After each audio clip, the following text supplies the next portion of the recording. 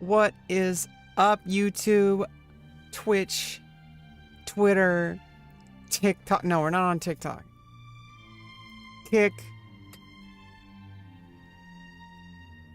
What is up, everybody? We're live. We're live.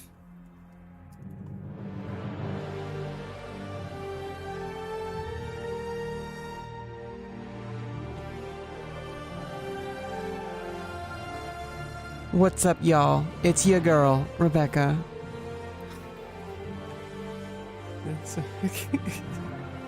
If you know, you know.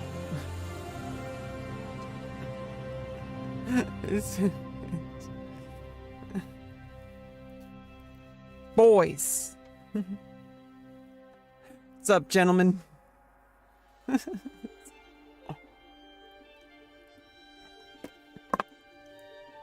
We're here on another day, Sunday, the day of our Lord,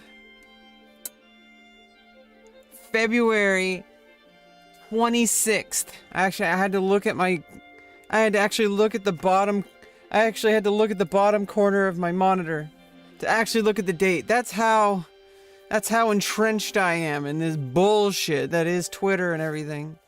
What am I doing with my life? Doing something. Let her cook. She's not done yet. And oh boy, we got something coming out the other end. I can taste it. I can taste it. We got something. We got something cooking. I don't know what it is, but we got something cooking. Okay? I've been cooking up a storm waiting to happen for so many years. You guys have no idea what I'm gonna take the whole fucking world by storm. I mean, you guys laugh at me now. You don't see the patterns I see. That I'm just waiting for my moment. That it's going to happen. And everybody laughs at me now, call me delusional, whatever. But you have no idea the patterns I've seen on social media and just media in general. That I have something that's cooking. Okay? I got something cooking. Might be the best thing that ever happened to me. Might have like this whole giant career ahead of me. And I'm only 35 years old. People say that this is a young person's game. I don't know where they've been, like, I don't know what they've been smoking, but the people who get the most traction, slow cook. The people who get the most traction in broadcasting, like, it's usually people my age who are, like, the young ones. Like, broadcasting as, like, a total, like, longevity kind of career is an older generation's game. And I'm part of the new generation easing into the new generation of broadcasters. I just didn't get an early start. Hey, Aflower, how are you doing? Or is it Afleur? I'm going to pronounce your name Afleur. Afleur. Afleur. Hi, Afleur. How are you doing? Yeah, I'm like a flower. I'm waiting to bud. I'm just like this ugly little green thing. Like a dandelion. And, you know, like, I'm just waiting for the winter to be over. Because right now there's a winter. There's a really heavy winter. The winter is definitely hard. Especially, you know, there's so many things against me. Especially in broadcasting. You know, I'm a woman. I'm transgender. Which is a whole other layer. I'm also autistic. And I'm poor. But here's the thing, is if I can manage to dig myself out of this shithole, this trench, if I can manage to get myself out of this shit, oh boy, I have an underdog story for you. I've been documenting it live.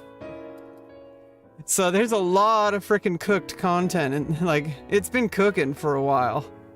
I may have dug myself a hole I can't get out of, and that might be a good thing. I mean, I've been paying attention to media for a long time. You go through multiple stages, and then at some point you kind of just it kind of just clicks what's going on. It's not what people imagine it to be. I don't think it's this big giant conspiracy fake content thing. I do believe that people truly do believe the platforms that they're pushing. Obviously I think there is a rare type of person who's actually fake. They call them grifters, but the thing is like, I think that's just because we're kind of jaded. We kind of look at the content and we like say, oh, that's obviously not what this person believes. It must just be a grift. It's like, no, these people really do believe the shit that they're selling.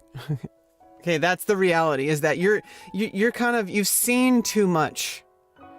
And I think there's this, like, you notice like people like Hassan or Destiny, like basically any like major broadcaster that's been like putting a lot of time and effort into understanding politics, understanding the news, understanding, whatever that might be. And you kind of lose perspective a little bit, and it's a good thing, but it's also a bad thing. Because it's a good thing because you have a unique perspective that's based on being able to look at the big picture over time. But it's a bad thing because you become out of touch with what the first stage reactions are. And I think sometimes you can kind of try to notice that, and that's a new stage entirely. But I think as a broadcaster, you go through these stages where you have an initial reaction, the knee-jerk reaction, and stuff like that, which is the vast majority of people on social media. They have like a regular job, imagine that. They have like a regular job. They go about their day. They come home, they look at Twitter, and they get pissed. They read something in the newspaper. Oh, what's wrong with this country? They don't understand the whole big picture, and it's important to remember these people because most people see content through a lens of like not understanding the whole picture. And obviously, what can you really do about it? Are you going to censor your own content? Like, are you going to censor yourself just because you're worried what people might interpret your content as? I don't think Destiny cares. And if Destiny still has a platform, I don't think anyone has a risk of really losing it unless you literally like break terms of service like egregiously. And people can argue that Destiny broke terms of service. I don't think he deserved the Twitch ban. But I also, it's like compared to some of those content creators that we actively allow people to pull up on stream, such as Ben Shapiro, which is and obviously he's kind of irrelevant at this point, but you don't really know that unless you've seen a lot of the content, which fortunately I don't have to watch it directly. I can just watch it through Hassan and like with added commentary.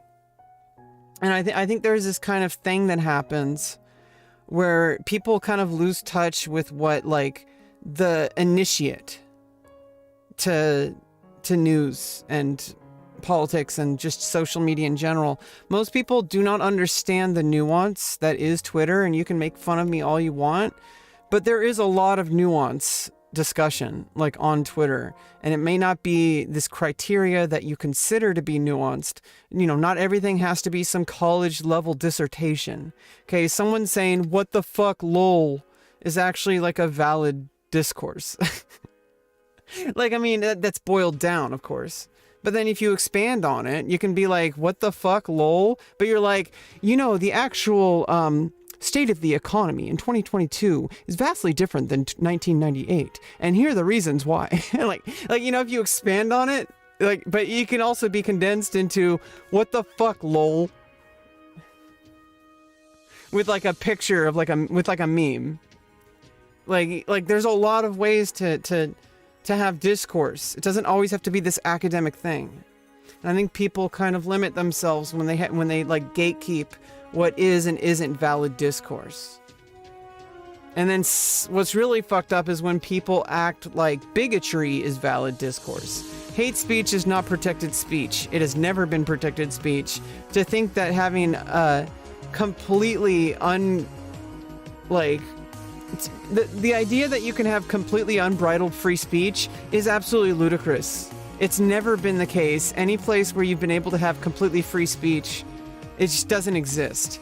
Like you think of like places like, where the Taliban is like in control. Well, you definitely don't have free speech there. Okay? Especially if you're a woman. Especially if you're trans, or if you're even gay. So, you know, we got a lot of flowers here. We got flowers in my chat. I like flowers. They smell nice. Unless they're the kind that smell bad.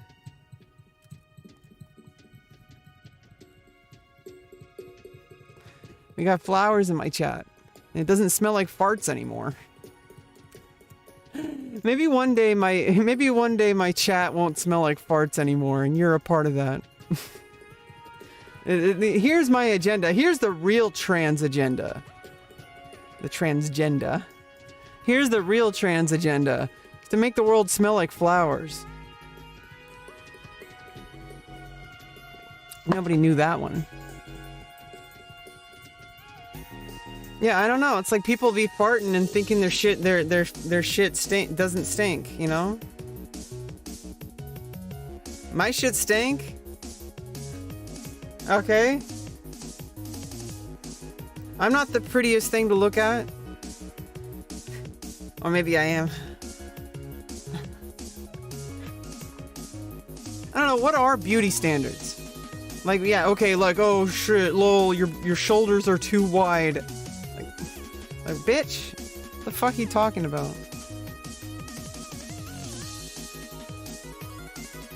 What are you talking about my shoulders for? Why are you looking at my shoulders?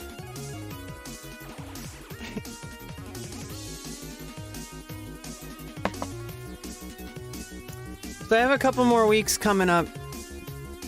A couple more weeks, I got my surgery.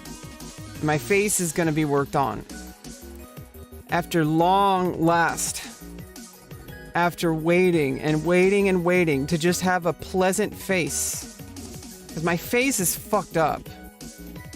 And I know not everybody agrees with that. But my face is fucked up. Okay, it looks like a fucking cave woman. Actually, it looks like a caveman. Okay?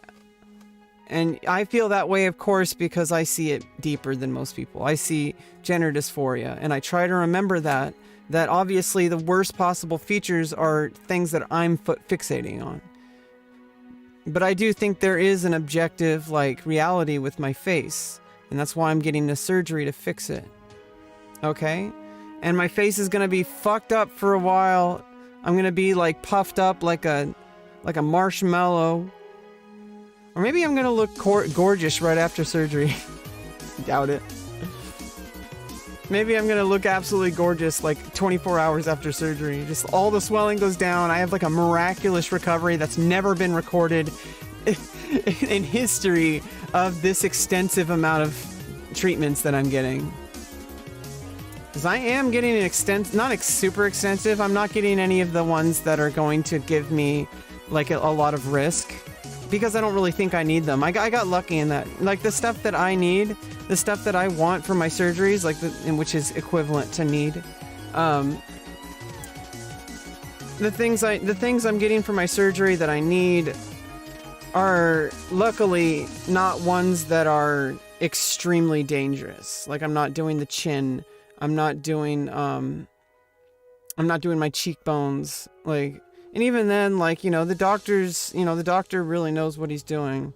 Even if I was getting extremely extensive surgery, like, there's a lot more surgeries I could be getting that I'm not. And I don't want to, because I think that there is such thing as getting too much work done.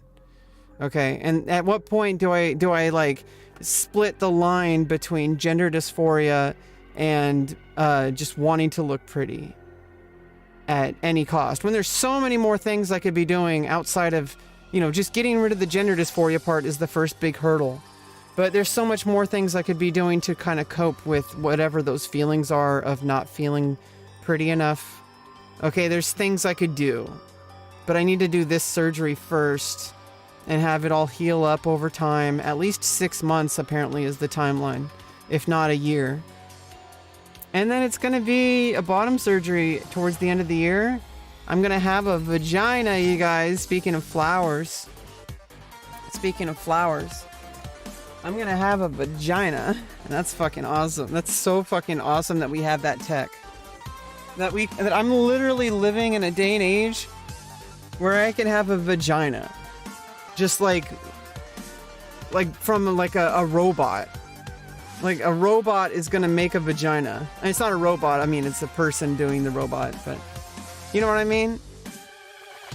That I could have a vagina formed in my body through tissue I already have using a fucking robot.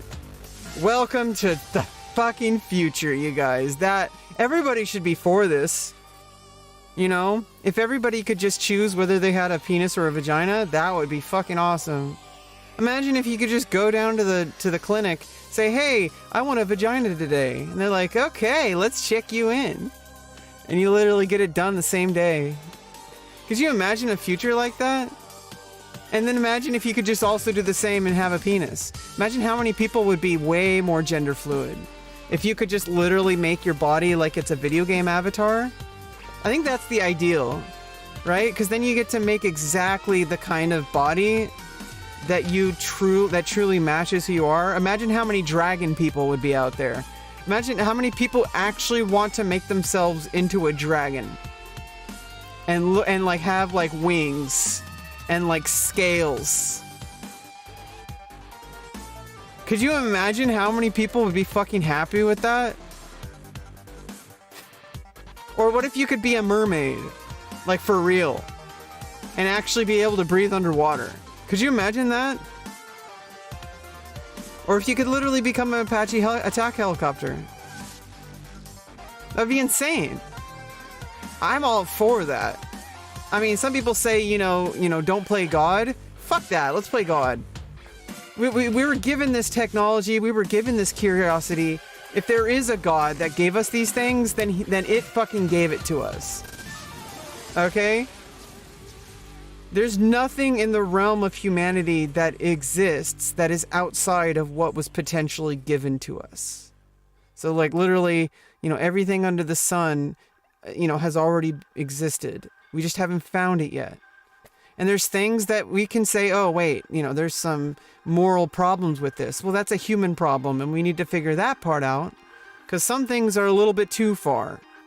If you're causing harm to people, that's one thing. And then people will argue what's causing harm to people. Well, I think that's ridiculous, because then you look at the fact that so many people are trying to argue that gender affirming care is harmful, when you're completely ignoring the actual evidence that points to the exact opposite of that. Where literally all the evidence we have, except for like one or a few, like 6 people who have detransitioned, which are valid. There's there is like a 1% regret rate for these surgeries. That means 99% of the people do not regret it. You understand? Yeah, it's sad that 990 people, 10 people out of 1,000. Oh, yeah, 10 people out of 1,000 are gonna have regret. That's unfortunate. But you know what? 170 people out of 1,000, or 176 people out of 1,000 regret knee surgery. Knee surgery.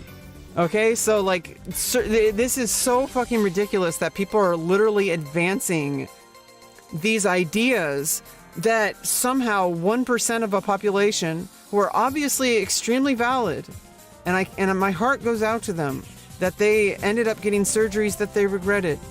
I'm sorry, but if 990 people get to have healthy and happy lives and get to continue living, because this gender dysphoria is extremely devastating and causes you to basically have no will to live, and you have to go through extremely debilitating extremely debilitating public harassment, extremely difficult process even without the public harassment, because going through a surgery is this is extremely devastating on your, it's taxing, even though you need it. You could have a dislocated shoulder and it hurts like fuck to pop it back in, but it's got to be popped back in. It's gonna fucking hurt. It does hurt. What I'm going through hurts. It might not always be physical, but it's definitely psychologically damaging to go through what I'm going through. It's not easy. Having a life-changing surgery, even if it's for the better, is a big deal. But the people who are getting these surgeries, like me, have thought about this for so long, have gone through so many alternatives, have gone through this process for so freaking long, that there is only a 1% regret rate. 1% for male to female and 1% for female to male. They're separate, but they're same. Separate statistics, but they're both 1%. And then people say, "Oh, we should question the studies." How about we question your studies, which we have, and with overwhelming evidence, like has just pointed to the fact that these people are wrong. These people who are just spreading misinformation and getting people riled up over things that don't exist. Like, what are you talking about? Have you met a single person who has gone through these surgeries who isn't some grifter for the Conservative Party? Like somebody who's like not grifting for clout in the worst way possible by going against like, and you know, I bet you all of these people who have detransitioned only detransitioned because of the way society treats us. And so that says a lot more about these people who are having a movement, quote unquote, for the truth, quote unquote. Yeah, it's time to chill. You know, ever since something happened with Elgato, I don't know what it is. It just seems like my webcam is different. I don't know if it is, or if it's just I'm imagining things.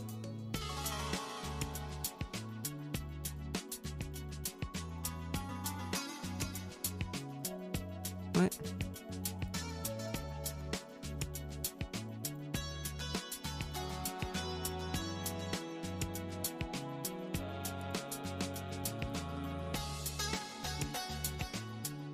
Because I'm using hardware acceleration?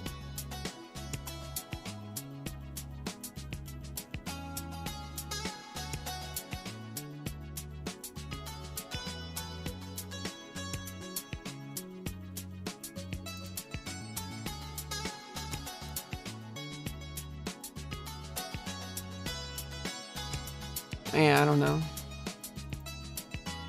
Might be. You can turn off hardware acceleration.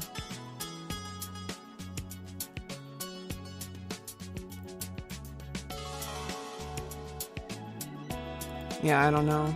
Let me Google something. Google it really quick.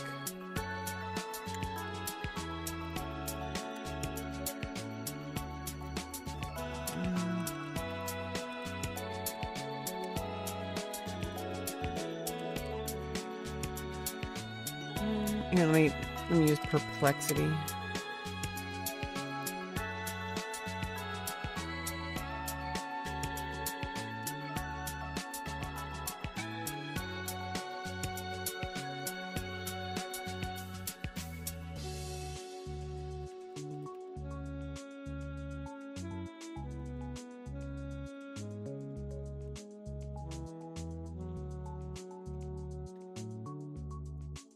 If you're experiencing a problem with OBS webcam.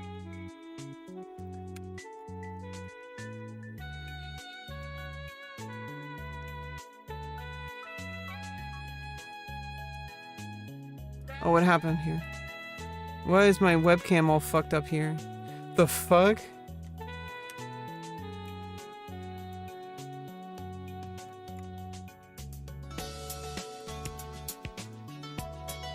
Just a second. Oh, fuck.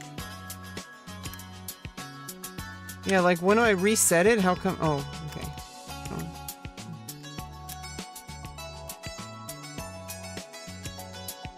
Okay, let me.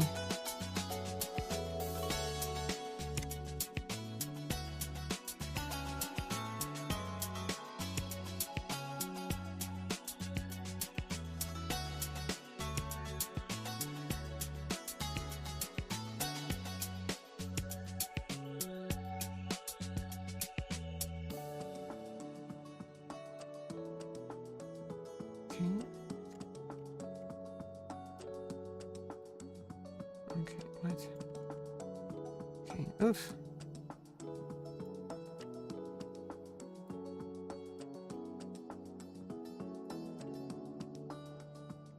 I think that's okay, right?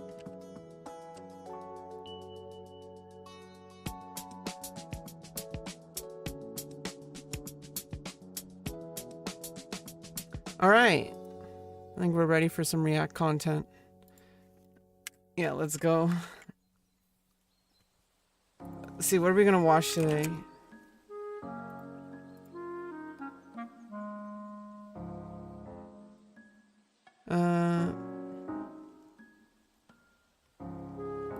Let's see. Usually what Hassan's a good one.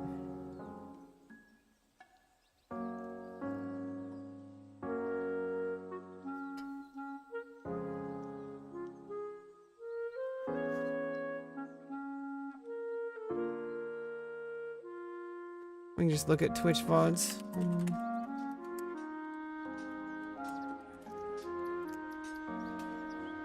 We're gonna react to Asmongold reacting to someone else.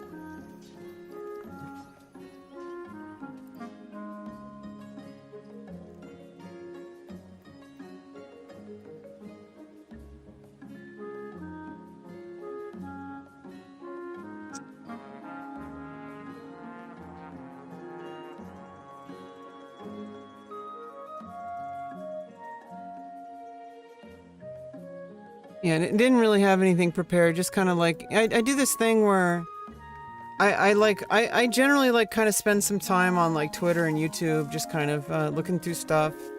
I'm like, you know, why can't I just do this on stream, you know? But there are like things that people talk about that I should be responding to. But for some reason I don't. Any like anything I've been wanting to respond to, things I don't really want to see again because I've already saw them. Like I generally don't pre-watch stuff. You know, it's why I only like react to people I already know have are probably not going to get me banned. You never really know. Okay, how about we just react to less politically charged stuff for now?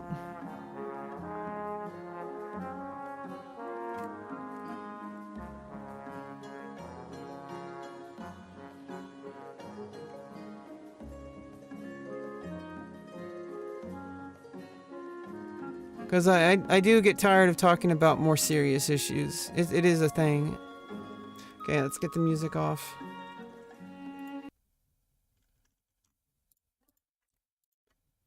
I don't know who this is.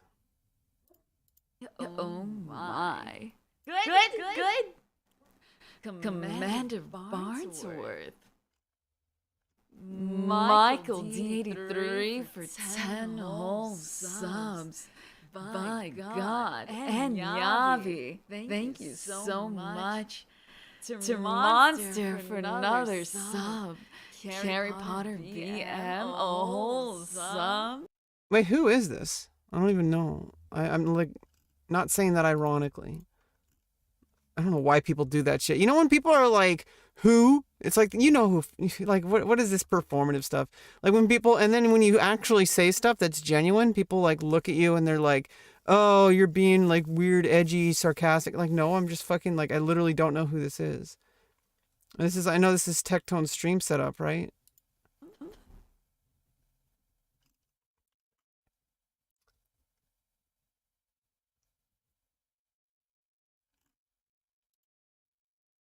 Michael D83 for... Wait, is that Lenora? Oh my god.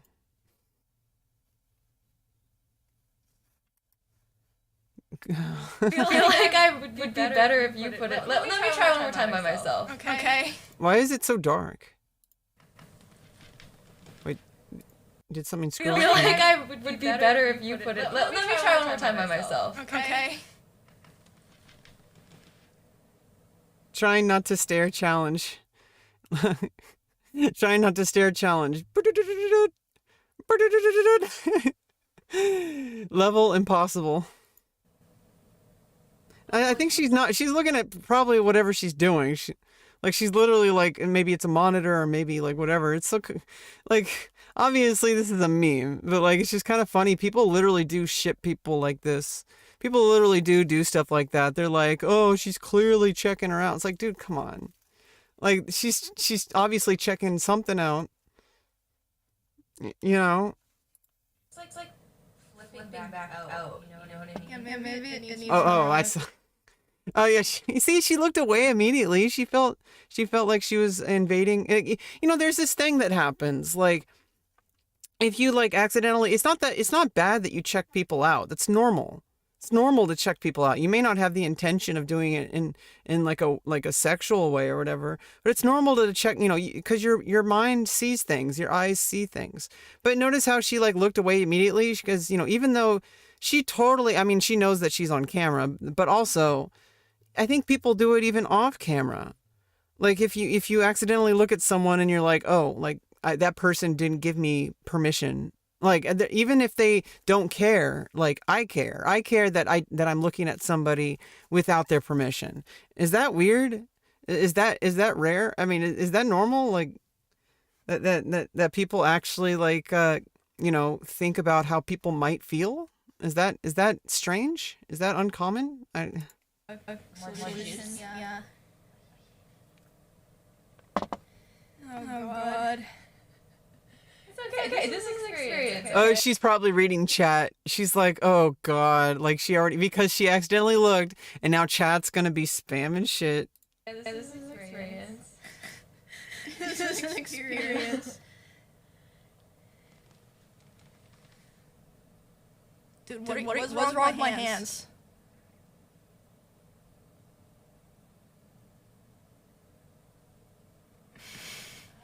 Yeah, it's just kind of childish. Like when people are like, You wanna just try? Sure. Okay.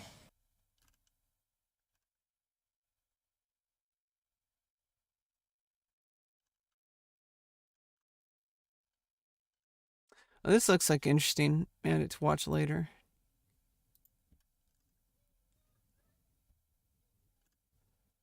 I don't know anything about Sneeko situation. Okay, I understand this one. Unique challenges studying as a gifted kid. I was a gifted kid. I was in this special program called Gifted and Talented Education, where it was students who were like showing more aptitude in like science and math. I was literally good in every subject. I was kind of so in like athletics, like in PE. I was just, I was a participation kid. I did do basketball. But I got bullied on the basketball team, and there was a lot of bullying going on, which I guess that's changing today. And then people are saying, oh, but bullying builds character. No, it fucking doesn't. That's coping. People who were bullied trying to convince themselves that it made them stronger. It didn't. Everything that you've achieved was in spite of that, and you have no idea the kind of person you would have been if you had the kind of support where some people have. Unfortunately, I came from a poor family, and I'm still poor. I didn't have a lot of the access to a lot of stuff that some kids have. I didn't get to join the chess club. It was too expensive to play chess tournaments. My parents weren't able to afford all that. I couldn't do a lot of things that I really loved doing. I loved basketball, and that was one of the things that, like, I had a friend with a basketball hoop across the street, and I could actually practice. I wouldn't have been able to practice most of the time if I had to, if I was limited, because I would have had to go down to the park, or like the school itself, to actually practice basketball. And I think things are different today. I think like schools are closed off, which is good because there's a lot of weird people out there. But I also think that like I did have some opportunities, and I was in the gifted and talented education, and it put a lot of pressure on me because because I'm autistic, I didn't match or whatever. I didn't match like the expectations of what a gifted kid should behave like. They were like, oh, you're always talking out of turn, or you're like, you're just like, or, you don't raise your hand, or, and also you're always trying to be the class clown to get attention. And it makes sense because I wanted the kids who were bullying me to stop. And the only way I knew at the time was the only way I knew how was to try to get them to like me. And that doesn't really work. And unfortunately, popularity does have a lot to do with your career or with a lot of things. If you're not popular with people, you really don't have a chance. So I kind of understood that reality from a young age, but it's really unfortunate that someone like me doesn't really get popular. But we'll see. It's to be determined. Like I said, I'm cooking something.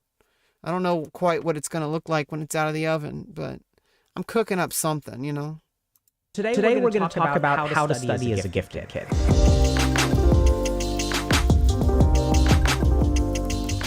If you're a gifted kid, you may have noticed this pattern of what feels like you ran into a wall in life. For the first couple of years, everything was super easy. You went to school, you didn't really need to study, you didn't really work very hard, you were getting pretty good grades. And then eventually things started to get very difficult. You got bored very easily, you felt really overwhelmed, you started falling behind. And then what started to happen is you tried to fix it, right? You tried to learn how to study, you looked around at other people who were... See, here's the thing with me, though, is it didn't get harder because of, school never really got harder for me. What got harder for me was being able to want to show up because I was getting bullied. So for me, I guess I'm not the exception, but for me, being gifted didn't change over time. I was able to just read the textbook. I asked all the questions that none of the other kids were asking. I was able to write an essay pretty quickly. What got harder was when the teachers started putting more pressure on me to try to make it difficult for me. And I just kind of met that. But then they found other reasons to nitpick me, oh, you're always sleeping in class. I'm like, well, this is how I learn. And I don't really get as much sleep because I got bullied and I didn't really have any friends to hang out with. So I just played video games, and video games are addicting. And unfortunately, I was a younger kid and video games kind of took over my life. And I don't blame, it was my fault, but at the same time, it wasn't my fault. If that makes any sense. There's things that you have to take ownership of, but that doesn't mean that it was that doesn't make you a bad person. It doesn't make you weak. I think there's a lot of stuff that goes into that.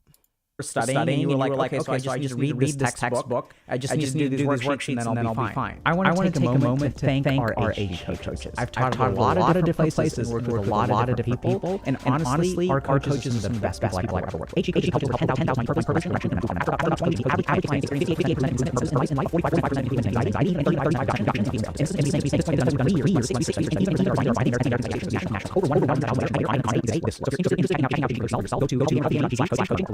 You sit down to actually do that, it doesn't really work, right? Either you get bored very easily, or it feels like you're too far behind and you're not really sure what's going on, and then you kind of end up abandoning it.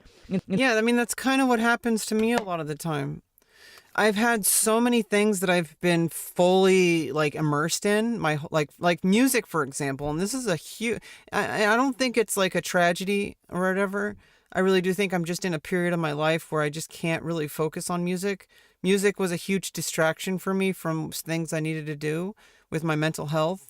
In the past couple of years, approaching 4 years now, I've been literally transitioning, which is the most difficult thing I've ever done in my life. It's technically not difficult, but it is. It's psychologically difficult. Literally all I have to do is just wait for these surgeries. If you look at it physically, if you just literally look, you could literally be doing whatever you want. It's yeah, but mental health is very complicated. And sometimes, it creates something from nothing, but, not in the way that XQC talks about. But, it creates something from nothing. Literally, all you have to do is literally just live your life. And over time, hormones do their work. And over time, you'll eventually get your surgeries. Literally, if you look at it from a very, black and white, this is just what's happening.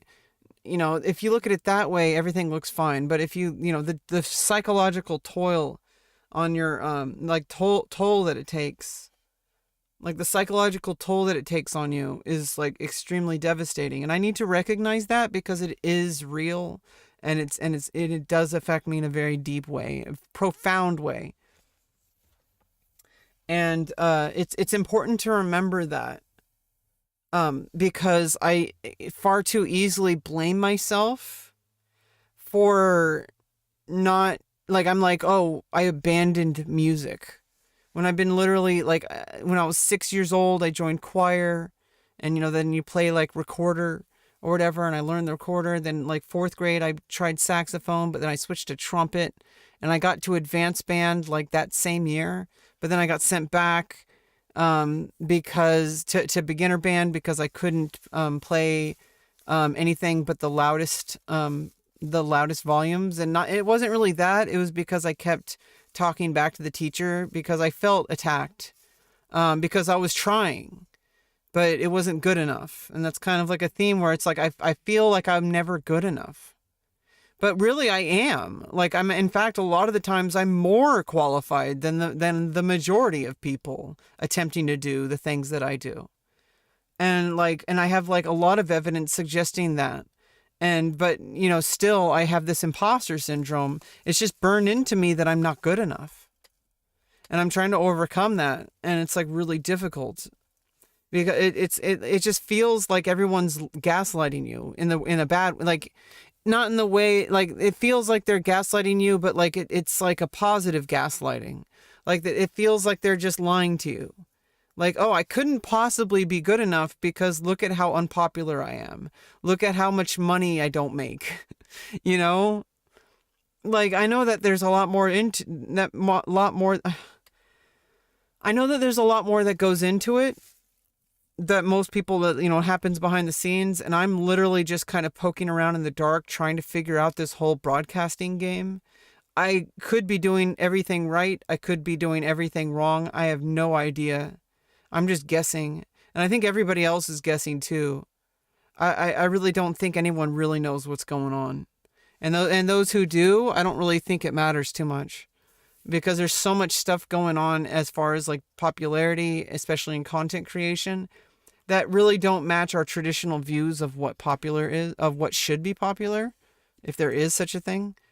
But like, we have all these preconceived notions over what is acceptable or not, and what could be like viral or not. Because sometimes like some of like what we would consider to be like bad quality content, goes hella viral.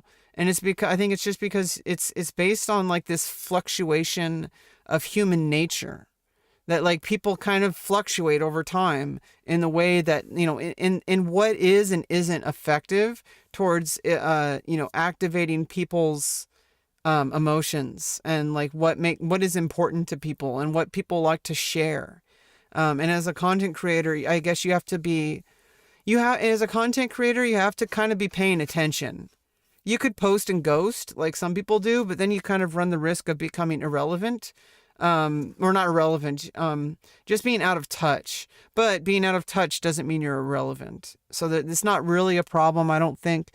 But I do think that like if your goal is to be knowledgeable about like the current reality, instead of just saying whatever you think without caring about whether it's based on reality or not, and whether you want to stay in touch with your viewers, like you actually don't want to be some out of touch content creator that just like got popular and just doesn't give a fuck. Like, I mean, I think it is a detriment to your career. And having morals and having like strong values is kind of like counter to having success in a lot of the times. But I think success, if you're going to sacrifice core values, I don't think that's real success.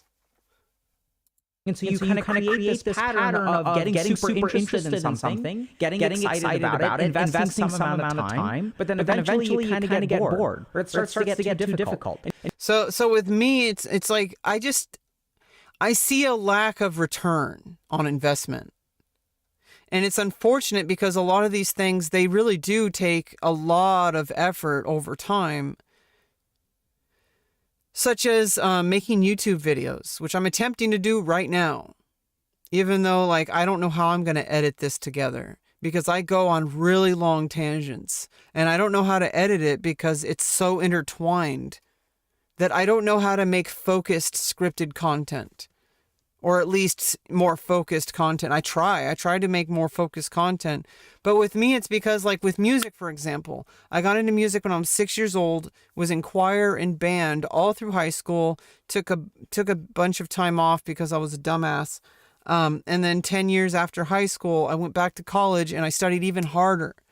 But I wasn't getting any returns. I was going to school, I was practicing, I was learning, I was getting experience, but there was no return on investment. At least not in the short term, like not in the sense that it's very unlikely to build a career. You're very unlikely to build a career with creative endeavors such as music. Like, I guess I can just keep that there because, people, maybe I want to put music over it. Who knows? And also it kind of shouts out the artists. And if people actually want to listen to this while I'm, it's like there's multiple things you could do with music over a stream. Like what you could do is you could just literally play the music while you're doing stuff, which when you're reacting to videos is kind of distracting. But what you could also do is you could literally have no music on the stream. You could listen to it, but like keep the stream muted. And then people, if they want to, they could like listen to the radio station with you, which is kind of like sometimes I guess people might want to do, because then they can play whatever music they want over it. But then it's like most people are not going to really do that unless they're hardcore viewers. And most viewers are not hardcore viewers. Although I think my viewers specifically are... I think anybody who's watching me is definitely a true follower. Either that or they're one of my hate watchers. Either case, they're very invested in me. So that means that they're going to watch what I do pretty much no matter what. And it surprises me, and it shouldn't. Because these people watch me for a reason. And I might have something of value. And I do believe that I have value, but I constantly... I have to fight against this lack of return on investment because some things really do take a lot of time to cook, which is why I need to have more faith in myself and not give up on myself, because a lot of the times, a lot of the direct feedback I get is not completely indicative of growth, but I do get analytics in the form of feedback from viewers who continually come back to watch me. So there's a reason why they are, and I just need to figure out what that is because I want to make better content for them. And I also want to make content that more people can come into, because if some people truly believe in me, then there's more people who might truly believe in me. And I just have to kind of shepherd them in and just kind of trust myself that I have the ability to do that. And you're not really sure what to do. And you look at other people who are actually able to like devote time and energy to things and like build a foundation and build up on that foundation. But it sort of feels like your life is kind of like 100 wells that are dug 1 foot deep instead of one well that's 100 feet deep. Yeah, I mean, that's exactly it. Like, I kind of have this situation where I've tried so many different directions and I've never really followed one until completion. There's no real completion, but you know what I mean? Like, until there was a return on investment. I always kind of like it kind of teeters out because I'm like, what's the point of continuing to do this? It doesn't look like it's ever going to really improve. And that's bad because I already know that things take a long time. Certain things, especially creative endeavors. I've been a musician my whole life, but I'm still not quite good enough to really make it in the industry. I mean, I guess I could fake it somehow. Wells that are dug 1 foot deep instead of one well that's 100 feet deep. And the bizarre thing is that you can sometimes come away from the situation thinking, just a second, I got a text.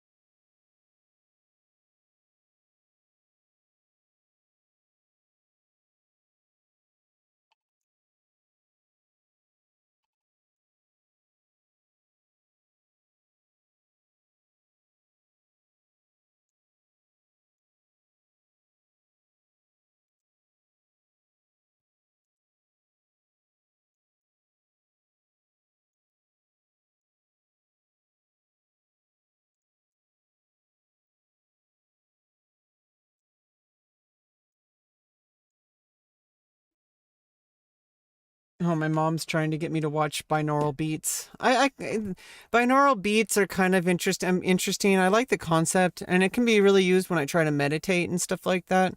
But it really just like hurts my ears. Like binaural beats, like they just kind of hurt my ears. And it gives me a lot of anxiety. But then sometimes that actually really helps. Sometimes pushing myself to the extreme kind of shows me some perspective, and that in effect relieves the anxiety, if that makes any sense. I'm just not always, what is this face? Perfect place to pause. He kind of looks like, sometimes he kind of looks like Sylvester Stallone. Like, I think it's the haircut. Oh, okay, this is because I'm lazy. This is what most gifted kids conclude, right? I'm lazy. That's why I'm not successful. Yeah, I mean, especially like being autistic, which was, schools were not equipped at the time in the 90s and early 2000s. That I was going through school, like they were not equipped to deal with autistic people or just neurodivergent people in general, or ADHD. A lot of people who are neurodivergent have a lot of similar experiences to me, so I'm not unique, but that is something to do with it. Is people think that you're lazy, and then you think you're lazy, right?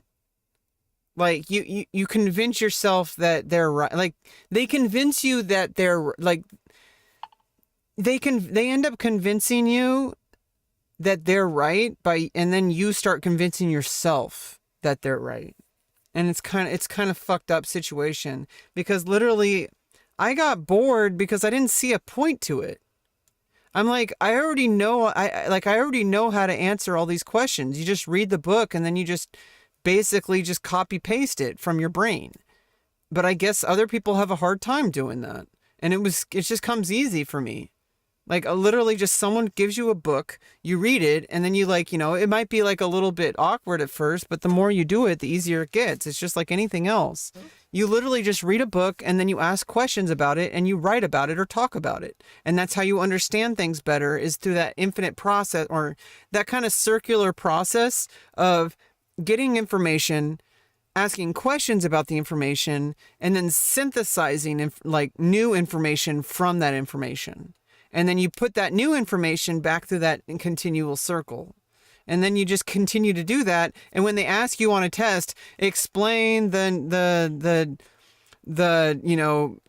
PogChamp Act of 1952. And it's like, okay, well, first of all, I could literally just repeat verbatim whatever the frickin' book said. But I could also say, when the PogChamp Act of 1952 was introduced, it was initially met with backlash because people were thinking that PogChamp was very, detrimental to minority groups, and and because that's, and then and then quote somebody and then write about the quote and what it means to me in my own words, and then you just kind of go through this thing where you explain things in your own words, and you do that again and again and again, and it becomes like, well, what's the point? I already did it like 100 times before. Why do you want me to do it again? And then it's like they have a test, and then you take the test. You answer every math question. You may not get 100%, but you get enough to pass, and you like 80%, 90% or whatever. And it's like, what's the point? Like, I already did the homework and now you're having me do a test in a really anxiety inducing situation. Like, you're having me come to class. If I miss the test, I get a 0. You have no chance hey, last round, you have no chance to take the test again. And if you do, they take off, you only get 50% of towards your grade. They put you in the situation where it's either pass or fail.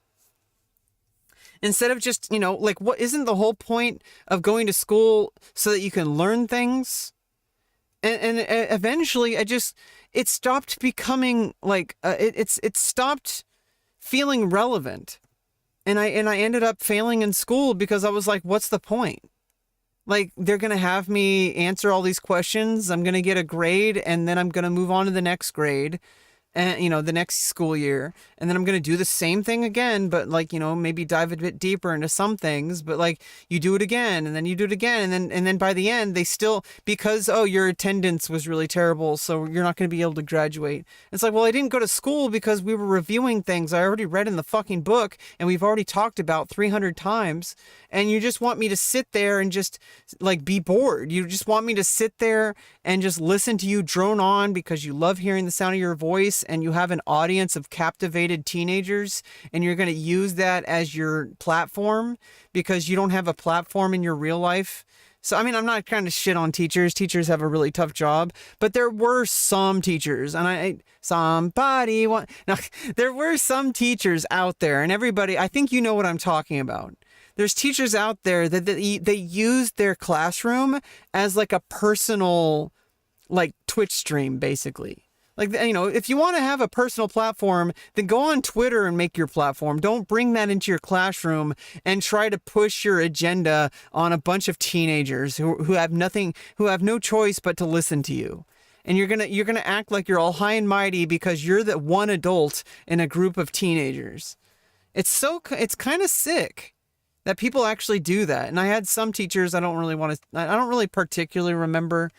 But I do think I did have some teachers that were like that, and then they because I questioned the teacher too many times, and it kind of like pushed them out of their comfort. Like they called it derailing the classroom, and I was literally just asking questions, and it challenged like what the textbook said, and it challenged what the teacher was trying to say, and I'm like, I was basically just asking questions, and then it's like. And then people wonder why, like, I just give up on school when I was a kid. It's like, why should I even go to school when I could just stay home and play video games and actually, like, study things that matter to me, like music. But they wouldn't let me do music if I like I had to get good grades or whatever. And it's like, so I was like, okay, well, I'm going to do my best to get like decent grades or whatever. But it just got so bad that I just didn't even I slept in the class, and then the teacher decided to give me a 0 because I'm sleeping, even though I was listening the whole time. I just wanted to put my head down so I could rest. And that's how I process information. I was basically listening to a podcast. But they see that as ignoring people, and they saw it as a distraction. They're like, oh, you're disrupting the classroom. I'm literally just putting my head down. That's the opposite of distraction. And they're like, oh, but we don't want other people to do that. It's like, well, why not? If they're not listening, then they're not gonna pass. Plain and simple. If you're gonna have a test to test people's knowledge, then why not actually use the test as an example and not however they learn? Because some people learn by listening with their head down, which is how I learn.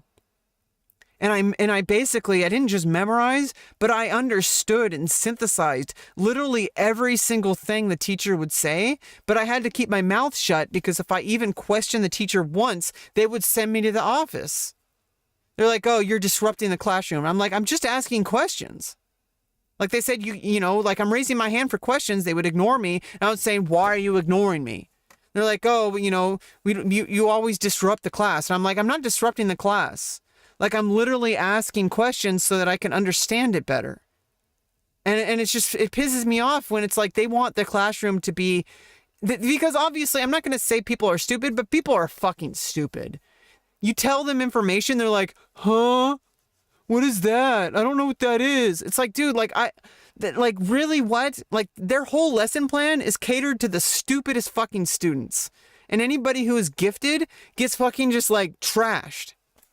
Like they get shit on, they get punished, and it's like, what reason should I have to go to school when that's the situation? When I'm getting bullied by other students, I'm getting bullied by the teachers, and the administration of the school did absolutely nothing. All they saw was like whatever the teacher reported, which was really biased, and they didn't believe me anytime I told them what was actually going on. Like the schools never fucking believe me. They're like, oh, but you have a history of troublemaking. I'm like, because they're fucking painting me out as this terrible person. Because they're going to take the teacher's word for it over a student because they just assume I'm a troublemaker.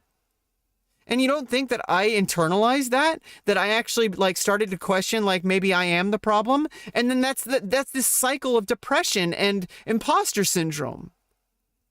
Is they burn this into you from a very young age. Like I was in kindergarten and like I was like a really active kid, very social. And I would like, of course, I was like 5 years old. I'm gonna not have like good behavior in the classroom yet. I have to learn that. But they made me feel like I was an absolute failure. And they gave me a gold star when I behaved. And I was like, I got a gold star. And eventually I found out that wasn't something I should be happy about. I was like, oh, they're giving me a gold star because they approved of my behavior. Why is my behavior something I need to have approved? I wasn't hurting anybody. I was just trying to learn. Because for me, learning wasn't about memorizing the textbook or knowing dates about like history. I don't remember dates. That's what Wikipedia's for. That's what encyclopedias are for. In dictionaries, I don't need to know. I mean, obviously, I got to the point where with English where I have like almost, I wouldn't say I have perfect spelling and grammar, but I have almost near perfect spelling and grammar. If I have to, usually this is my problem with writing is I put a lot of time. I don't put enough time into the revision process. And that's kind of something I really want to work on. And it's tough. But it's like this, though. It's like I take information, I think about it, I talk about it, and I synthesize it, and then I come up with a synthesized conclusion that's new. But then what happens is I don't really have... I'm really out of focus these days. And I think, like I said earlier, I need to stop giving myself such a tough time. Because I'm literally going through a several-year process, almost 4 years at this point. It'll be about 4.5 years total. Or maybe like even approaching like maybe 4 years, like almost 5 years total of transitioning. Like it'll, by the end of it, after the surgeries are done and after the recovery is at like kind of a more normal place. And I can just when I have no more transgender related healthcare to really do except for, normal stuff. Like continuing my hormone treatment, of course, that's for the rest of my life.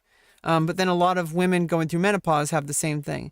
And then you have, obviously I have to have an OBGYN to do prostate exams and for vaginal health. That's normal. So, these are normal things. It's not unique to trans people. All my gender affirming treatments besides the hormones, like, which is also normal for cisgender women, is going to be over. I'm just going to be able to just take a deep breath. And then maybe I will get back and maybe I'll be better than ever before because I haven't been sitting still. Like I haven't been standing still these past couple of years. I'm literally doing something right now. I'm literally responding to a video. Like I'm literally like constantly getting information, asking questions, synthesizing information, and forming new opinions and new ideas, which is never fully new, but it's new from when it's filtered through my unique experience, through my unique brain. Successful. I'm smart, but I'm lazy. As it turns out, it's not that you're lazy, it's that you were never really taught how to study because first of all, your brain is a little bit different, right? So you're going to need different techniques, which we're going to share with you today. And secondly, there are some things in your development that actually made it very hard for your brain to really like learn how to focus on a particular task. So for me, this was about environment. Like this was totally like I had like 3 siblings. I had a really chaotic home. I was being bullied by my so-called friends, the people I thought were friends, because they were the only kids that would actually hang out with me. Like nobody invited me over except for the bullies. And I think some cases, I don't think they wanted to be bullies. I think they really did like me, but then because I wasn't popular, they must have felt pressured into bullying me because it was more popular to bully me than it was to be my friend. And then they bullied me by pretending to be my friend. And I figured this out way later, but then I think I got really kind of cynical about it. I try not to be cynical. I try to like look at the bright side of things. I try to give people the benefit of the doubt. Like I don't just like, I try not to be cynical because I've noticed other people who are cynical are like not people I want to be like, you know? But I just,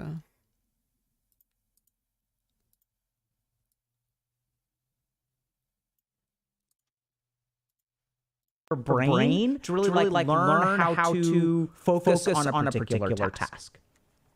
So for me, this really became super clear when I was talking to my mom many years later. And I kind of asked her a little bit about like, when I was growing up, like what I don't remember you reading with me. I don't remember you kind of doing homework with me. Yeah, so my mom helped me learn how to read when I was like 4 or 5.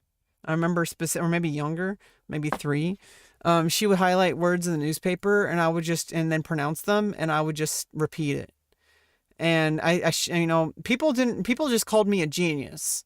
And then when I went, I think I had like, I don't remember details because I was so young, but I do remember specifically, I don't know if this was daycare, if this was preschool or not, but I remember going in and they gave me one of those tests where they show you 2 pictures and they ask you to say everything that was different in the second picture from the first picture. And I feel like I don't remember what my score was, but I kind of remember that like they were really kind of like surprised. Like because I remembered like everything. Like I noticed everything in the picture or whatever.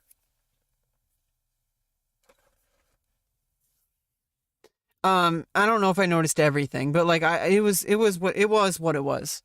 And so they like kind of like they saw me as a genius. And I did need help with math. Because it's interesting on the left side of the screen, it kind of looks like the video goes off of the video because of the color. There's like a drape or something right here on the left side. Kind of blends with the left darkness background.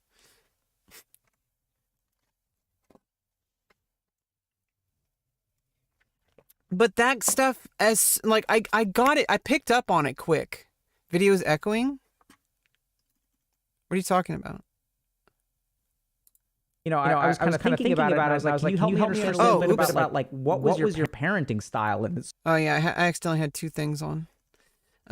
Yeah, like the thing is, thank you. The thing is that at a certain point I abandoned that memorize everything, you need to know this knowledge kind of thing, which I feel like a lot of people get kind of stuck in. And maybe it's a bad thing because those kids ended up going to good colleges and probably getting good jobs. Whereas I figured out the reality, but when being smart is not good for you. When knowing too much is not good for you. Because I knew too much. I knew too much. I knew too much. Because I knew that wasn't knowledge. That wasn't intelligence. I was like, being able to notice things in a picture is not important. Like, it's important to understand and be a well-rounded human and to interact in society. And those are the things that I struggled with because I kept getting bullied and I kept getting left out of the reindeer games. And it mattered to me. It stopped mattering to me over time because I just was coping with it, I think. But I stopped focusing on very specific details, and I instead started focusing on what are the commonalities of being able to learn and understand and use something. And I think at a certain point, I had struggled with math for the longest time because it's so complicated, and the way my mind works is it needs to look at it looks at the very key common factors. And math is so complicated that it was so overwhelming for me. But then my dad and my dad really helped me like kind of learn how to not give up. Because what happened was I would just get frustrated and then I would get angry and I would throw my homework across the room because I wasn't able to get it immediately. Because mathematics is hard. But once I put in the time to understand how to learn math, I was able to have a much longer term approach to it. and it became fun. Not necessarily fun, but like it became like a somewhat like kind of enjoyable activity where I'm like, okay, it's a challenge. It was no longer a chore.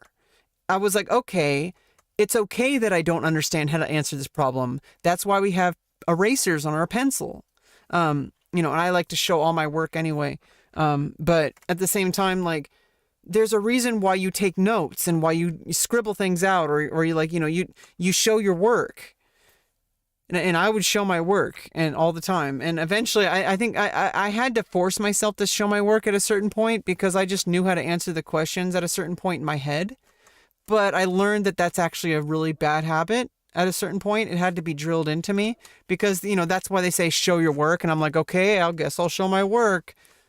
And it's like, and then as math gets more complicated, you see why that scales really well. And so like, you learn these things over time. When I was a kid, I didn't get the whole picture. I thought math was just this evil, painful thing. And then I realized, oh, I have to treat it on a much longer scale. Like I have to understand the fundamentals. And then ever since then, I've never had to help. Like all through high school, I never had to have external help with math ever again because I knew how to solve it myself. I knew how to go into those problems. And obviously right now, there's a lot of specifics I would completely like forget. Probably have to review algebra yet again if I went back to college to do that. But I don't know if that's really important. I just don't. I don't really see a reason. I love math and it fascinates me, but it's such a steep learning curve at this point because I never did calculus. I got into pre-calc, but I never did calculus.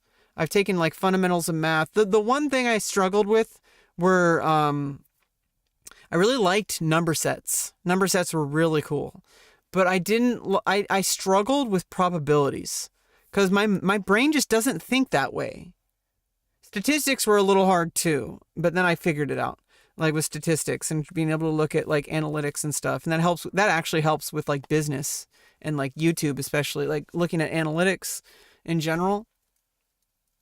But it's like, I didn't really see a reason because probabilities, I'm like, well, I just never really understood probabilities. And it was really hard for me, to like actually think about like, factorials and all that kind of stuff and just trying to make like logic trees and like stuff like that of like, basically like the more like nitty gritty and specific something gets, the more difficult it is for me. Cause I'm really more skilled at things that have a lot of interconnecting moving parts. I see big picture stuff. Like I can understand like the way people think, like human psychology, or like all these things that are very complex and hard to understand. I'm able to like kind of at least work with that better. That's the way I'm not saying whether I'm good at it or qualified or whatever. I'm trying to say that the way my brain works it's like, I know it's like kind of the opposite of what people think of when, the stereotype of autistic people is like someone being able to like count all the matchsticks, like in Rain Man, or like, they think of like, the idiot savant or whatever. They think of like someone having perfect pitch, like someone playing a chord on a piano and then the person being able to name every single note. Like that, they think of that. And it's like, that's where I struggle the most. When I get into very specific details, because I constantly want to pull it back and look at the big picture and contextualize everything into how it fits into everything else. But some things literally only exist in a vacuum. And that's why some forms of mathematics are a lot more difficult for me. I'm more abstract. Like algebra is really good, and trigonometry and stuff also involving like trigonometry and like different kind of tendencies and like I think calculus would be really good for me. But then when it gets into very specific things that are very number crunchy, like why not just let a calculator do that? Like sort of felt like my parents were uninvolved. And her answer absolutely blew my mind, but it made perfect sense. And she's like, well, you were getting A's, so I didn't think I needed to do anything, right? Oh, sorry. I mean, you didn't see... I'm sorry if you missed... Oops. I was not... I thought I had kick.com available. No, I'm not going to follow for follow. I'm so sorry if I missed your chat. If you're still here, I apologize. I usually look straight at the... I usually have my whole chat available, but I was looking at OBS and I had that in focus. I apologize. If you're still here, you are not forgotten. Thank you for supporting me by being here, and thank you for listening to me, Lano Bless and Johnny Cappington. Johnny Cappington, I don't know who you are, so I don't know if I would follow you or not. By the way, don't follow people. It's useless.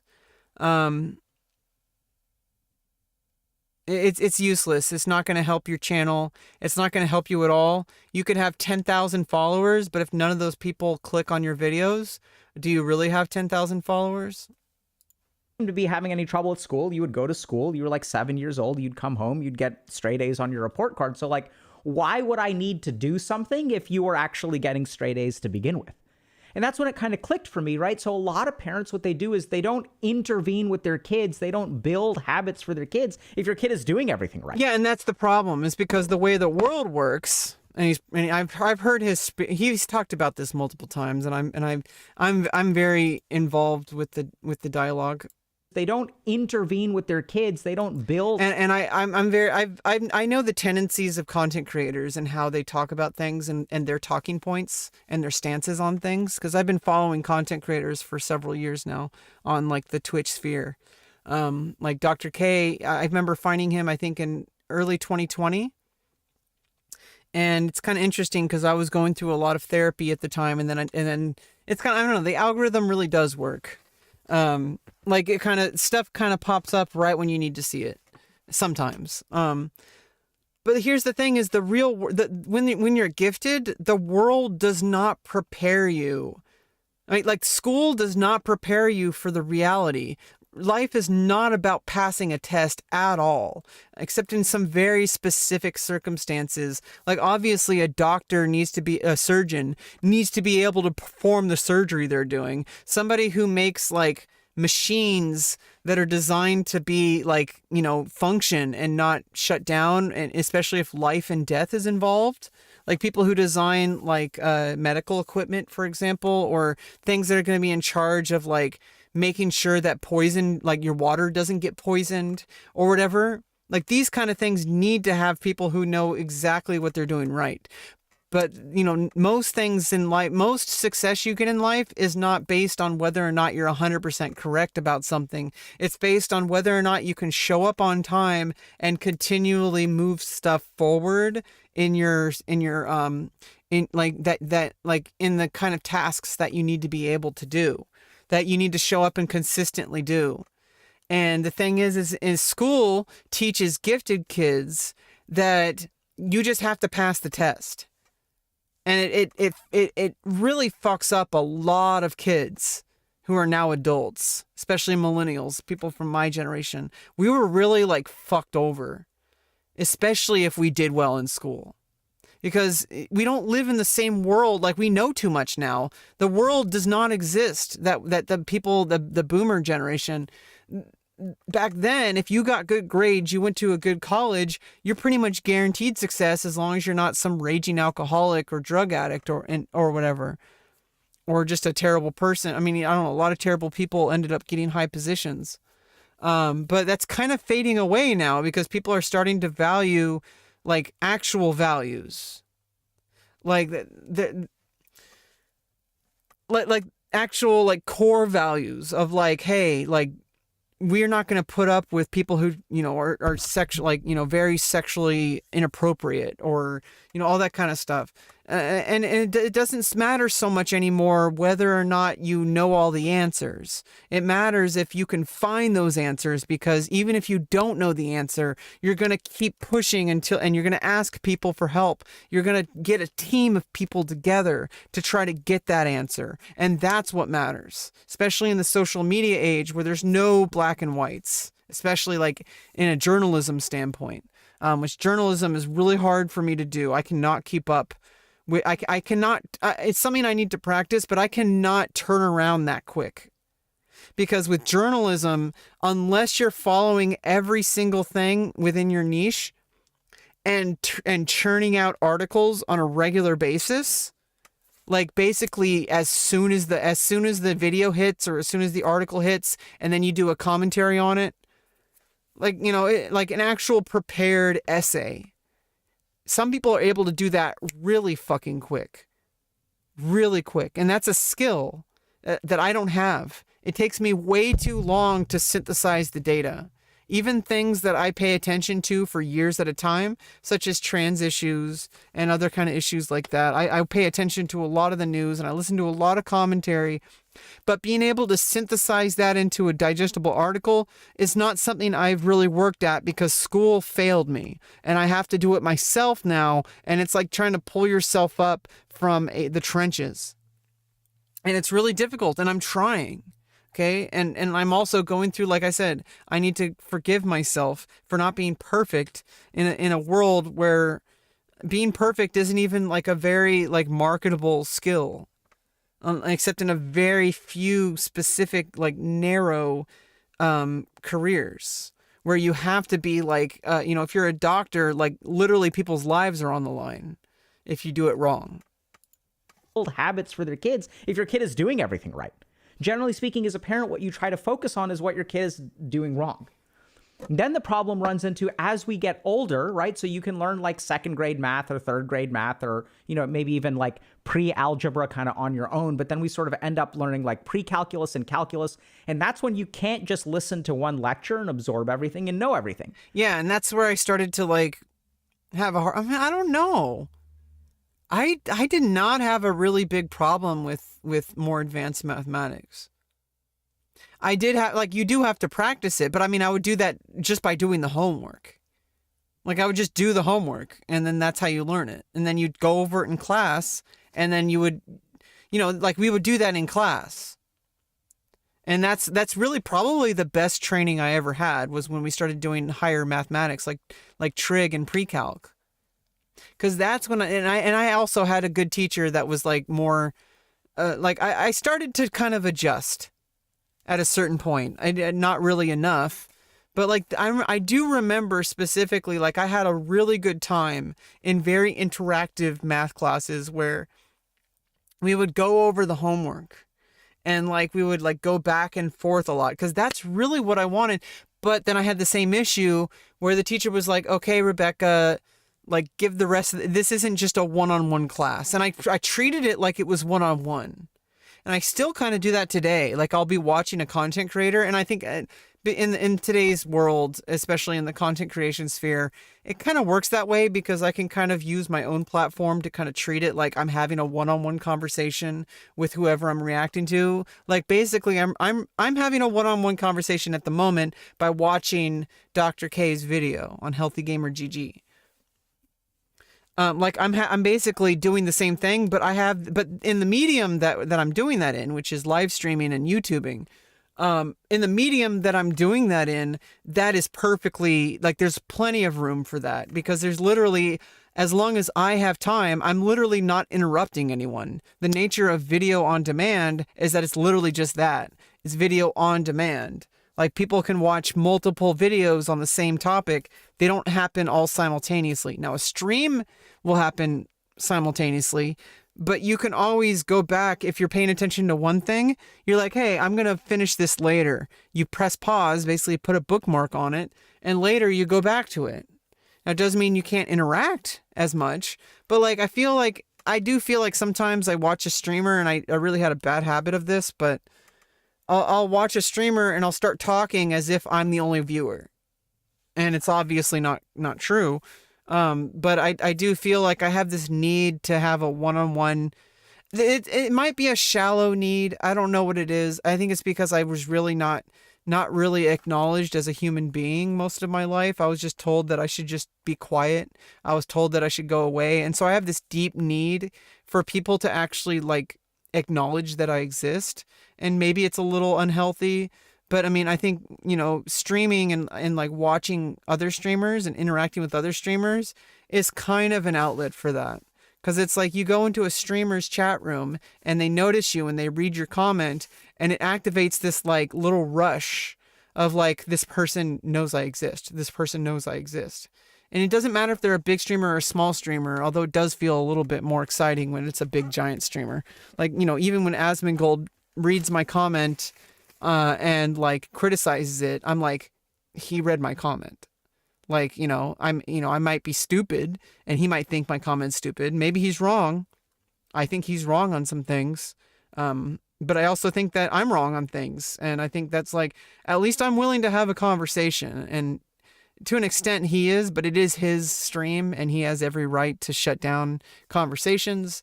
So it's like, you are allowed to have an echo chamber on your own platform, but you're not going to be able to control other people's platform. That's the understanding. That's the catch-22 or whatever. Like that's I don't know if that's the exact, some catch-22. Oh yeah, it's, meaning of catch-22. It's a paradoxical situation from which an individual cannot escape because of contradictory rules or limitations. I mean, I guess it's more of like double-edged sword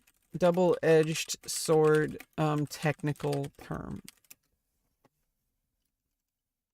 Is a term, okay, so that is the, synonyms for double-edged sword.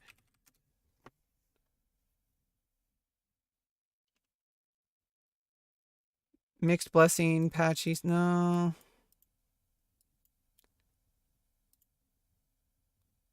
Bipartite. Yeah. Yeah, it's kind of like a double-edged sword. Like, obviously, I can shut down conversations that go against my core values and stuff that's going to derail me. But that also means that I can't do that anywhere else. In most places, unless it's like a more community driven and like I'm part of the majority or whatever, then it's like, you have to understand that like someone else is also allowed to create their echo chamber. And like, just like that, Asmongold / Zach Rar, is allowed to do that with his channel. If he doesn't like what somebody has to say, he can ban them. I hope he doesn't ban me. I try to have genuine conversation. I don't know if he knows that. Maybe he does. Maybe he's read every single tweet I've written. I don't know. I'm not going to guess what his level of devotion to. I mean, I think he has a similar brain to me, and I just think like it's in a very different way. But like, I feel like nobody will know for certain, and I don't think there's really a reason for him to investigate because his life's going pretty well. The only reason I investigated my brain to get diagnosis of autism spectrum was because it affected my life so negatively. And I guess if you're fine, like if your life is fine, there's really not many reasons to get diagnosis unless there's something that's not fine. Which if there's something that you're wanting to work on, that like I think even like specifically like Asmongold, he has stated publicly several times that there's things that he's like not so that he's not so great at, and I do think that he does have a desire to improve. But I think everybody has their own timeline, and also he has a job literally as a content creator, where he does have an image that he kind of there's a. Who knows? Nobody will ever know like what someone's true intentions are or what their true thoughts are. You can only really go with what they say publicly or they tell you or whatever. But like, I feel like, I don't know. I feel like, I'm trying to have genuine discourse with somebody. It's not, I don't know to what end, but like whenever I talk to someone and I like, discuss things, I'm not trying to like grift something, and I guess people are used to that, especially in their Twitch chat, which I understand. But I wish people would give me a little bit more benefit of the doubt. I wish people would kind of listen to me more, maybe give me a chance to say, to have more of an in-depth discussion. Doesn't even have to happen on stream, but that's kind of ridiculous to expect. Especially on stream, because then it's like someone giving me a platform and that would give me clout, which obviously I guess that would be a mixed bag, because if you get clout from someone else giving you a platform, I don't think that's as sustainable. I mean, I guess it is kind of like it's a little bit of an opportunity, but I also think that like anything that's going to be sustainable is going to be something that you built yourself. And unfortunately, I don't know if I'm skilled enough to do that, but I'm going to do my best. But then when you sit down to actually study calculus, because what you start to do is you look at other people, right? It doesn't sink in. you start to feel a little bit overwhelmed. So today what we're going to do is teach y'all a sort of a method to learn how to study as a gifted kid. And it's not just studying necessarily. It's also sort of this general idea of if you're a smart kid who has trouble focusing and gets bored very easily, what are some techniques that you can use to train your mind to stay focused on something and really build a foundation? And so these are techniques that I've used myself and I've taught to a lot of people, both as a tutor, as an attending physician, as someone who works with a lot of like gamers who are behind in life, and they really work really well. So we're going to sort of focus on three things. The first thing we're going to talk about is a little bit about motivation and how to retain focus. The second thing we're going to talk about is how to deal with boredom, because that's a huge problem. And the third thing is we're going to lay out a lot of actually like details on how to study, which I know it sounds kind of bizarre, but like chances are no one ever actually did that for you. But if we can lay it out for you, you'll be amazed at how much you can actually progress. Is a little Okay, so motivation, how to retain focus. I think this is one of those things where it's like people try to do too much at once. And I think the real way, like, and this is kind of proven, I mean, I don't know, I'm not going to go cite my sources and all that. I'm just going to draw upon things that I like to put things into a big giant well, and then I pull it out from the well, but I might not remember specifically where it came from. Like, I do remember reading about it. I do remember, thinking about it, but I don't remember, like, it's really hard for me to give you very specific information without like diving into it. And I don't want to spend the time to do that right now. I think it would just detract from the content. But I do think that, like, in order to, people try to maintain focus, like they're trying motivation. First of all, these are two different things, but as far as retaining focus, realizing your own limits and not trying to have expectations that are beyond your ability. Because some people can only focus for 5 minutes. And they say, oh, I can't focus for longer than 5 minutes. And it's like, well, then don't focus for longer than 5 minutes. Do 5 minutes of studying and then go do something else. Go play your video games or go clean your room or whatever the fuck you want to do. Go play basketball. I don't know. And then go back to it later. Hey, what's up, Dirty Cam? We're just doing some React content.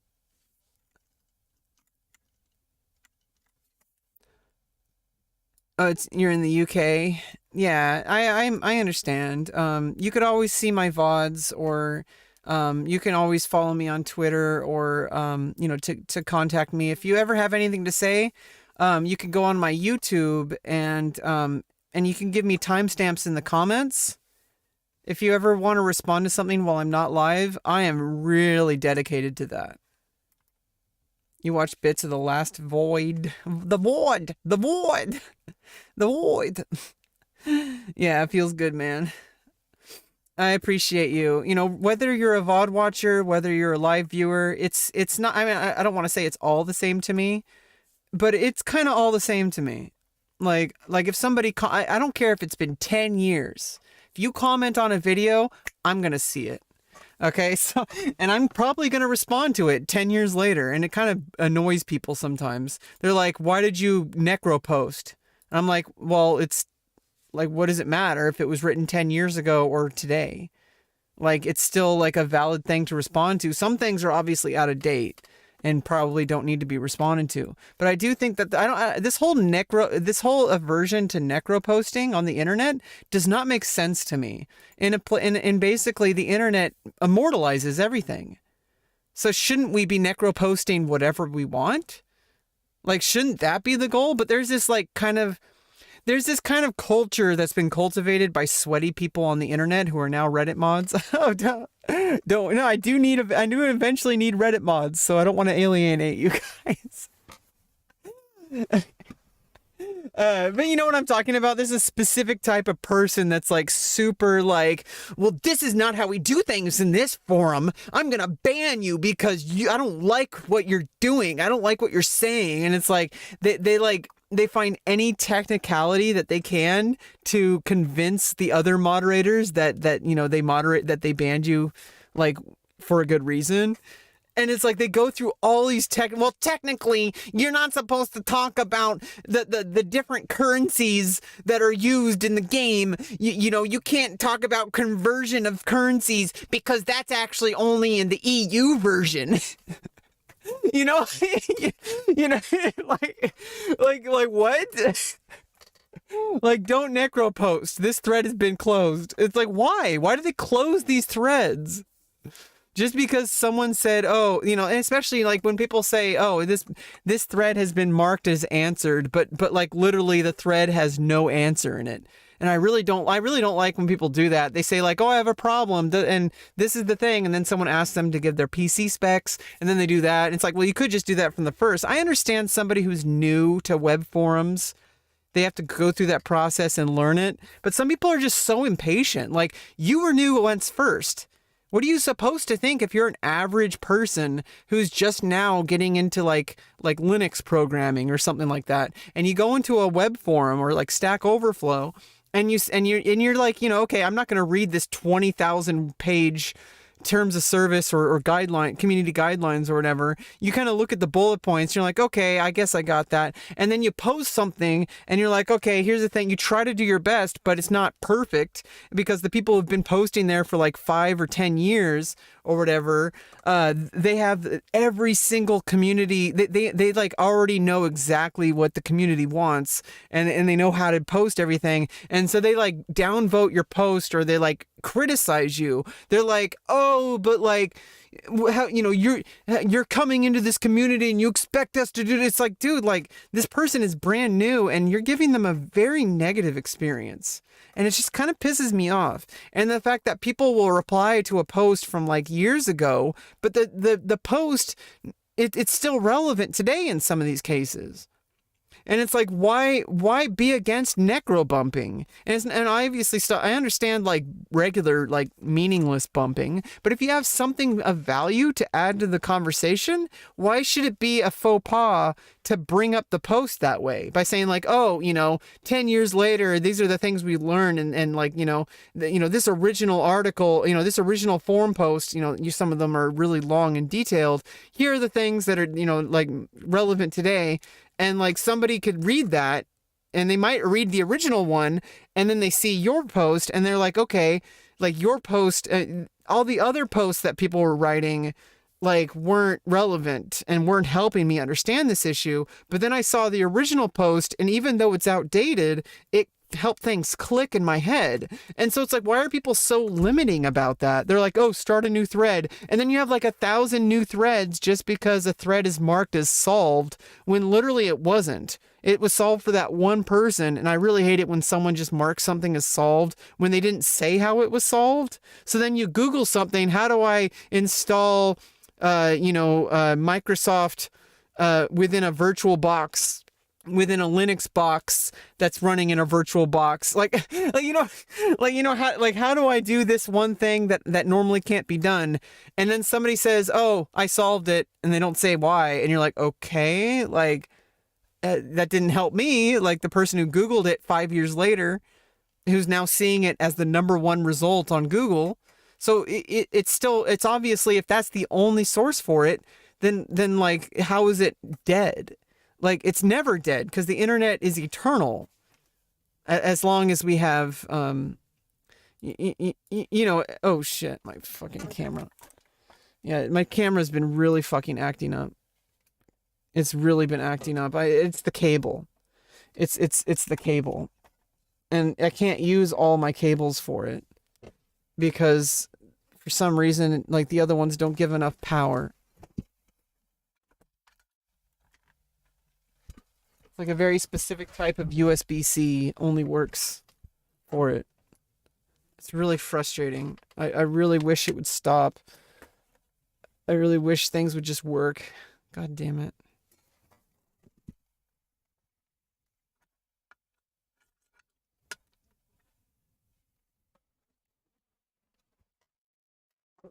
Come on. Jesus Christ, dude.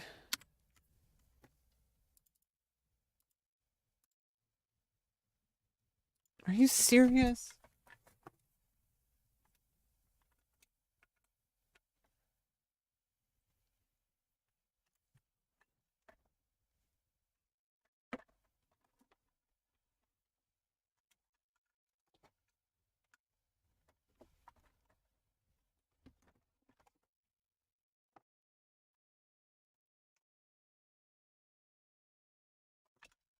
God damn it.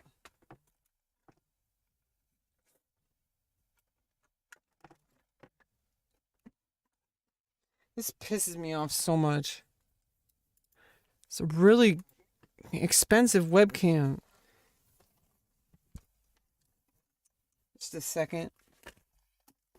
I'll put some music on while I'm doing this.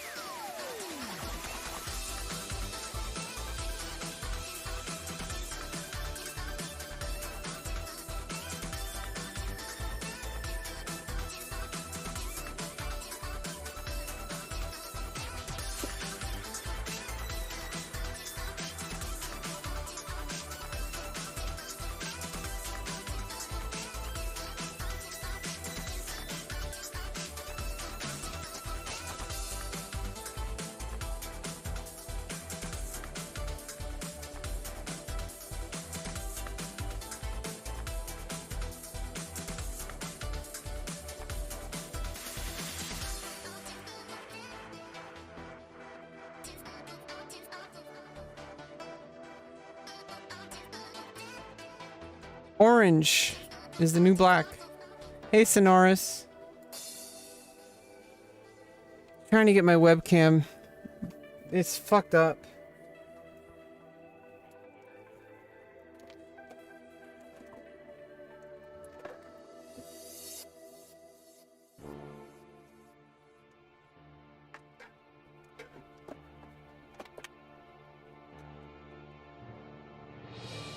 Seriously, I don't get it.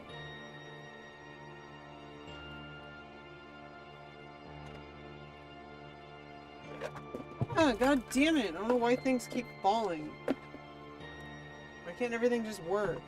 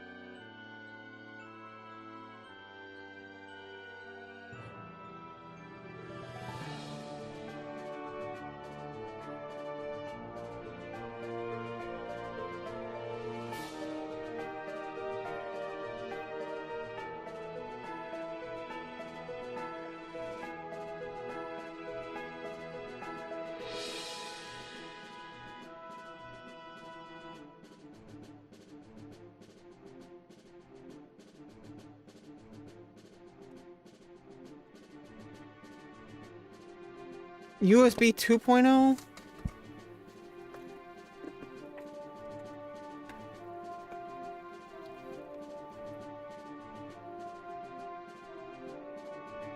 There we go. Jesus fucking Christ.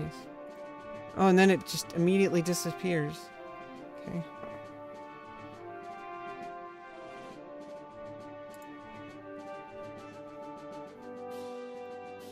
Yeah, this is so freaking annoying. Like, I can't even, it means I have to, like, basically keep my webcam perfectly still. Or I have to risk it, like, every time I move it, I have to risk it, like, disconnecting. even if it like slightly gets bumped. And the only space there's like this like shelf above where my computer is, and if I can't, like the cable gets bent. You know, if I put it underneath it, it's not high enough. And it's like I have to like keep it high enough where I can have a full frame. And if I don't, if I it's so frustrating. Like a lot of stuff that's like really just pissing me off about my setup. It's like never where it needs to be. And it's like, God damn it. Like it's lack of resources. Like just a lack of space. I don't have any space. Like I hate my living situation so much. God damn it. Trying to get the fuck out of here. Also for my safety. Because there's some dangerous people who know where I live. And it's fucked up. They're not going to do anything. They wouldn't want to ruin their own lives just to hurt me. Like, what the fuck? They would literally ruin their lives if they hurt me. It's not only violence, it's hate crime, but also it's stalking. It's this like deliberate hate crime. Like that's really, really bad.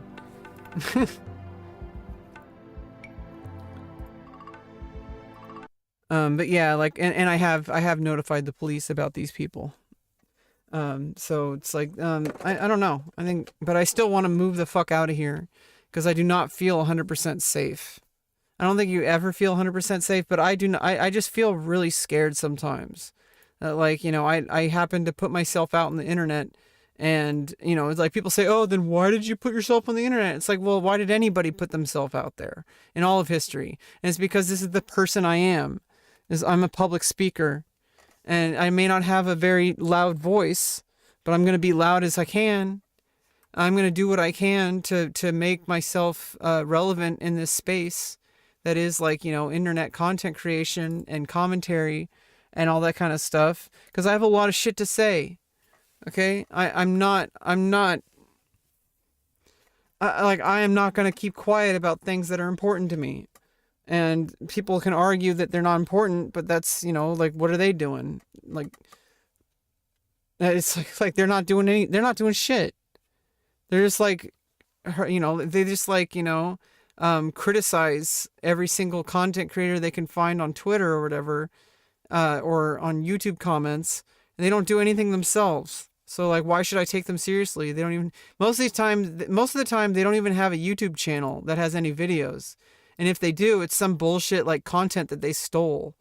Like they didn't make any original content. Why should I take them seriously if they're going to criticize my content? Like I'm making infinitely better content than they are. Because at least I'm doing something, you know? A bit about motivation and how to retain focus. The second thing we're going to talk about is how to deal with boredom, because that's... oops. God damn it. So today we're going to... God damn it. Where was the time? I hate it when it does that. When you go back...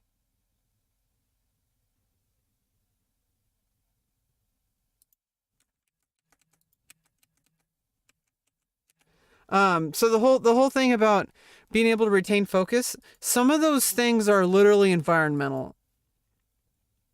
Like there's a lot of reasons why I can't focus on making better content that are going to my life. Some of those things I can control. Some of those things I can't.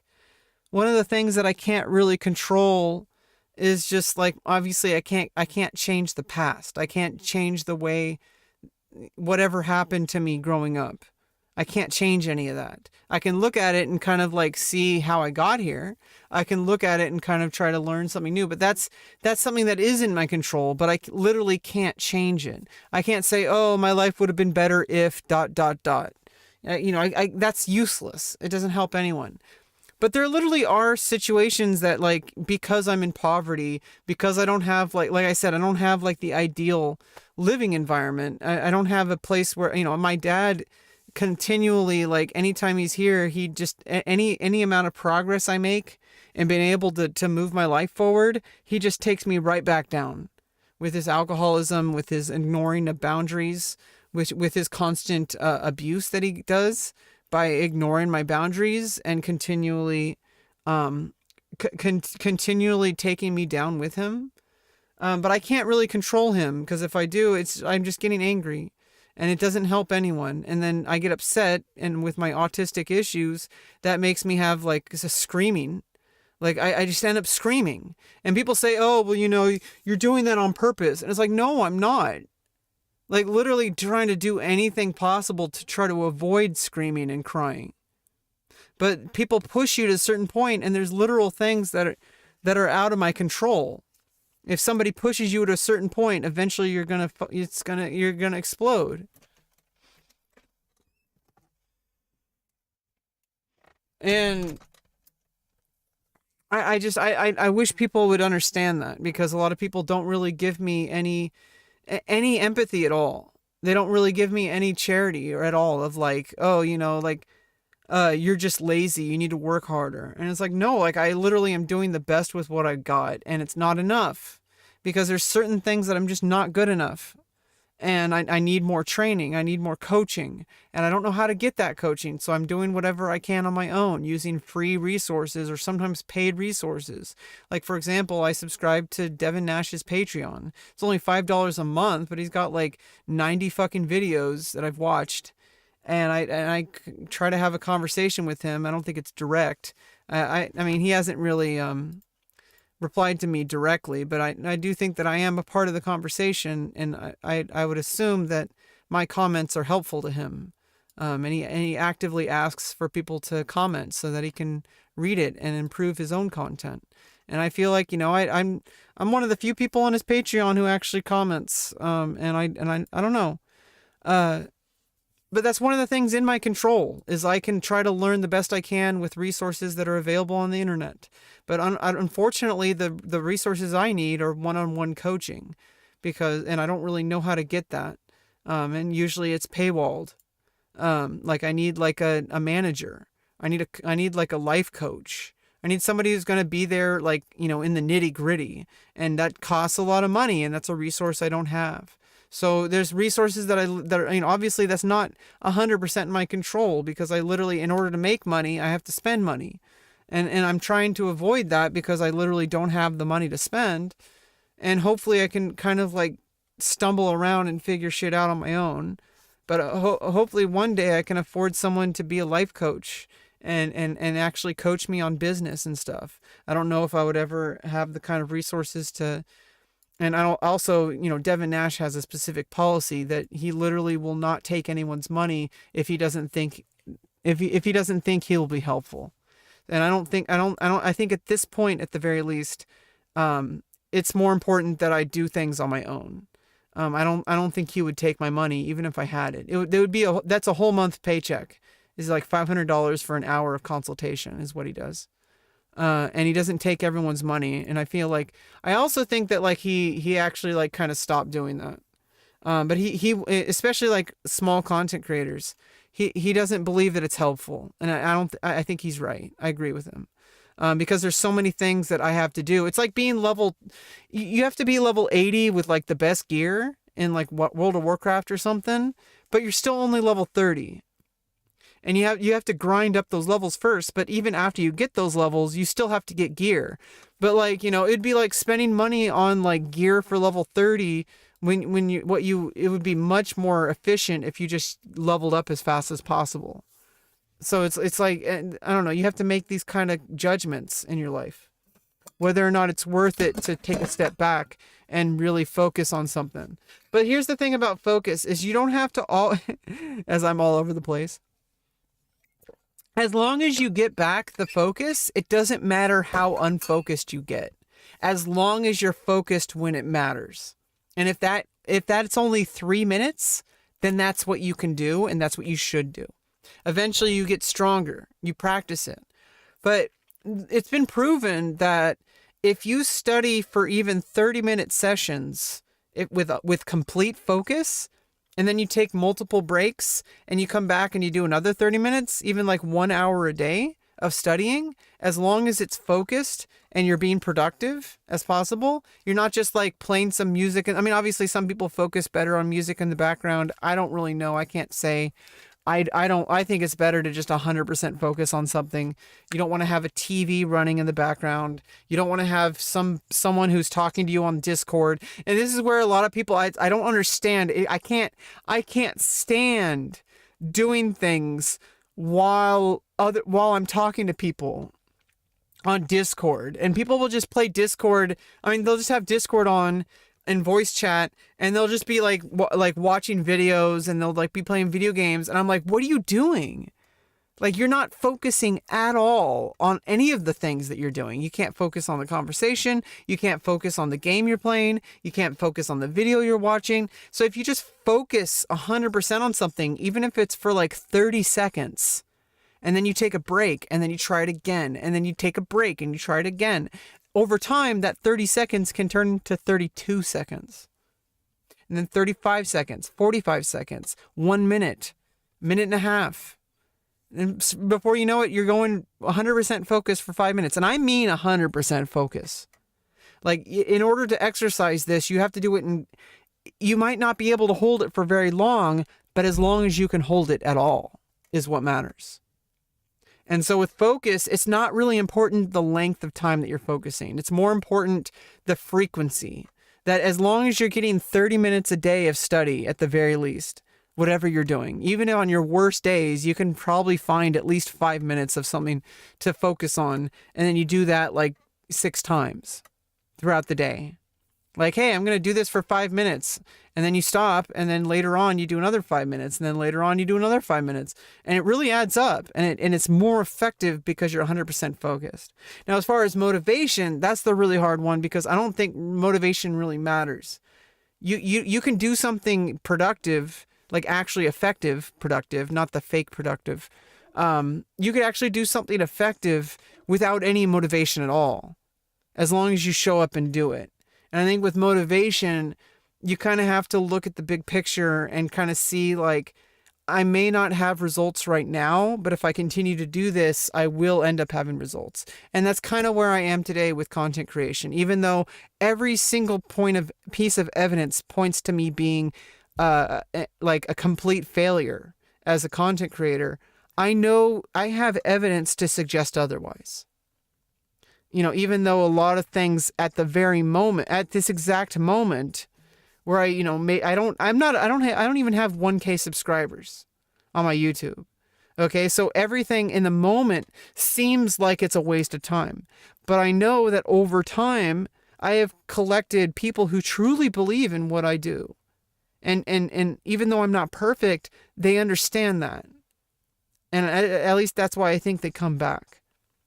And so if one person believes that, it's possible that 2 people believe that, which means it's possible 4, 8, 16, 32, 64, 128, 256, 512, 1024, 2048, 5056. I'm already in. And how to retain focus. The second thing we're going to talk about is 5096. Deal with boredom, because that's a huge problem. And the third thing is we're going to lay out a lot of actually like details on how to study, which I know it sounds kind of bizarre, but like chances are no one ever a lot of actually how to deal with boredom. So boredom, if you're bored, it's your mind trying to tell you something, that you're bored for a reason. And it's not because you don't like the material. It's because your mind needs some space. And that's okay. As long as you get back to that discipline of, hey, even though I'm bored right now, I can wait a little bit and then kind of make myself not bored. Like, don't study when you're bored. Study when you're not bored, and you can make that happen with practice. So I think it starts with like, well, you may be bored most of the time, but there's a time throughout the day. There's 24 hours in a day. You find the time, like the hour, where you notice yourself being less bored than other times. And that's the time you choose to study. And you might have to make sacrifices for that. You might have to change your sleep schedule. You might have to cancel some plans. But if that's when you're going to be least bored, that's where you should start. And, just pushing through it in general. You're like, you may feel bored, but you're going to do it anyway. Because you know that if you continue to do it, you'll get stronger. And people will try to tell you that you're a failure and that you should give up, and especially yourself. But Anybody who has done anything of value in this world throughout all of history didn't do it because they got some inspiration out of nowhere or because they like loved it all the time. They showed up even when they hated, especially when they hated it. Okay? Especially when they hated it. And so if you show up with consistency, that's what helps you out in life more than anything. Because then people notice that. You may not be perfect. You may not even be adequate. But if you show up and are consistently there and you continually strive to do better than you did before, people pick up on that. And they know that like this person can be coached, which is what I hope people see about me. And I don't know if that's ever going to happen. I don't expect it to happen. It kind of sounds ridiculous, like expecting someone to just come in and magically help me. I'm going to have to like look for that help. And obviously there's a lot of things I can do on my own and then I'm not really like giving myself credit for. And so I need to find that. So that's my job. That's my responsibility.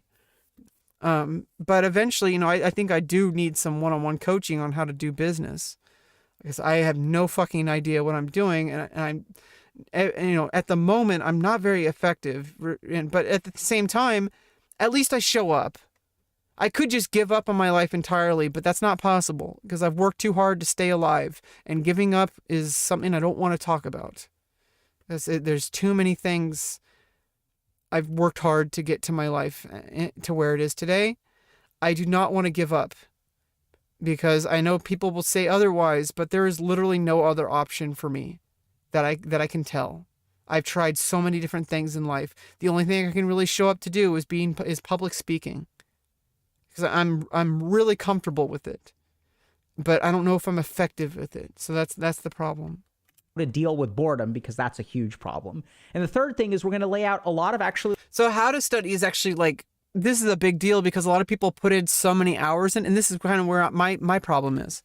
A lot of people will put in like so many hours into something, but they're doing things maybe not wrong, but they're doing them very ineffectively. Like there was a student in my piano class in college. He was like playing piano and he was playing incorrectly. He kept playing the wrong rhythm. He was playing the wrong rhythm, like literally not playing the notes that were on the page. Like not playing the rhythm that was on the page, not playing the right notes that were on the page. But he said, "Oh, but I practiced for hours and hours and hours."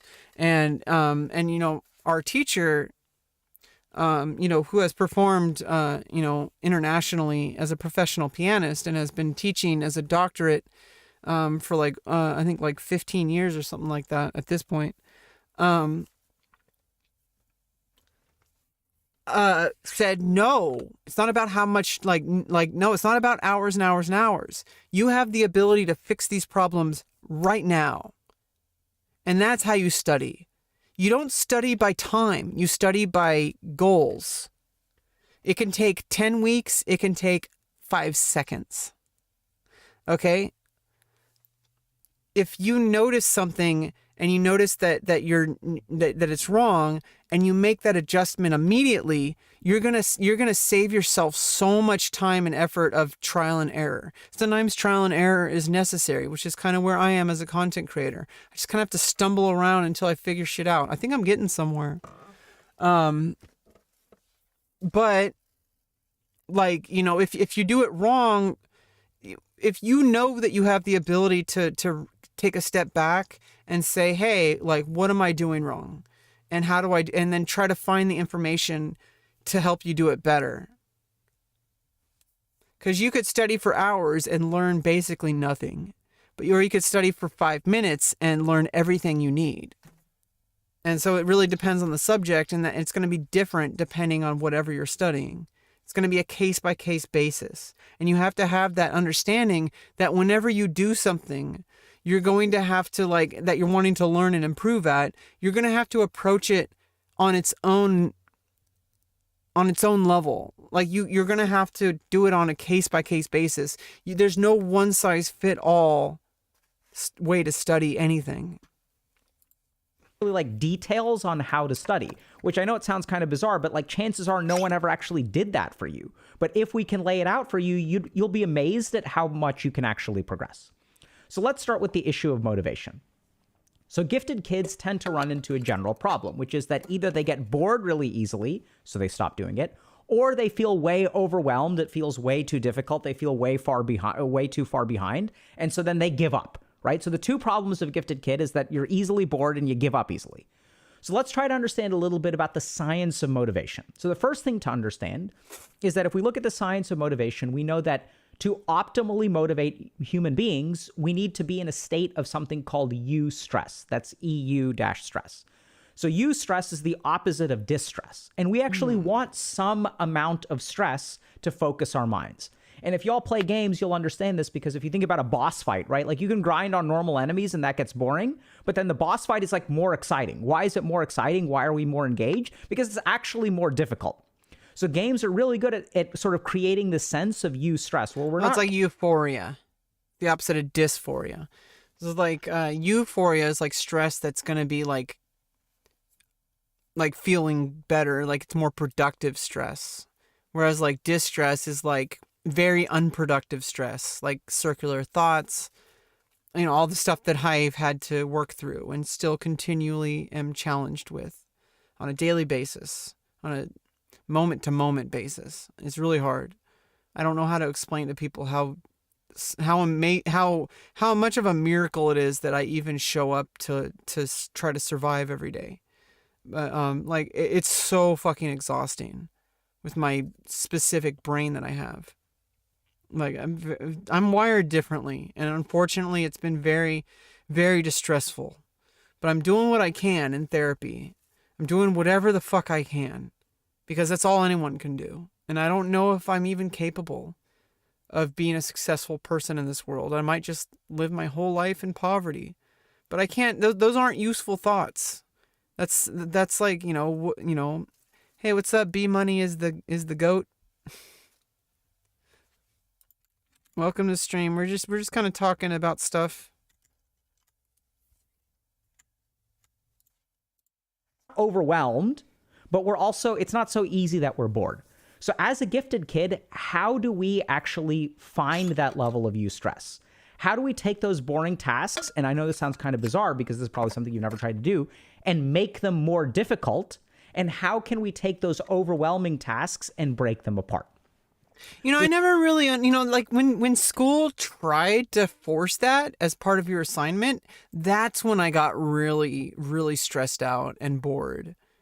Because I study my own way. I just read the textbook and then I ask questions and I kind of write about it or I talk about it, and then it's there.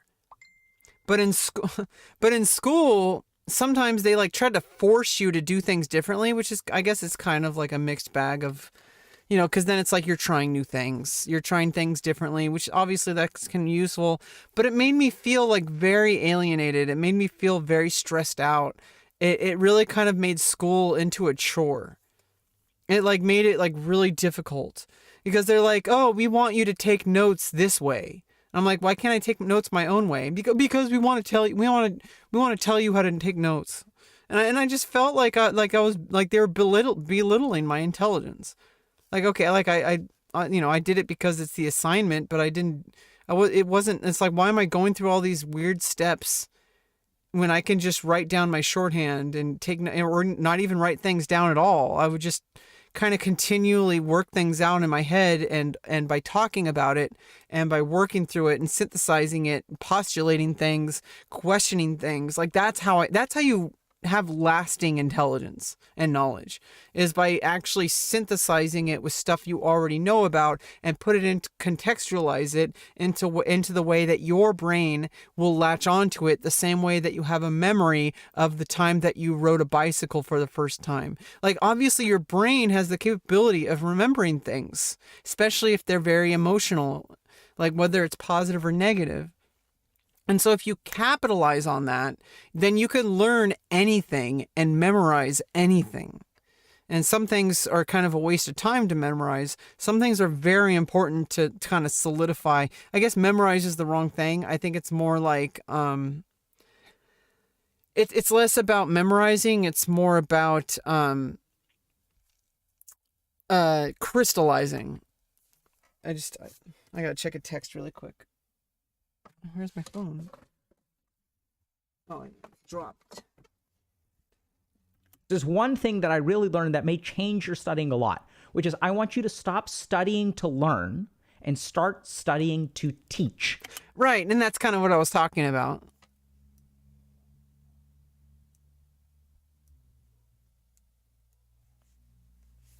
I mean, that's kind of where I was getting at. Like, basically, just learning something because it was your assignment, like, that's not really going to do anything. It's gonna, like, you're gonna forget that, like, within, like, 5 seconds of finishing the test. But if you learn something so that you could literally explain it to somebody who doesn't know anything about the topic, not only have you learned it, but now you can also synergize. You've morphed it into something new. You've added value to the topic, and that's where you truly learn things. Unfortunately, I have a really difficult time doing things verbatim, memorizing. I have a really hard. I'm very good at improvising and paraphrasing, and I guess very good is relative to whatever context you want to put that in. But like, I remember I had a hard time when I was homeless, and I ended up going to San Francisco because there was a job, quote unquote, where they wanted me to, like, you know, have people sign a petition, and it was commission based. And I didn't know it was commission. I didn't realize. I was like, oh, I thought I was just going to get paid. But they wanted me to be out there in San Francisco all day and explain to people why fracking is bad. And I'm like, okay. And then I didn't really believe in it. I'm like, I just need money. Like, I just need a job. They tell you to get a job. You try to get a job, and then you're not good enough for it. It's really fucked up. It's like, well, like, why, just give me a job. Like, why is that so hard? But they want you to, like, be, like, politically charged about fracking just to make money. And I was, like, trying to do it. I showed up and during the interview, and he said, okay, read the script that we gave you. And I paraphrased it, and he said, no, we want you to say it verbatim. And I'm like, but that's really tiring. And they're like, oh, but that's the job. And I'm like, well, I can't do this. Like, I literally just left. Like, I went there, and I'm like, I spent all this time. I went to San Francisco and stayed with a friend just so I could get this job. I went to there, and like, I rode my bike there, and I had to bring my bike indoors and upstairs, and they luckily let me in, let me put it there. It was some back room of, like, it was like an office building, and it was some room. It was like a really small, danky place, which that's fine. That's how small businesses are, nonprofits, or whatever. But they wanted me to, like, say this script verbatim, and I'm like, I don't feel this. Like, why don't you why don't you just let me do my thing? And I'm like, I have a really hard time with that. Just like I have a really hard time, even as a musician, I can play without the sheet music if it's a chord progression, and I've studied the chord progression, and I understand the melodic ideas of the tune or whatever. But with, like, other music, like, that's not improvised based, I have to have the sheet music in front of me, and it took a lot of effort, and I need to train more with this. But memorizing things exactly as they're written is one of the most extremely difficult things that I can't seem to do. It took me a lot of effort to memorize a tune for my to memorize a piece for my applied music recital. It was a piece of classical music, and I had to memorize it. Well, I mean, it's recommended to memorize it. And I wanted to have the challenge, and I did multiple ways of approaching it, where I would play a small section, and then I would turn the music stand around, and then I would play it, and then I would, like, check to see if I played it correctly by playing it with the music again, and then, I would just train myself that way, and I have to do that more and more and more, and it gets easier the better. And, like, the more you do it, the better you get at it. But it was so difficult for me. It was exhausting. But then having to do that for 8 hours a day for some job that probably won't even pay me because it's like 100% commission based. If I don't get anybody to sign the petition, I'm not going to get paid. And a lot of people don't give a fuck about fracking as much as, like, obviously that could be, like, a problem for the environment. But, like, most people, when they're walking around San Francisco, they just want to get to work, or they want to go have fun, like, with their friends, or go shopping somewhere. They don't want to fucking sign a petition. I've always hated this shit. That people like want you to like take time away from your day to go pay attention to some random person on the street trying to get you to sign something. But that was the only job I could get. I tried applying for places and they wouldn't, no place really hires me. And I finally get something and it's like this bullshit. I mean, this is the same situation today. Is like literally the only things I could really show up to doing is like Twitch streaming. And I can barely even do YouTubing. Or like any other kind of content that I do. Like that's, you know, like stuff that stuff on my Twitter and stuff like that. Like it's not fair that like the things that I can actually do are not of value to people, at least enough to give you money in a consistent, like survivable way. And it's like, what am I supposed to do about that? Well, I mean, I have one choice because the other choice is self-deletion, and I don't want to do that. I don't. I want to live. Everything that I've been doing the past couple of years to change my body and to live as a woman and try to be accepted as a woman, which is, you know, except for weirdos on the internet, like is pretty successful so far. You know, I do feel a lot of dysphoria, but that's internal and that's a different kind of struggle. But it's getting better, especially with these surgeries coming up. But these are not the actions of somebody who wants to give up on life. I have been working so hard to survive, and I want a life worth living. But the only things I could really do are so impossible to break into that it's almost like it's never going to happen. And I don't. It's a conundrum. Like I have no idea what I need to do. Because, I mean, I've been putting, like, every single ounce of my energy and my soul into trying to make content creation work in the best way I possibly can, which is unfortunately not enough, apparently. But maybe it is. Maybe I just need to cook for a while. Maybe it's not my time yet. So this is super cool because when you think about sitting down to study, usually what your mind is going to do is it's going to say, oh, I have to get through these 5 chapters. I have to do all these worksheets. Oh, no, you don't want to do that. As soon as you like start feeling like that, you're basically wasting your time if you keep studying. Go for a walk.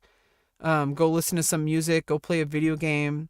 And just as long as you discipline yourself to get back to it, you're saying like at 10:30 in the morning to 10:45 in the morning, I'm going to study this. Regardless of whatever, you know, you're going to set time specifically to do that. But as soon as you rush it, you're wasting time. Like take as long as you need, even if that's 2 seconds, even if it's 2 hours. And it doesn't have to be 2 hours at once.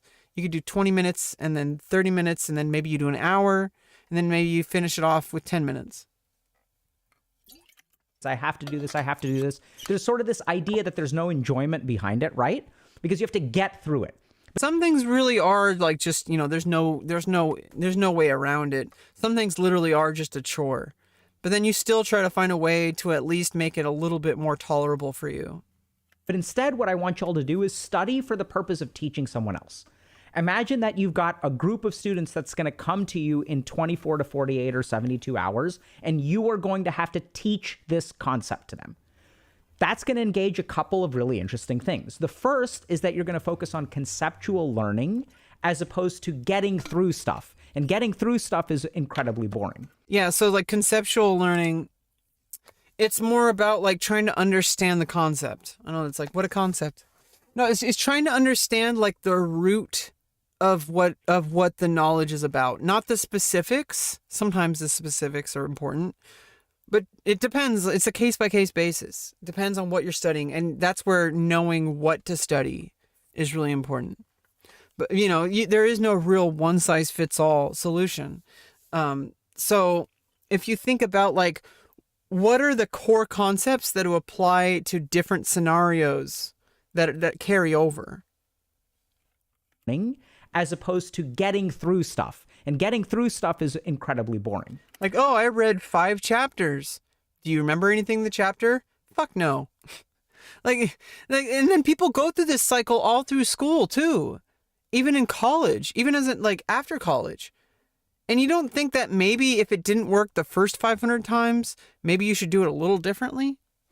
And, at least make some course corrections, which is what, honestly, I'm way too hard on myself about my content creation journey over the past couple of years. Like, I've made so many course corrections. Like, I am not doing the same thing over and over, as much as people want to convince me of that. I know the truth. I know what I've been doing. I've literally been making course adjustments, even the smallest micro adjustments, even adjustments I'm not aware of. Okay, I am so much better than I was when I started. I don't know if I'm very effective, but I'm at least better at it. The second thing that it's going to do is it's going to kind of like motivate you because it's actually a little bit harder. You don't have to do... Sometimes it's going to get really fucking difficult, but you just do it anyway because it might not click now. But if you do it correctly, your brain will continue to work on it, and you can always revisit it. And you can look at it through different angles. One of my college music teachers, he would say, like, think of your progress like a circle. It looks like I'm doing the Doctor Strange thing. Think of it like a circle. Okay? And most people, when they approach a problem, they just go from one single angle. And they just keep bashing their head into a wall until somehow they make their way in. They make some kind of dent. But that's really not very effective. It's not efficient. Maybe you do it one way, or you do it a couple times this way, and you're like, okay, let me take a step back. Let me try doing it this way. And then you do that a couple times. Maybe you come back and do it this way again. And then maybe say, okay, well, let's try it this way. And then let's try it this way or this way. Like you try it from as many different angles as possible. And eventually you kind of wear down that little kernel and it gets smaller. You break the walls away from every single angle, and it just kind of fits into place. And then maybe the original way is the ideal way, but that doesn't mean, just because it's the ideal finishing point, doesn't mean it's the ideal starting point. You do whatever you can to get that knowledge into your head in the way that works specifically for you, so that it's not just repetition, it's not just a parrot. It's just somebody who actually synthesizes the information and then creates new value out of it by filtering it through themselves. Do the bare minimum. And if you're a gifted kid, right, most of your life you've been skating through doing the bare minimum. And what you really want to do is you want to stop doing the bare minimum. And how do you do that? You start studying to teach. So the other cool thing is that as you start studying to teach, it's going to form all of these conceptual learnings, and you're really going to have to master the material. Then what happens is, since you've got a goal, it's not getting... It is another problem that you get with this, because this is kind of the problem I'm facing, is I feel like I'm not good enough because I don't have a doctorate in like I don't have a doctorate in social media, basically. Like, as a streamer, as a YouTuber, whatever, I feel like I'm not good enough because I feel like I need to be like a complete master. But you don't have to be a complete master. You could be a freaking moron and still go viral on Twitter. Like there's things that like you just keep trying. And I would rather somebody show up to the gym and like just at least try to exercise, right? Like you go to the gym and you at least try. And maybe you do a little bit of like, you obviously don't want to do anything that's going to injure you. But as long as you're trying, and then you're like analyzing it, and like as time goes on, you like look at the correct way, like you watch a video, especially nowadays. Like, in the past you would find somebody to like emulate. Like you would go to the gym, and then maybe you start working out, you work out wrong, and then you like ask somebody for help, and they show you how to do it right, and then you do it, and then it's like you stumble around, but at least you're doing it. You're not sitting on the couch, oh, well, I'm not going to do it because I haven't watched this 24-hour playlist on YouTube of how to work out your legs. Like, no, just start working out your legs. Go out for a walk.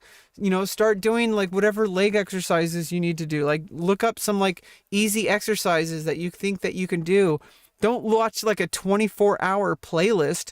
Watch maybe like a 5-minute video, and then just go start doing it. And over time, you add like another 5-minute video, and then you add another 5-minute video. And over time, you're going to master it. So this is kind of an opposite problem, is waiting until I guess not an opposite problem. Waiting until you know everything before you start doing it is self-defeating. because you're not going to know enough without actually attempting it. You need to gain that information. There's information you can only learn by actually doing it. And then you get information by directly experiencing it. Getting through the chapter, it's like, okay, do I need to read this section of the chapter to be able to teach this concept? Yes or no? And if you don't have to read it, then you can skip past it and you're kind of like focused on kind of completing this quest, which aligns a lot of your efforts. And so this is the first thing that I'd strongly, strongly recommend that you kind of reframe from is don't try to get through the material. Try to tell yourself that you're kind of here to teach. That's also going to engage a couple of other interesting things. The first is that gifted kids, generally speaking, are really good at helping other people. Like usually you won't... I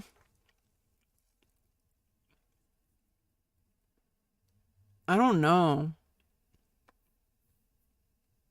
Maybe. Do stuff for yourself, but you're... Maybe I was. Maybe I am. Actually totally fine helping other human beings. And so that's going to sort of engage some degree of focus. And the other thing is it can be a little bit gratifying to the ego, which, let's be honest, sometimes gifted kids kind of need, right? So like what's going to happen is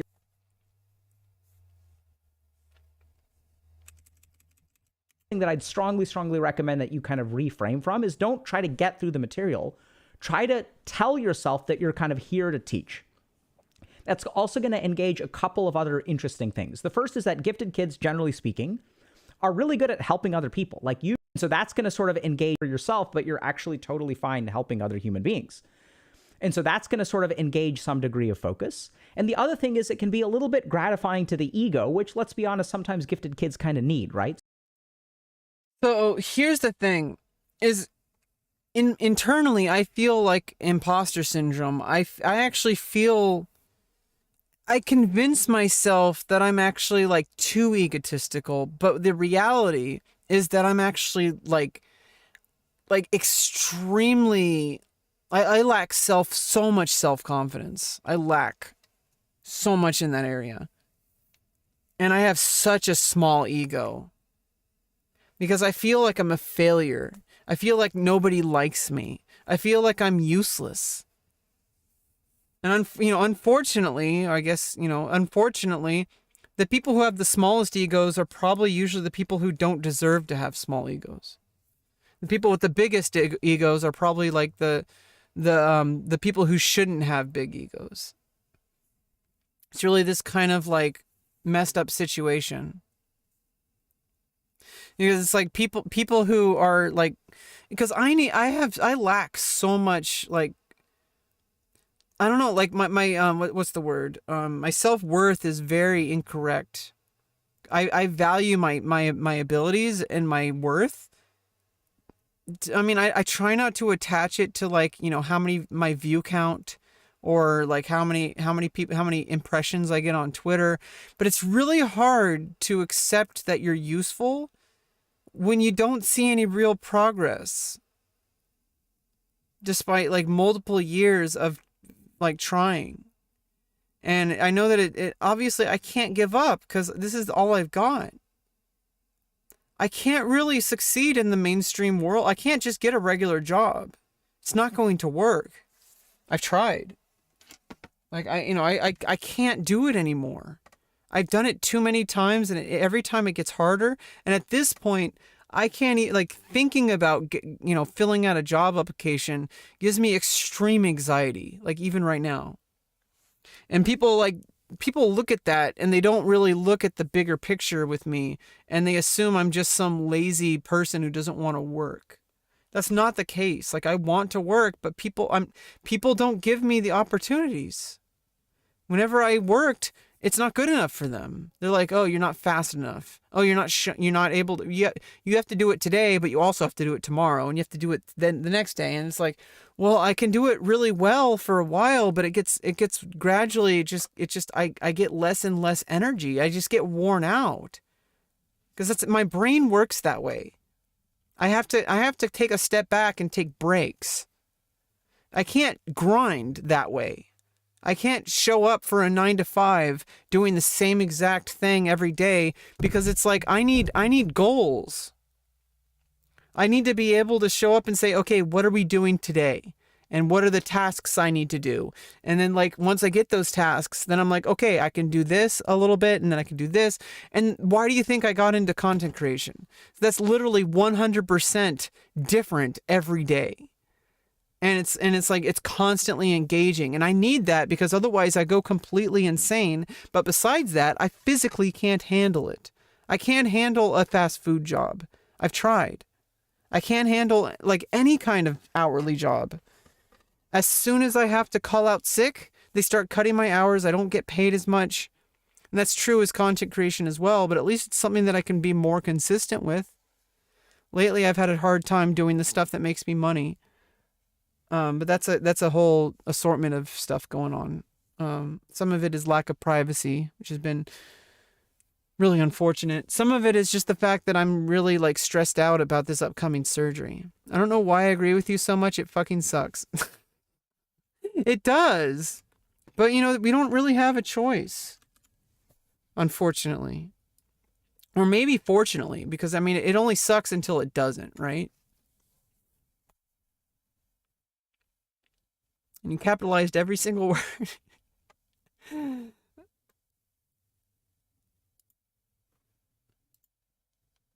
Like, it sucks until it doesn't.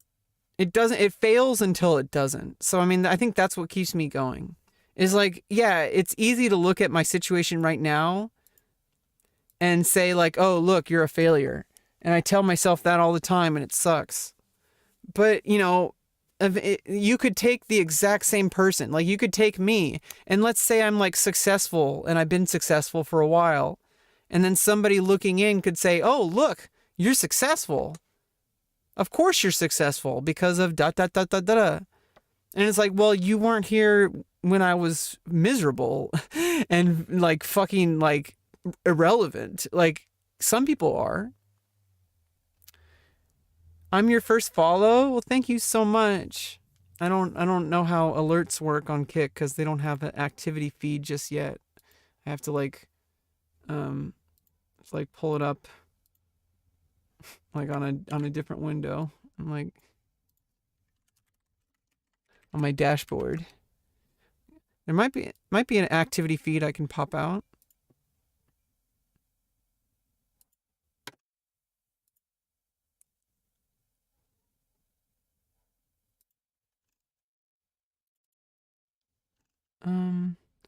Yeah, I don't want to deal with that.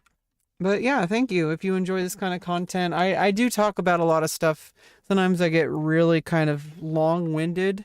Sometimes I bring it to many different unrelated topics, but trust me, I have a point, and I do bring it back. So if people are able to kind of go on that journey with me, usually people are rewarded for it. Is what I've noticed. This isn't me tooting my own horn. This is literally what people have told me. People in real life and people on the internet. Is like, I've had it explained to me as this. Is like, there's this one woman I was friends with. There's other people in the live stream. I got people on Twitch and on YouTube, and there might be people watching on Kick. You know, just because somebody doesn't chat doesn't mean they're not watching. So that, you know, and also there's always the VOD. And also there's always stuff that's going to go up on YouTube in an edited video.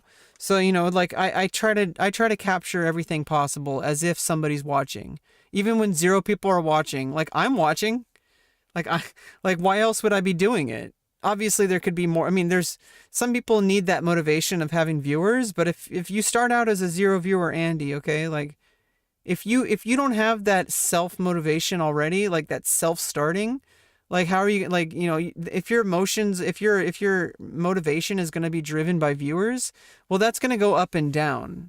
And you're going to get really depressed because if you have 10,000 viewers, then suddenly when you have like 1,000 viewers, even though 1,000 viewers is an insanely large amount, especially for a streamer.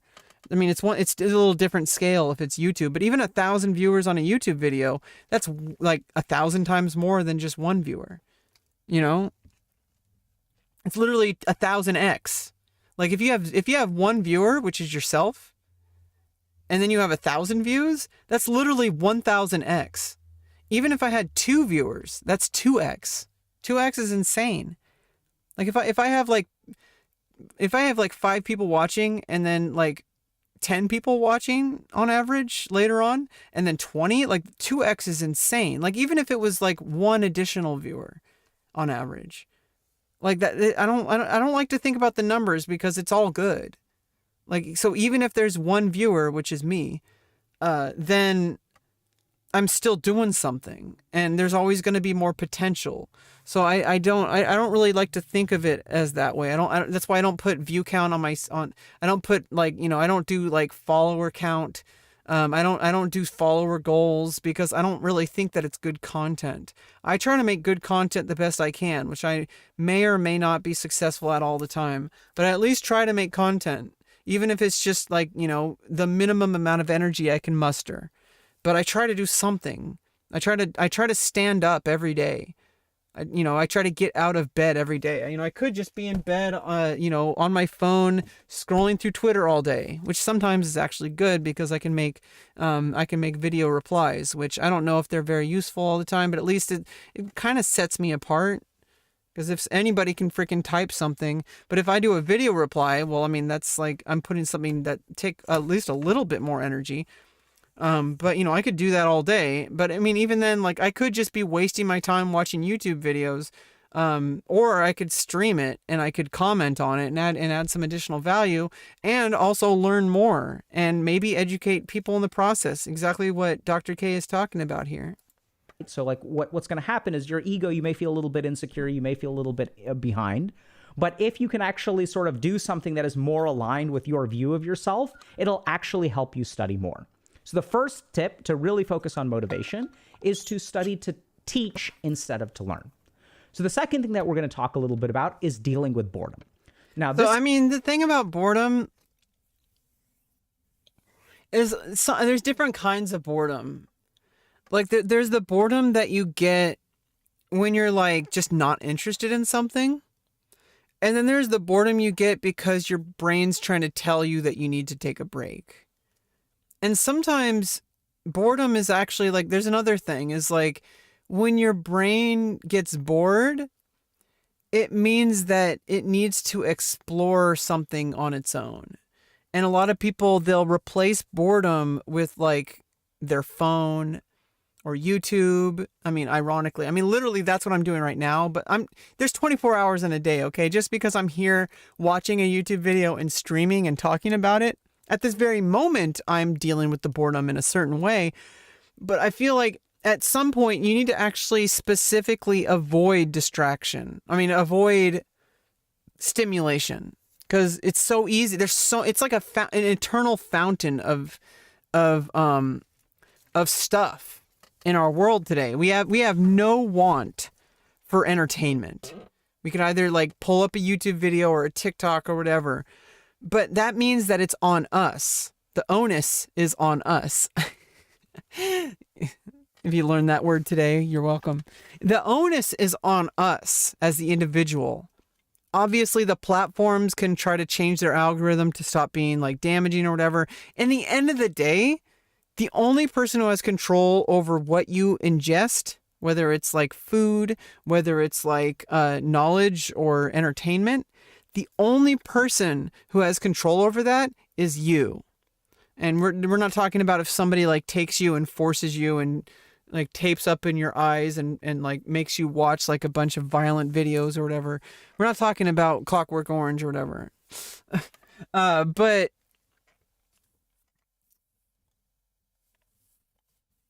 you have control over whether or not you scroll through Twitter or TikTok. You can choose to do that, which is fine. Own it. But you also have the choice to not do it. And that means that like you just allow yourself to feel bored so that your brain can kind of explore things. And that's really where a lot of work, people don't always talk about this, but that's where a lot of the learning happens. You have a computer, and every now and then you just kind of need to like, I guess this is a bad example, but like you need to do a defrag, like you defragment the hard drive. I think a better example is like machine learning and artificial intelligence. Is that like, let's feel like Stockfish, which is for chess. It's a chess engine that's stronger, way stronger than any human player. like so many levels beyond human players, because it can calculate so many moves through brute force more effectively than a human can, because it can take every single position up to like 50 moves ahead, and with an endgame table base it's even better, because it can calculate it to a position and then try to work backwards in a way that's like really brute forced and only computers can do. Our brain works very differently. We can learn from computers to improve, but we're not as strong as computers. We can use it as a learning tool. And it's only a part of a bigger overall strategy to improving at chess. There's not just about knowledge. It's not just about opening theory. It's not just about watching the computers, because if you only watch the computers, remember that you're playing against humans, okay? And you can't think like a computer. And if you can, more power to you. But the way the chess engine works is it starts out with an initial assessment, and then it just keeps grinding away, and then it gets a more accurate and more accurate assessment the longer that it studies that position. Because it's going to study like 1 million positions a second, or maybe even tens of millions of positions a second. That's how fast, that's how many positions a chess engine looks at. It looks like at millions of positions a second.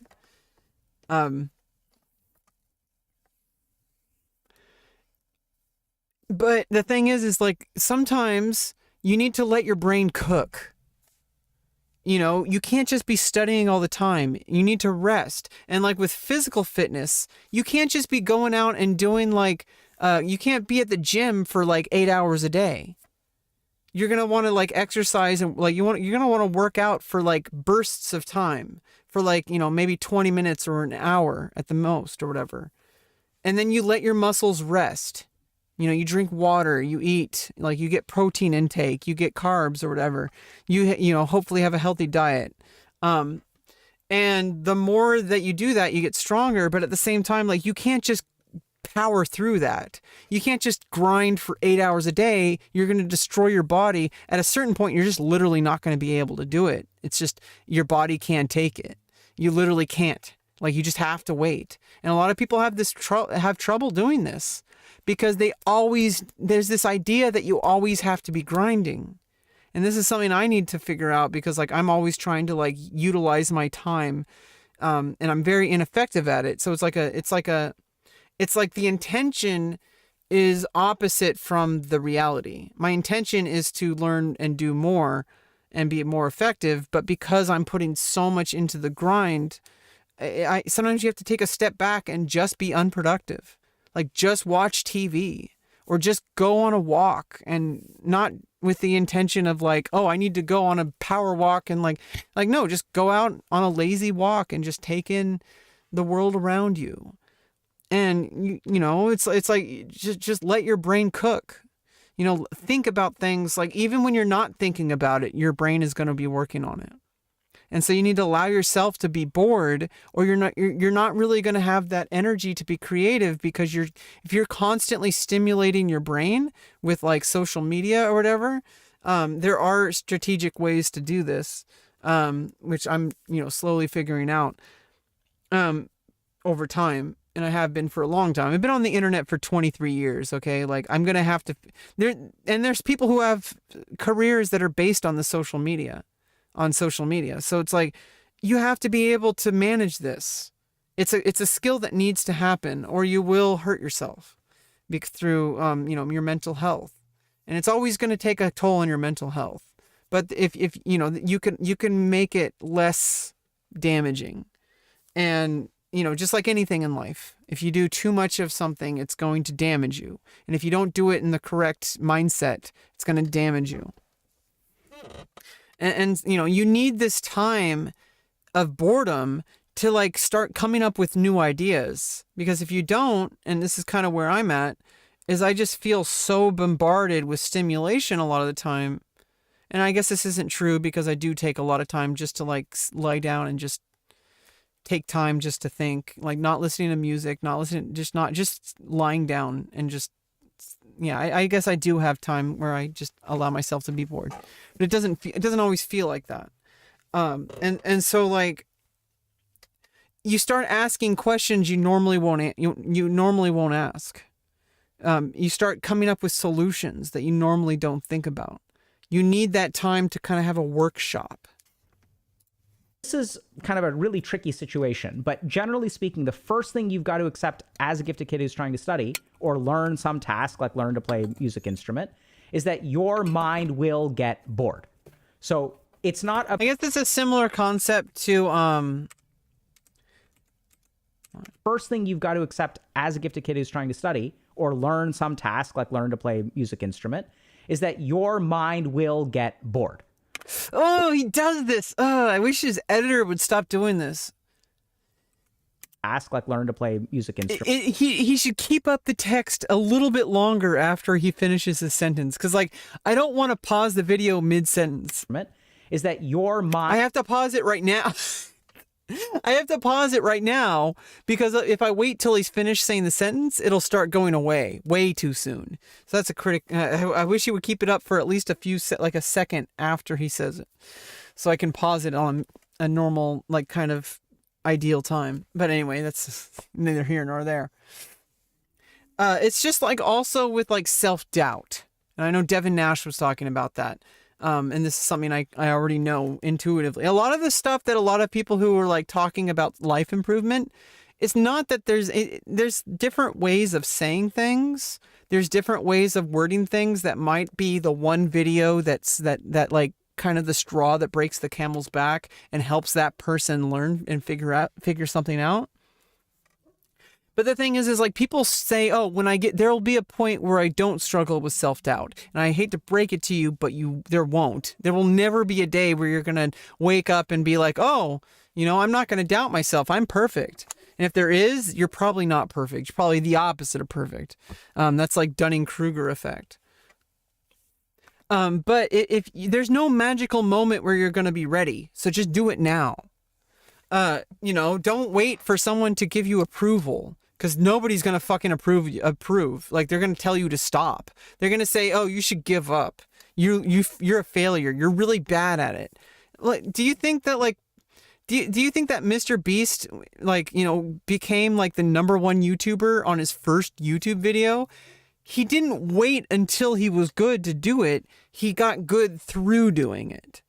And it's like that allegory or whatever of the teacher, the shop teacher or whatever, who has one half of the students make 100 vases for their project and has the other half of the class make one perfect vase. And, the people who made the 100 vases, through the process of making one and then learning from whatever went wrong, like saying, oh, this one has some imperfections here, and maybe if I hold it differently when I do that, and then they make an adjustment, they do it again, and then they look at it and say, okay, well, it's not perfect yet, maybe if I use the temperature of the kiln like higher or lower or whatever, and then they try that and they're like, okay, well, this one's worse, and then they try doing the old way again, and they find that, like, okay, well, maybe the technique wasn't wrong because I just needed to practice it, and then they do it again and it gets better, and they're like, okay, well, how can I improve it now? And you go through that process of like continually doing something, assessing it, making adjustments based on your conclusions, and then doing it again and repeating that. And it's an infinite process. You do get diminished returns at a certain point, but it's going to continually improve if you're doing it that way. If you're looking at what went right and what went wrong and what you need to keep doing, that's another important one. People always try to improve something, but sometimes if it ain't broke, don't fix it, Sometimes you just keep doing it, and you're going to like make other improvements, but some specific narrow details should never be, different. Like, certain things like in science or like baking, for example, will always need to be consistent, and changing them is going to make it worse. So it's like you need to have like specific things like the temperature of something, or like, because of the way scientific like chemical reactions occur. Like there's literally things that you can never change because that's where science understands. But then you get into research and science, and that's where science figures stuff out.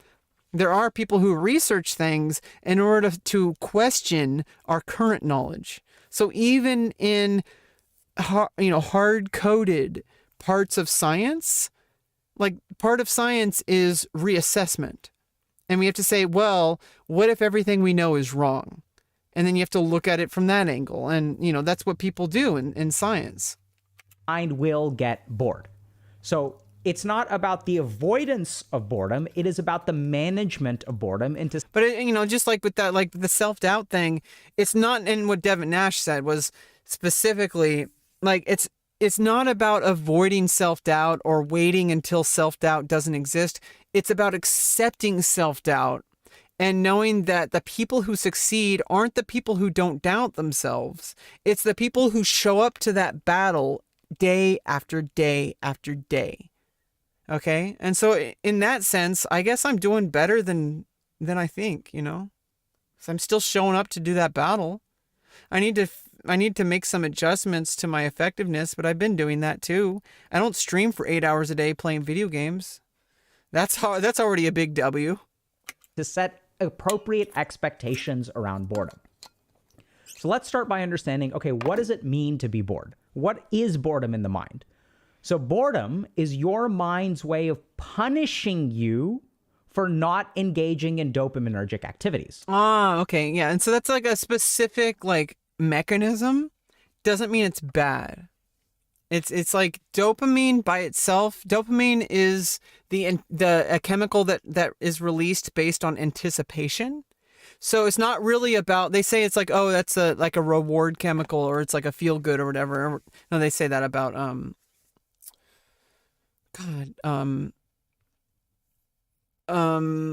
what is it called? There's dopamine, there's neuroepinephrine, there's adrenaline, and then there's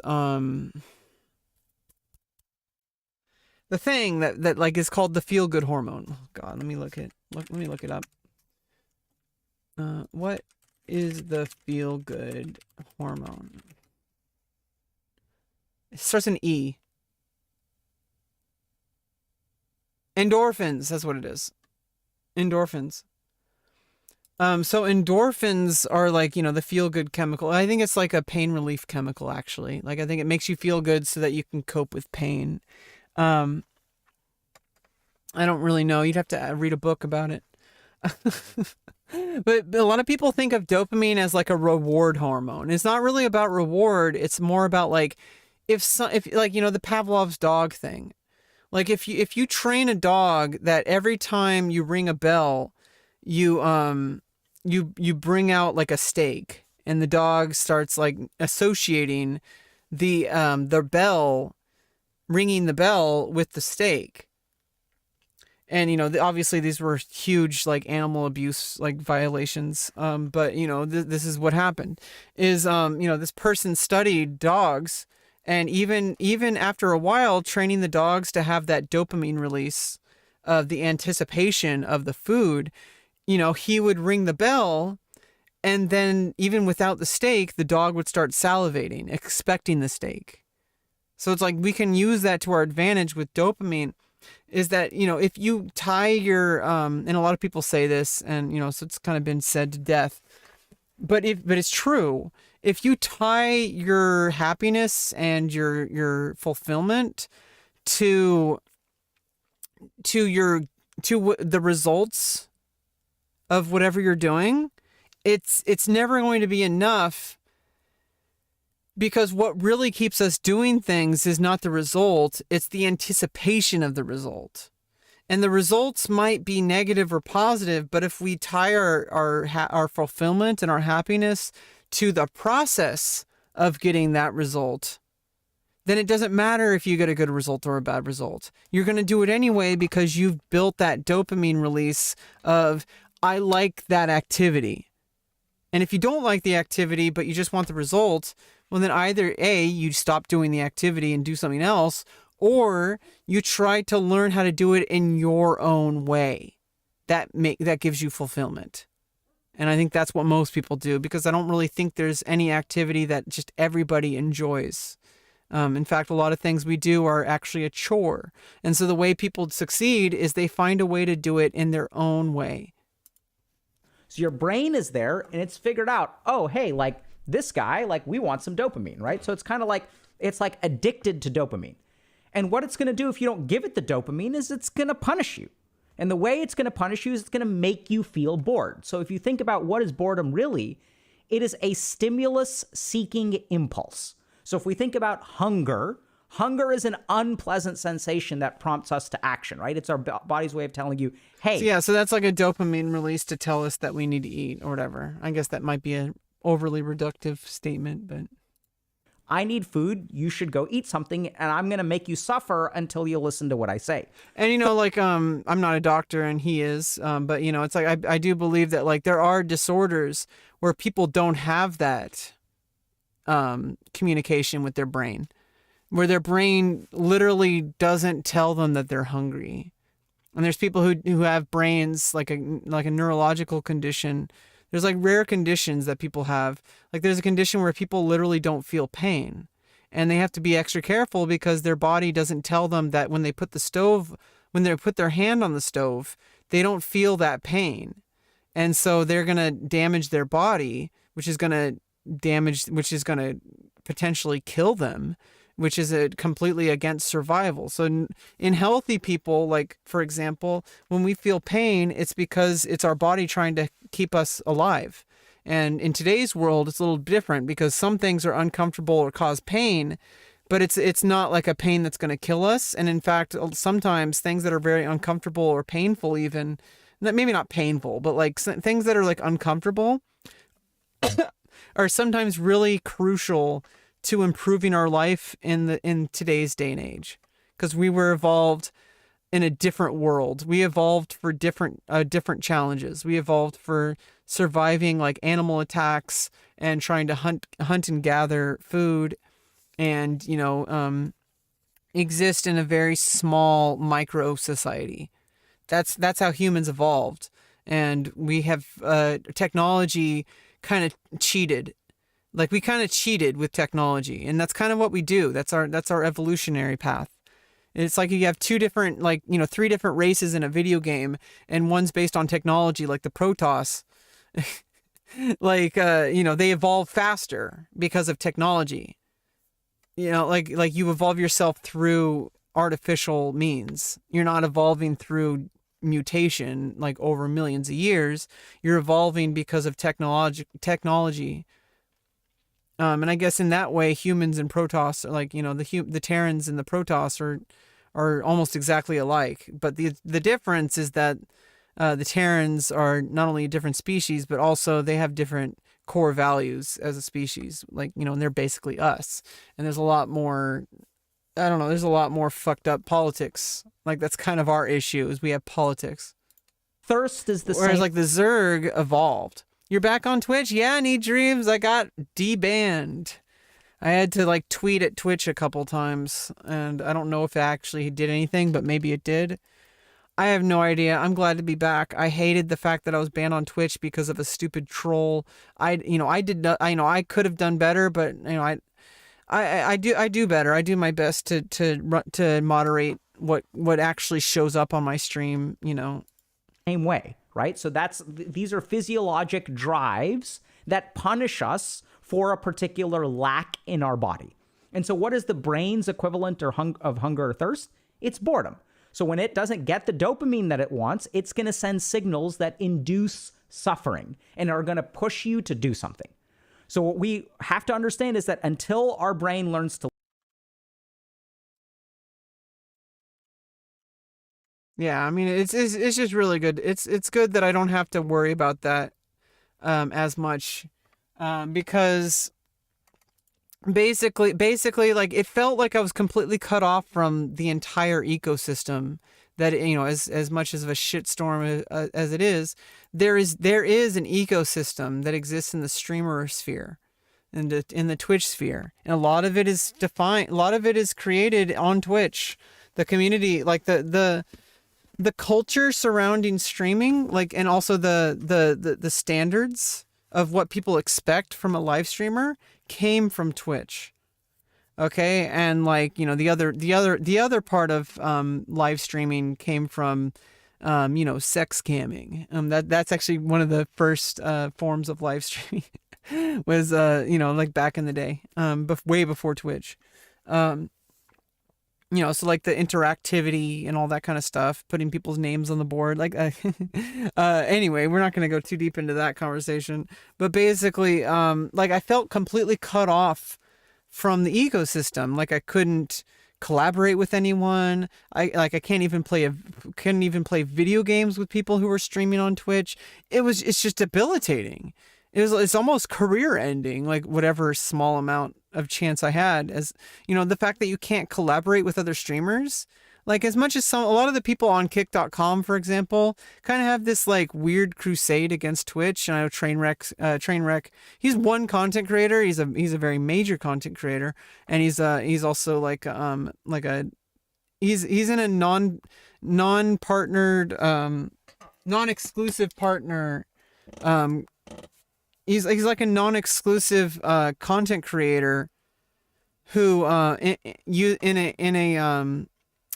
a consulting capacity, because he consults the creators of kick.com. So he's basically a large part of kick.com. But you know, I don't have to agree with him just because I'm on the platform. I do think that streaming is you can't cut out Twitch until Twitch cuts itself out. But like, you cannot deny that a large part of streamer culture came from Twitch. Trainwreck came from Twitch. Okay, like to say that kick.com is like better or whatever, you can have reasons why, but like, I'm a multi-streamer. I'm not going to quit streaming on YouTube and you know, I also stream on YouTube and also on Twitter. Like I stream multiple places because I don't really tie my live stream to a single platform. The platforms are literally just there to kind of like exist on, and like there's different communities on each, and I kind of put them all together. For example, I have people on kick.com, and I have people on Twitch and on YouTube, you know, so like I have multiple chats open, you know, and I unfortunately I don't have alerts set up. I don't have alerts all in one place. I wish I could put all my alerts to every single website on a single activity feed. It just doesn't work that way. But at least I put the Stream Elements activity feed on here, because like when people tip me or when people follow me on Twitch, at least that does the Twitch stuff, and that's kind of, I guess that's more of a Twitch thing anyway. Like the whole, like, you know, calling people out who follow you or donate or subscribe, like that's more of a Twitch thing. I don't really think that's a YouTube thing. I think in YouTube, the culture for live streaming is more, and I think it's going to integrate as time goes on because of people like Ludwig and other Twitch streamers who went over. But like, I think there's this culture on YouTube streaming where you're pretty much just watching it. You're not really communicating with the viewer, with the streamer as much. Because I think people literally just watch live streams for like, to like have something, like they just want to like listen to some music, and maybe they chat with people, maybe. And I think there's a lot less of a chatting culture on YouTube. There's a commenting culture, but I think it's more like one-sided, and as a rule. But I think obviously every individual content creator is going to be different. Like I'm a very interactive content creator. Maybe that's going to cause problems down the line from parasocial followers. But you know, I think that's my style. I respond to people, even if I respond like days later or a year later. Somebody comments on my VOD, somebody comments on my YouTube channel, or even just chats in during my stream. Even if I don't see it right away, I will respond to it.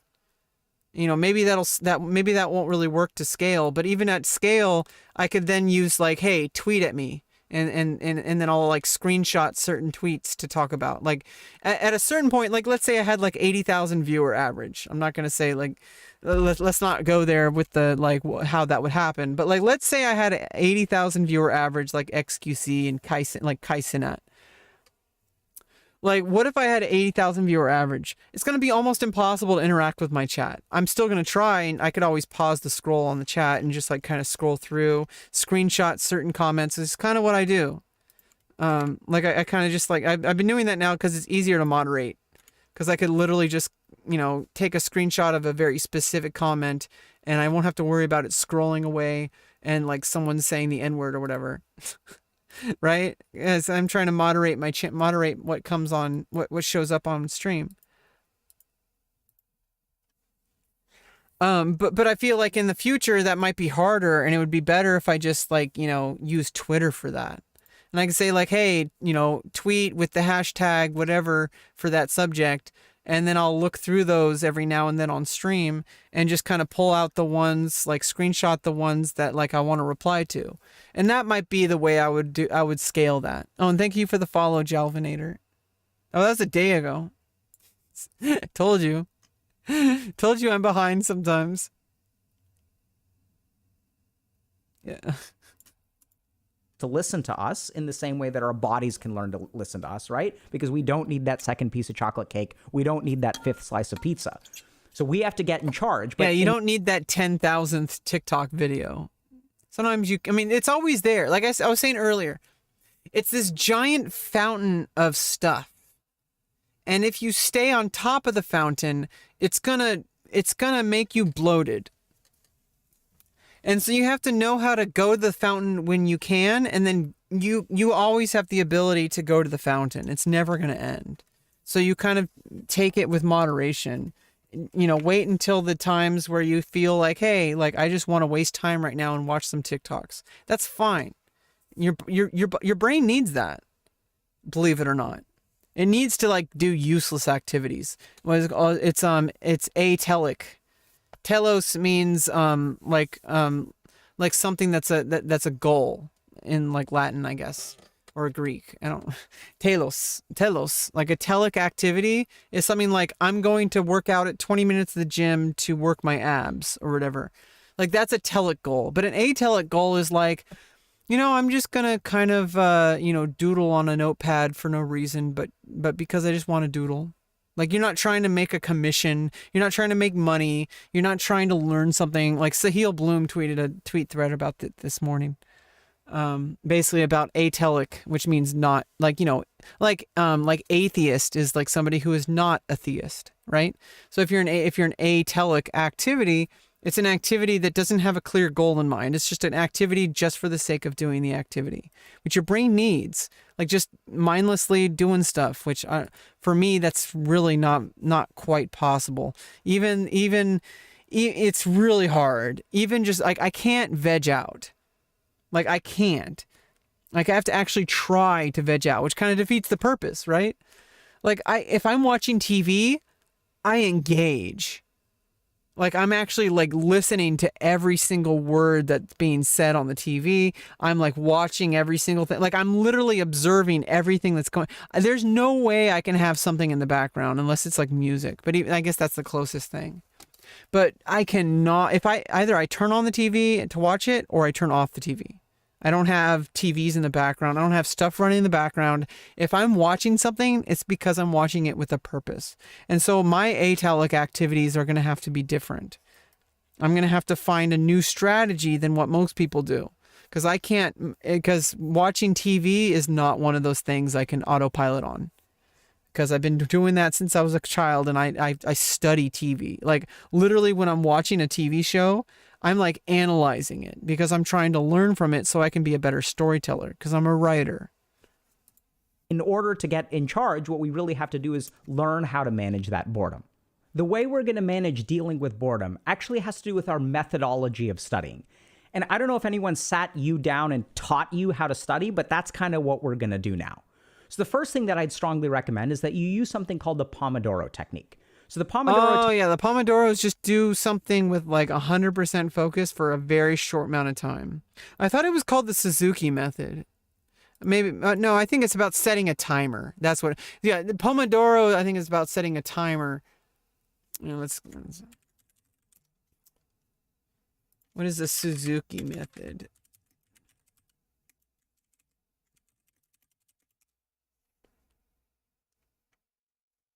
Suzuki method is a music curriculum. Oh, so specifically about music.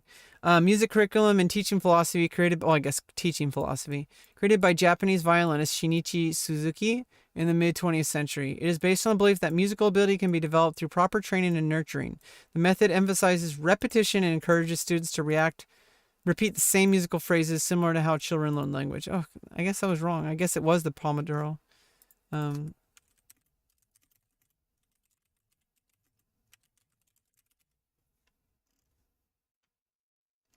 As a time management method, it's a kitchen timer to break work into intervals, usually 25 minutes long.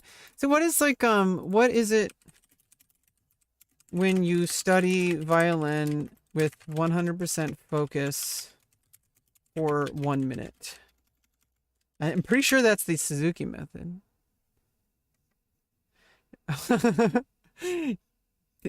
No specific term. However, taking breaks during practice sessions can help increase concentration and focus levels. I was talking about that earlier. Additionally, practicing essential exercise can improve techniques. Suzuki method of teaching violin emphasizes the mother tongue approach of learning, encouraging students to participate in group classes. I feel like really gaslit right now because I remember specifically, oh no, that's the Alexander technique.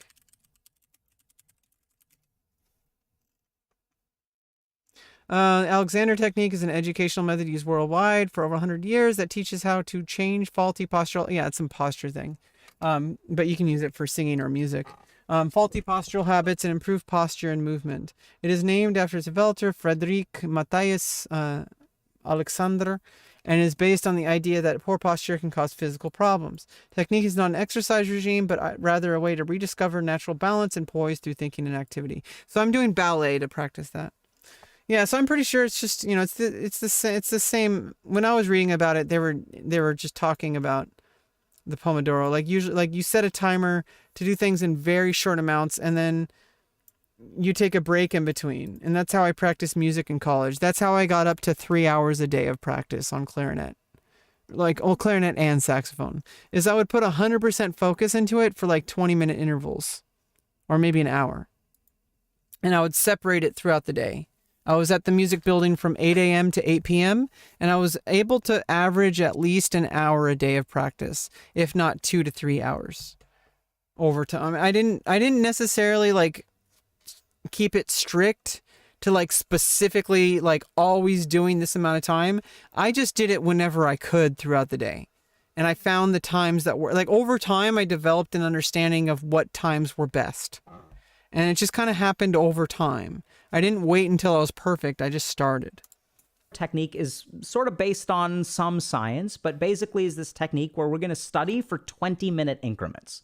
So you don't have to study for an hour. You don't have to get through 5 chapters of a textbook. You're going to study for 20 minutes, and then you're going to take a 5-minute break. And even if you feel like continuing to study after those 20 minutes, you are still going to take a break. And why is this part it's actually more important that you stop when, right when you're when you want to do more, because then you leave it on a cliffhanger. And when you want to do more, that's like, as long as you've done the minimum or whatever, that's the perfect time to stop. The absolute best time to stop is when you would rather be doing more, because then you're associating this, like you're not giving into that feeling. And and also you're not oversaturating your knowledge.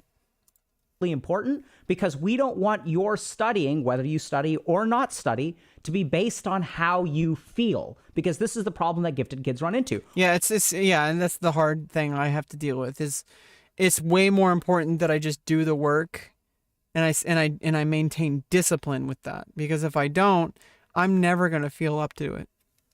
Oh, I'm excited about learning quantum mechanics. I feel excited. So I'm going to crack the textbook and I'm going to start reading. Yeah, and unfortunately that's how I get into a lot of things. But then I think with like skating, I got really excited about it, but I'm actually committing to it because it creates, out of a lot of the exercises that I was doing, skating and like ballet are something that I'm really motivated to continue to do. And I do have to let my body rest. But that's a good sign that I'm actually upset that I can't go out and skate all the time. Go roller skating, like on my inlines, or I do want to go ice skating. That's actually like the thing I want to do the most. But that has a couple obstacles in its way. you know, there's a money thing, but there's also like the fact that I have to go to ice, which there is an ice arena where I live, an ice rink. But that requires money for admission, and I would like to get lessons as well, which does have group lessons. First, I need to get my ice skates sharpened, because I got them from Amazon. Luckily, they're a really good fit. They're they're not too loose and they're not too tight. Like, it's perfect. I just got lucky, I guess. I ordered them on Amazon, but I didn't realize, I was watching a video the other day about ice skating preparation to do, like, before you even get on the ice. You have to actually sharpen your skates. I didn't realize that they didn't come sharpened. So I, and in the ice rink that in my area, they have a sharpening service. So before I do that, I'm going to sign up for a class, and I'm going to have them sharpened, beforehand. Oops. But like, there's a lot of extra preparation that goes into ice skating, whereas I can just put my inlines out and go on a run. I can go on a skate.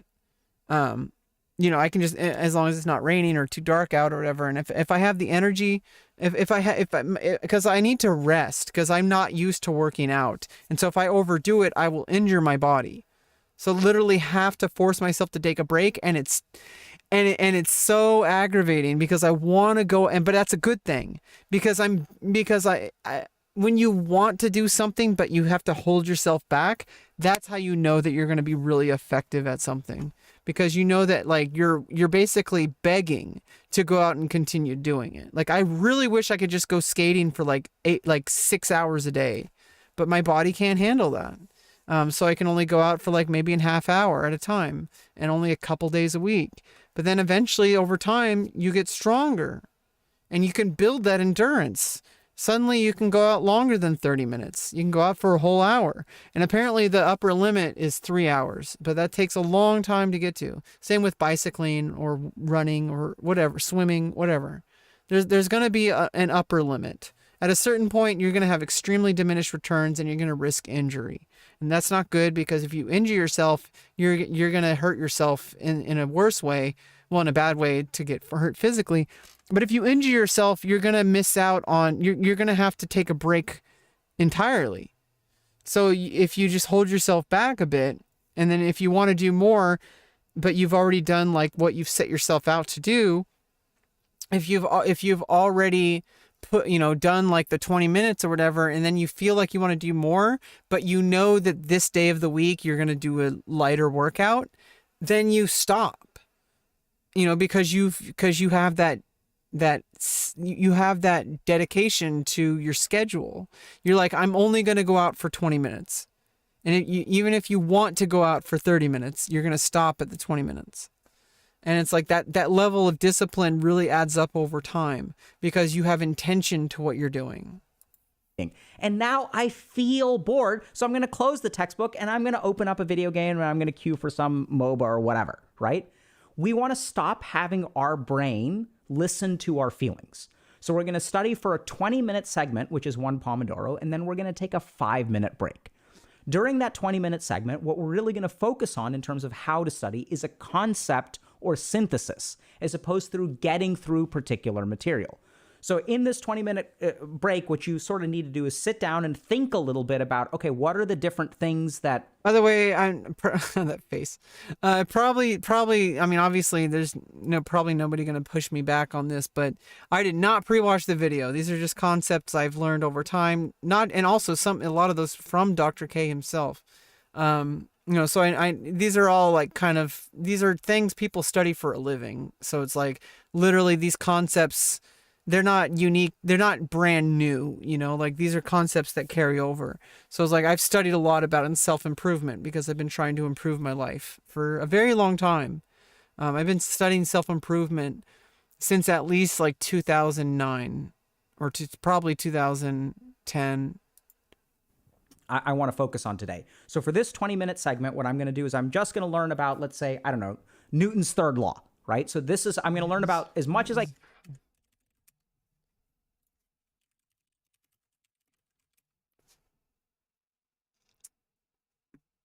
Okay, Newton's third law of motion states that for every action or force in nature, there's an equal and opposite reaction. If object A exerts a force on object B, then object B must exert a force of equal magnitude in opposite direction back on object A.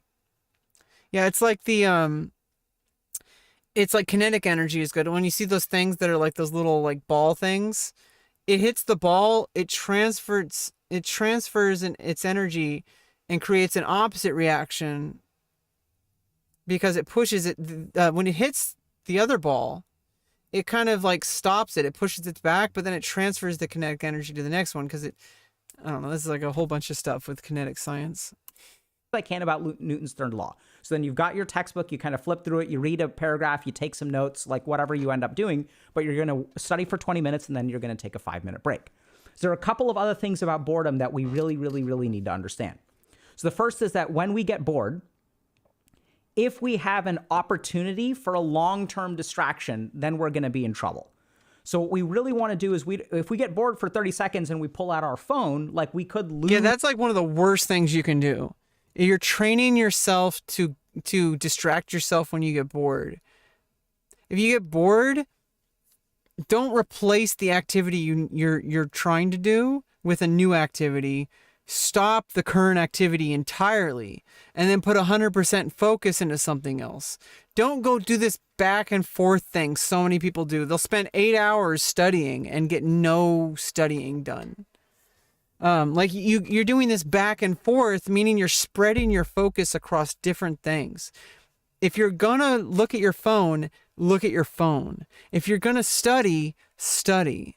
You're so much more effective that way. And a lot of people say otherwise. I don't think they really are. I don't think they're assessing the situation correctly. I think they're just kidding themselves. If they really looked into it, I'm pretty sure they would find that they're way more effective if they're 100% focused. You know, if you're trying to entertain yourself, if you're trying to like play a video game, stop trying to be productive. Allow yourself to be unproductive. To just play the video game and enjoy it, be a degenerate. Because you're not always going to be a degenerate. Sometimes you need to be a degenerate.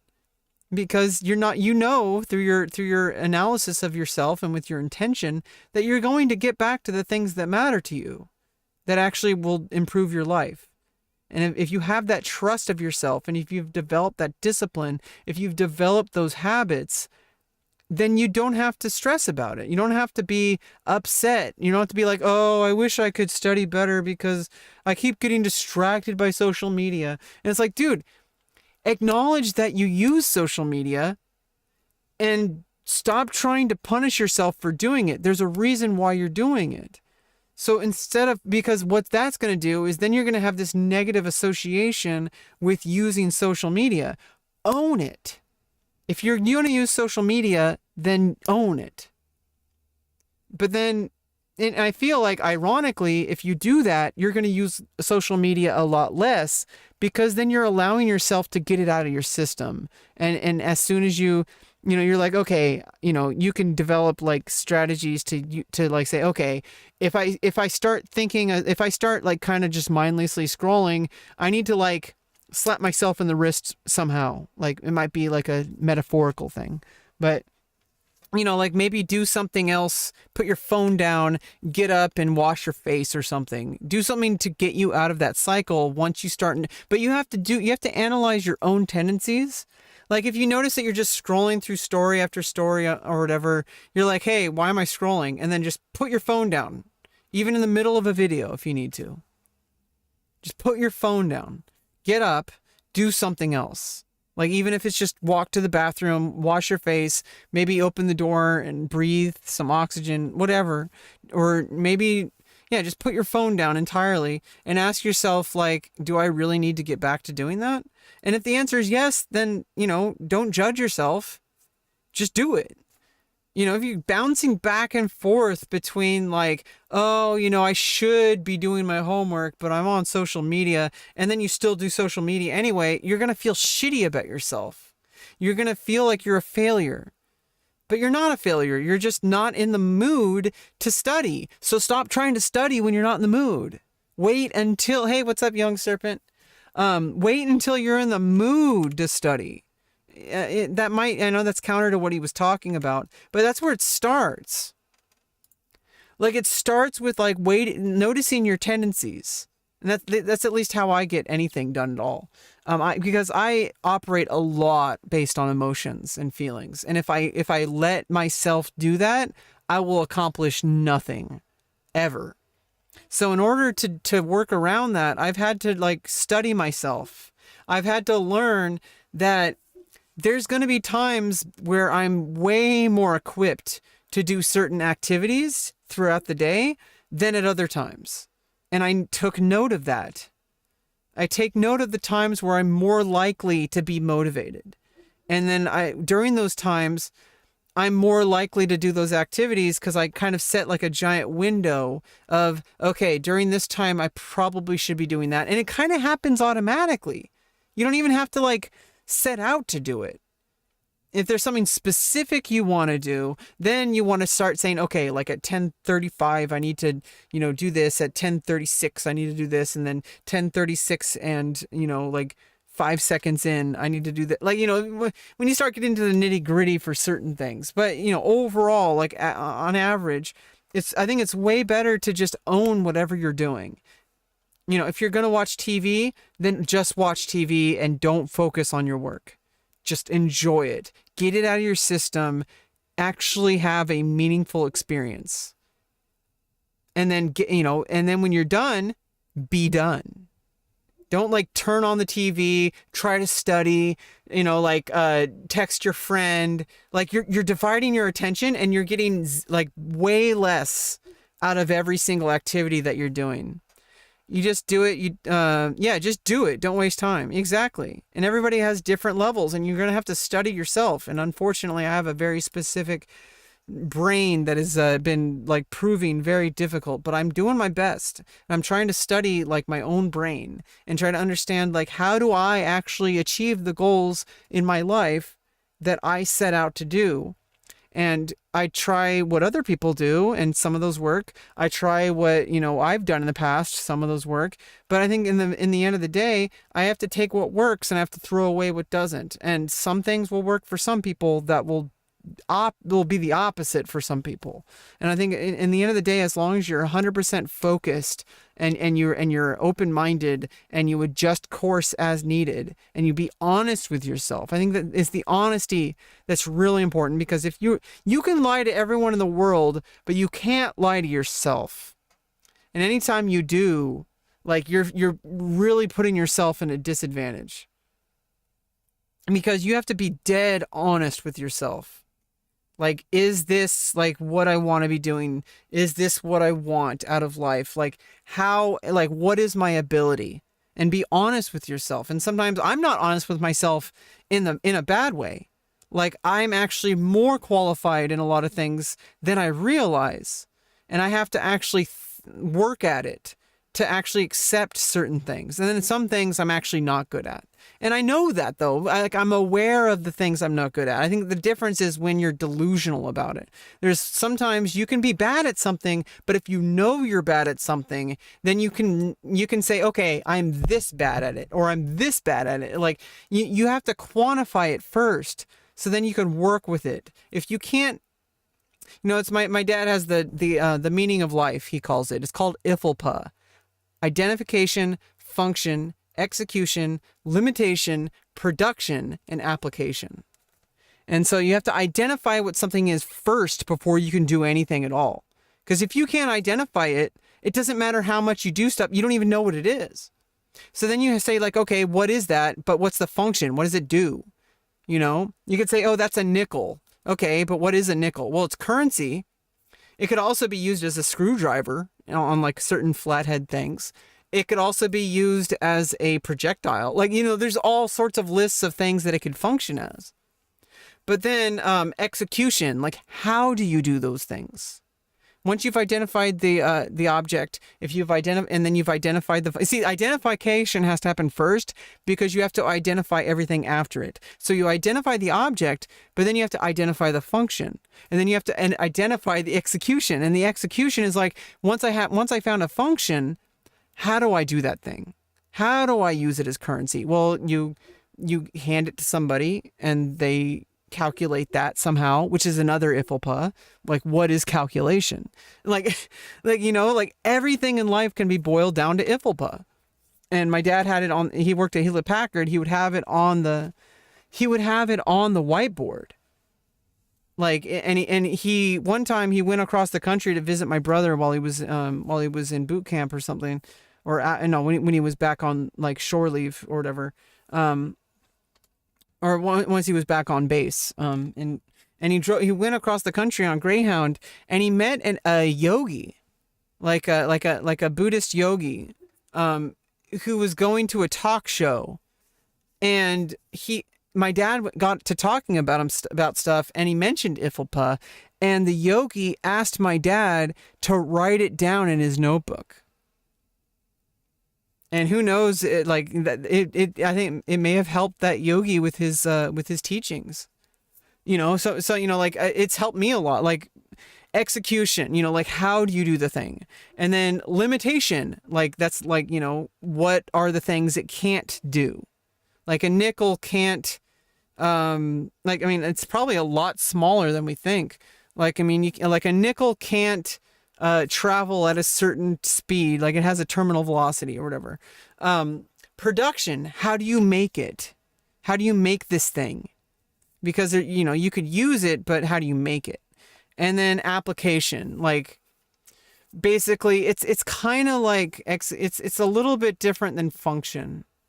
Because I think application are like, what are the various things that it could also be, like, how do you, like, what are the situations where this will be a useful object? Like, obviously, if you're trying to pay for a taco at Taco Bell, having a nickel or a bunch of nickels in this case would probably be an application of the nickel. Like, in order to buy a taco, you need currency, and a nickel is currency. So therefore, you could use that currency to obtain a taco. So it's like, if you think about things this way, like everything can be boiled down that way. And I'm pretty sure he came up with this in order to help with his computer programming. But it's like you basically, like, you can boil anything down to iflpa. Use 5 minutes, 10 minutes, 15 minutes, or an hour. So what we really need to do is that is true. You get money by working, but then define work. See, it's like things, you get money by working, and it's like you also get other things from working as well. You get fulfillment, you get socialization, like you get to socialize with people. Yeah, the government made the money. See, this is one function, right? These are one applications. But like I'm saying, money is more than just money, because money is also a physical object. So you could use money to wipe your ass. It would be a federal crime, right? But like, I guess as long as you wash it off, I guess it's fine. But like, you can literally in emergency, like use money to wipe your ass. Like, it's not just currency. It's currency, but it's also other things. Working isn't just, there's no one definition of working. Working for somebody could be working at a fast food restaurant. For another person, it could mean sending out like 3 tweets a day because they're like a social media manager or whatever. And there's more to it than that. But you know what I mean? Like there's no one definition of working, but we do identify that working is an activity. Like, and like, what is working? Is like the application part. But like identifying like what working is actually kind of probably more, it's more of an abstract concept than a lot of things. Whereas like money, for example, money as a concept is very abstract, but a dollar is a very specific idea. Like a dollar is like a fabric that is created by a government that is used as a currency. But like money could literally mean like so many different things. Like there's money in video games, right? So the concept of money is a lot looser. But then you go further and further and identify these things in more specifics, in more specific applications. And, then you can find different versions of these concepts.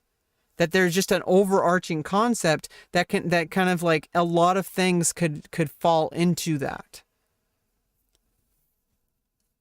So like some things people say, oh, that get a real job. What is a real job? Well, a job is something that you do that helps you function in life. Well, there's many things that could do that besides, working can constitute anything. Like there's so many different definitions of what working is. So like, I mean, I think a lot of people, and myself included, it's so easy for us to kind of like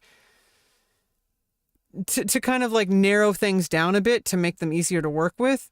But like, I feel like a lot of my anxiety and like I feel like a lot of people's anxiety comes from having too narrow of a definition of our goals. And so once you start thinking of like, well, what's my goal? To make money or to live a good life? Well, those are two different goals, and they're not mutually exclusive. You could have a good life by making money, but making money doesn't necessarily give you a good life. Right? So like, and also you can also make money without working, because some people, but you might have to say like, well, maybe you do work if you go buy a lottery ticket, at least you have to actually go to the vendor and buy that lottery ticket. So that requires some amount of work. You never get something for nothing. There's always some kind of force that made it happen. And it might be in your control. It might not. Yeah, passive income, for example. But you worked to get it, right? So like the passive income wasn't passive in the beginning. So you had to do some kind of work to put in towards that passive income. So like, but once you get there, you don't have to work for it as much anymore or at all. Especially you get a certain point in finances where you can work for you. And obviously nothing in life is ever guaranteed at all. But at a certain point, you have a certain amount of finances that you could literally invest into blue chip stocks, such as like ABC, which runs Google and YouTube and all that. Or like Meta, which is probably a bad bet right now. Honestly, I feel like I feel like they really fucked up with the whole metaverse thing. That was like a stupid idea, honestly.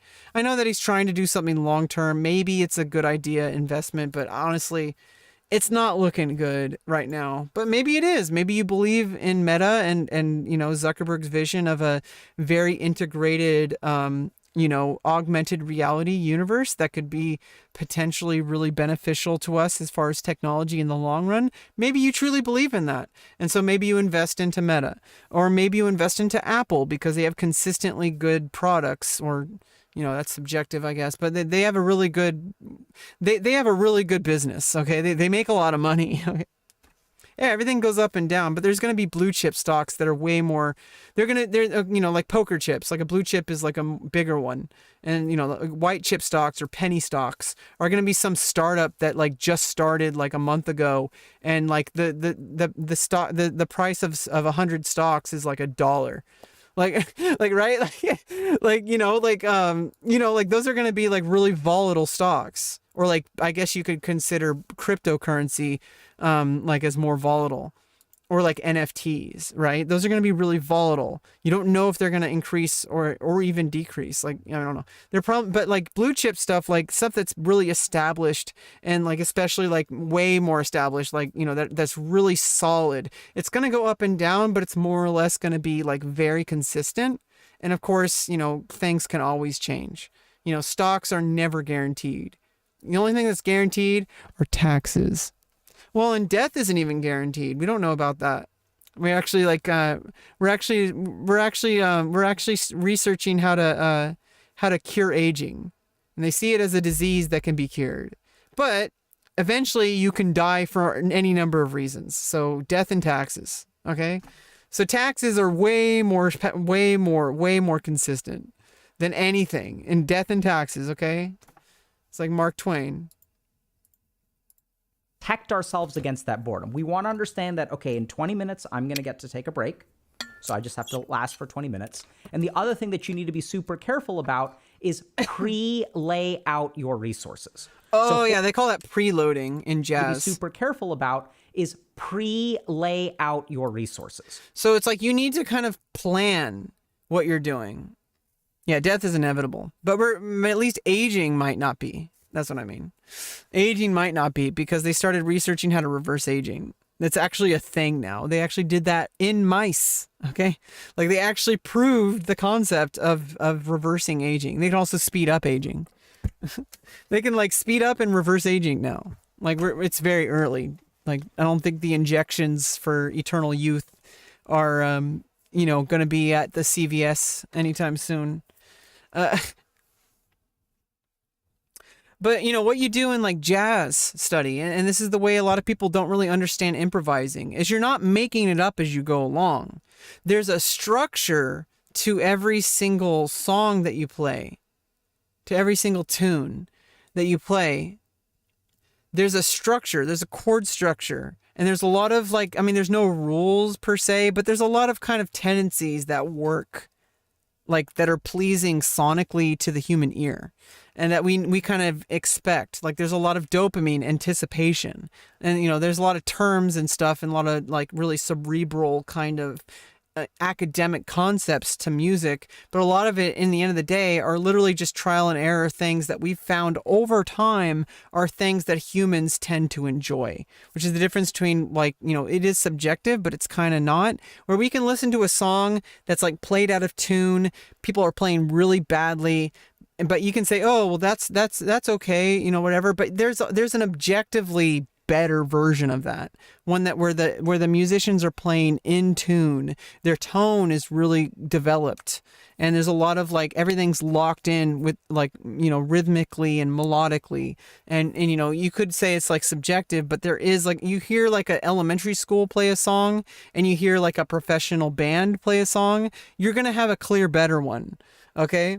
And so, like, what a lot of jazz musicians do is they kind of preload, and they call it front loading, is you do a lot of study of the song and and also you listen to other performers and all that kind of stuff.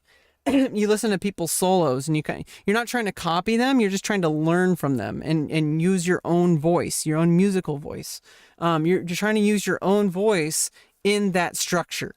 And you have to understand the structure first, so that when you go up on stage to do a solo, you do the chart and then you do the solo. You play the head, or the section that's, like, written down, or more or less written down, because a lot of jazz is never played, like, written down, like, unless it's very, very orchestrated. Like, there's like big band, like, very powerful, like, brass hits, like ba ba ba, like, everything's right.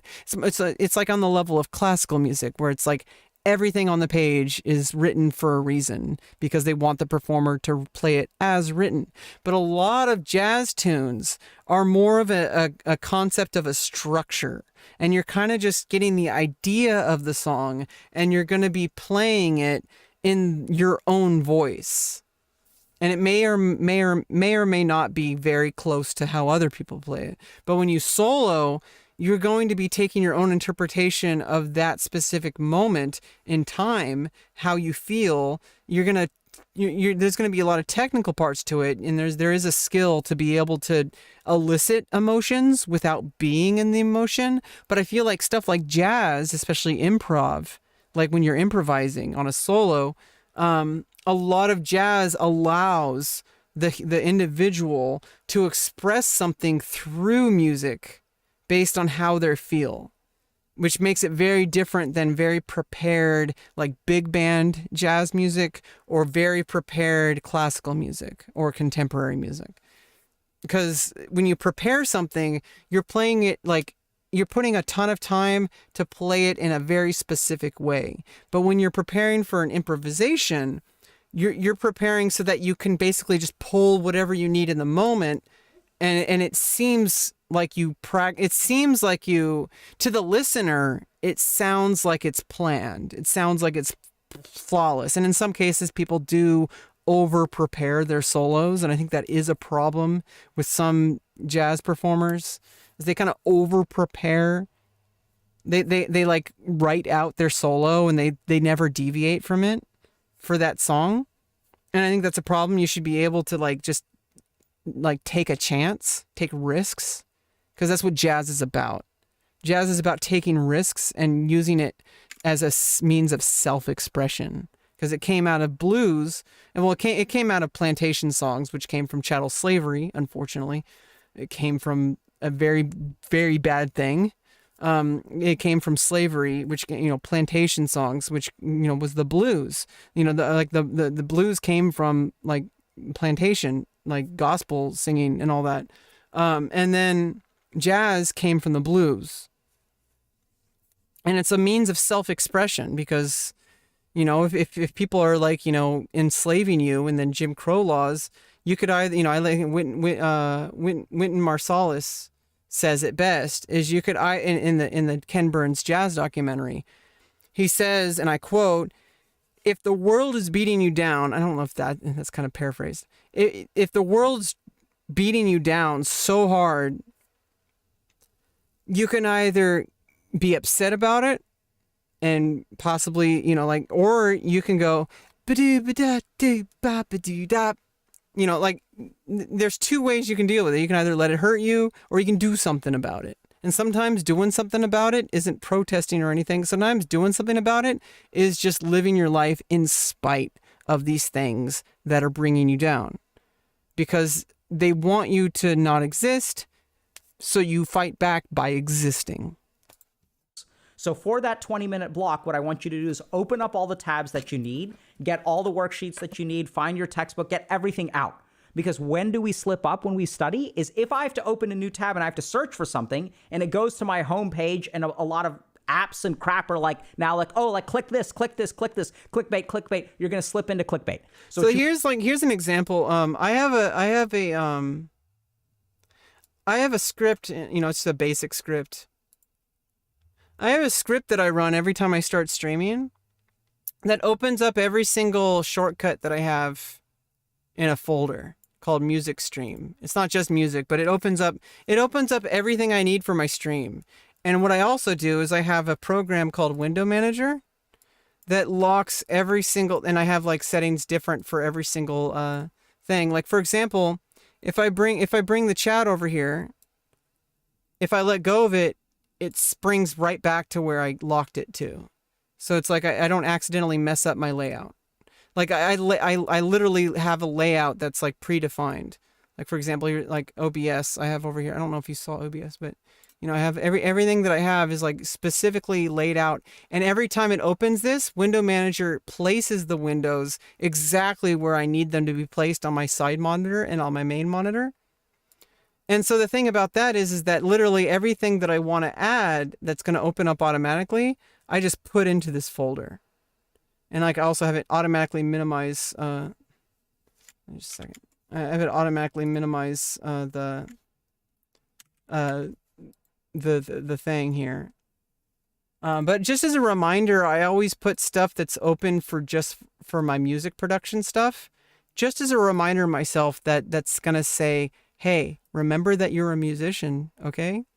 Remember where you came from. Because I don't want to give up on music, ever. Music's always going to be a part of my life. And so I don't ever want to lose that spark of music. And I just not in a part of my life right now where I can really do that. What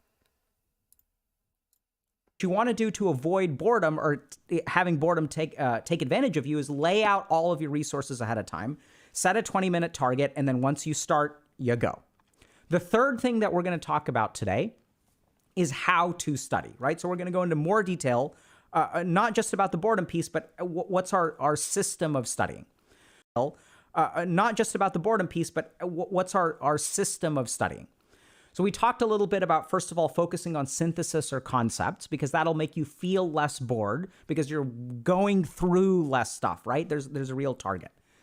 So what we're going to do with synthesis or concepts is I strongly recommend physically writing. Right. This is a big one. And this is why, like, I got for my actual, because I'm a writer, I'm writing a novel and writing short stories.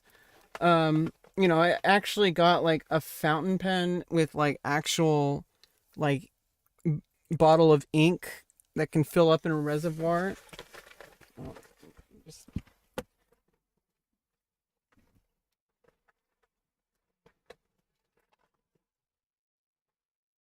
And also, like, here's another layout resources thing. I have a literal, like, everything in this bag is like everything I need to write. And well, I have my phone, I can even publish, if I have internet access or connection. So literally, oh God.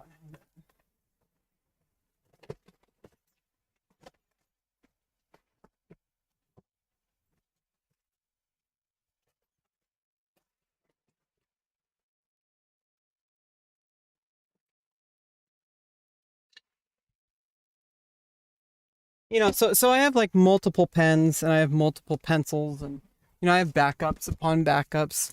But, like I literally got myself, it's not even an expensive one. I think it was less than $20. I got myself a fountain pen. I'm probably going to have to refill. I don't know. I got myself a fountain pen. Specifically because every time I write, I have to take out, there's a ritual associated. I have to take out my writing bag. I have a specific binder and like a lap desk that I use for that when I'm at home. Like I have a binder and I actually have a pocket watch that I put inside the binder ring to make sure that I don't even have to use my phone to have to know what time it is, and I keep track of my writing sessions. I'll usually write from 5 to 10 minute sessions, and then I'll but I take the pen out. I write down the time in 24-hour format. Like right now, I would just write 1818. I don't even put the colon in. I just write 1818 on the margin, and then I just start writing. And then as soon as I run out of steam, I stop writing. I write the end time in the margin. And then I put the pen away. I close the box, the container, or the what do you call this?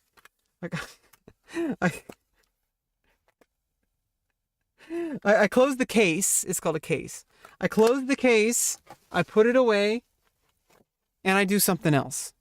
I mean, if I'm writing, if I'm like trying to write like more, I'll just like put the writing aside and I'll just kind of lie down and meditate a little bit or just kind of relax. And I'll just kind of like over time, I'll get like a couple hours of writing, and I haven't done that in a while, but I know the process again. I'm going to get back into it when I'm recovering from surgery after the initial stages of the post-surgery recovery. When I can actually kind of concentrate a little bit more, like after I start recovering from surgery, and I have a little bit more kind of lucidity or whatever of like not just being in recovery, like on meds and like all that kind of stuff. Might be a few days, might be the whole 2 weeks that I won't be able to write. But as soon as I can, I'm going to dedicate my recovery time to getting back into a writing habit. And I'm going to not use, I'm not going to stream at all. I'm not going to really be able to talk.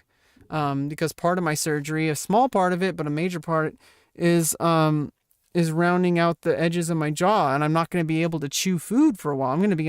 For 2 weeks, I'm going to be on a liquid diet, and it's going to be difficult for me to talk. Not only that, there's going to be a tracheal shave, so it's going to actually like be difficult to talk because of that.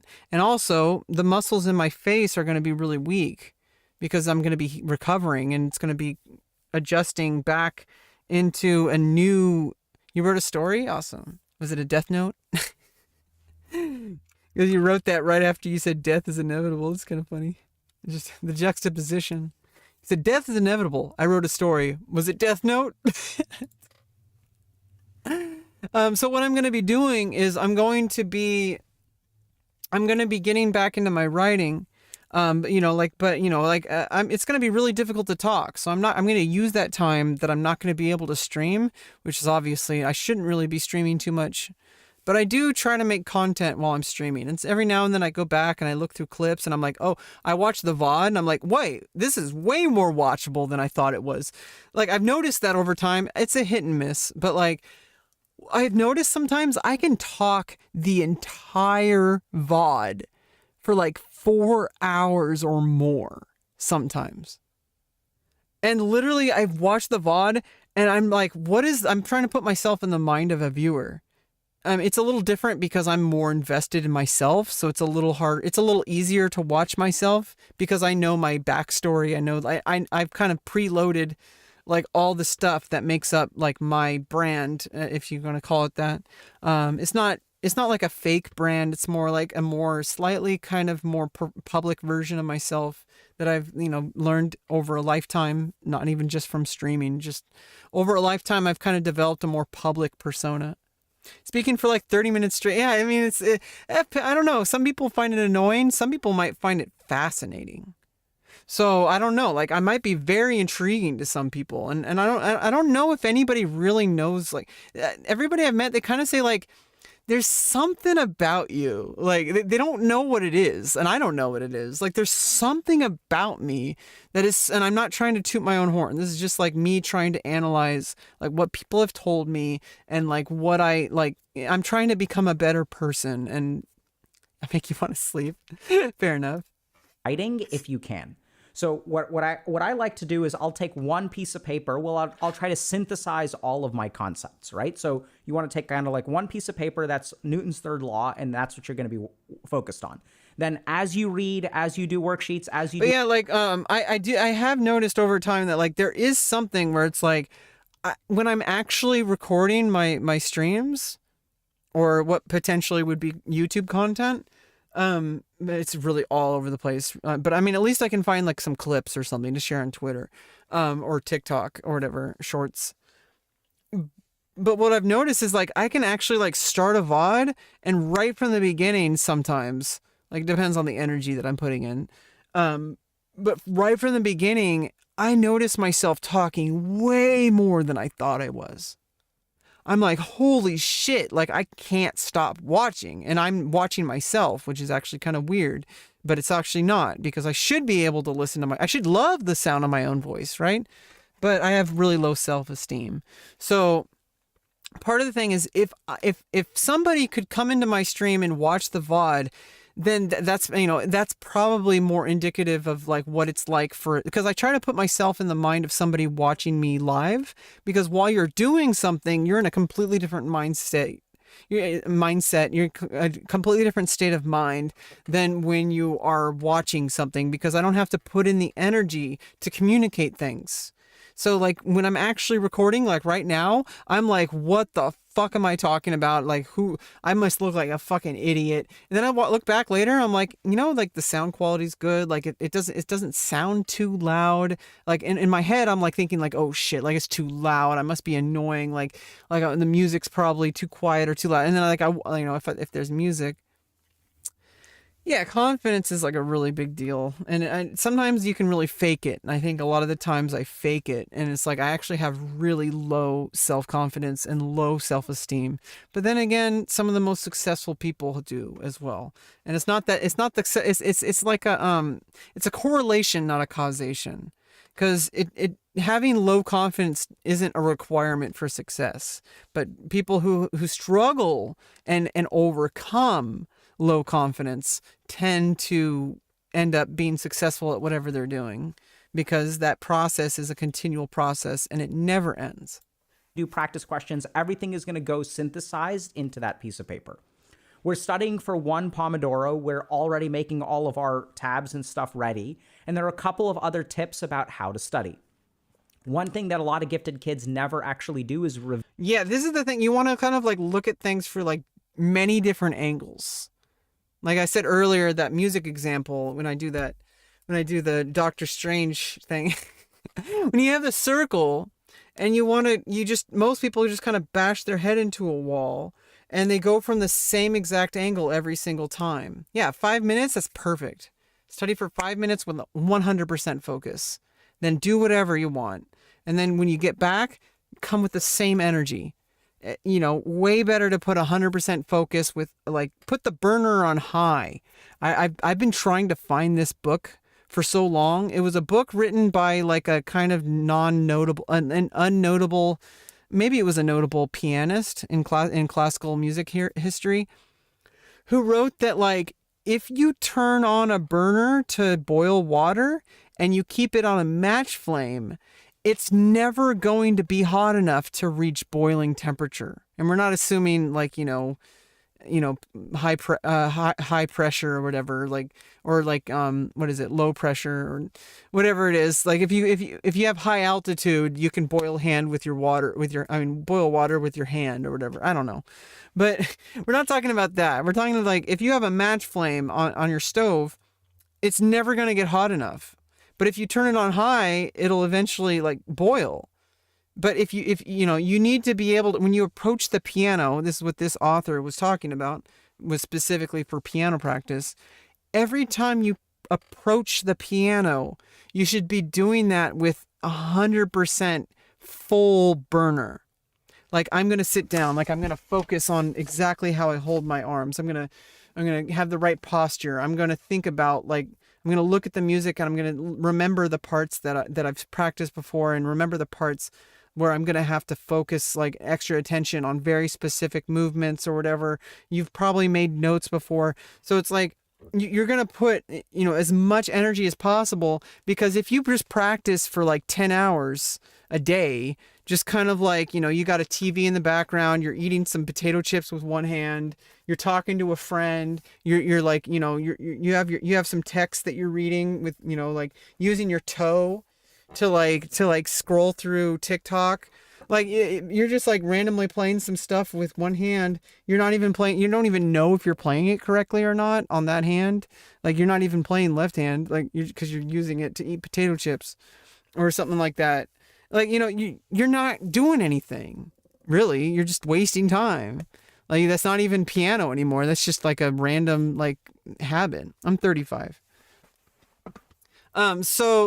But if you practice for 5 minutes and you open up the piano and you play that very specific couple of measures, like you want to just practice those 3 measures that are giving you the hardest time. And you're not playing all the stuff you already know how to play. You're just narrowing it down to the very specific section that you need to work on. And that day you decided already in your lesson plan and your practice plan of exactly what you're going to work on that day.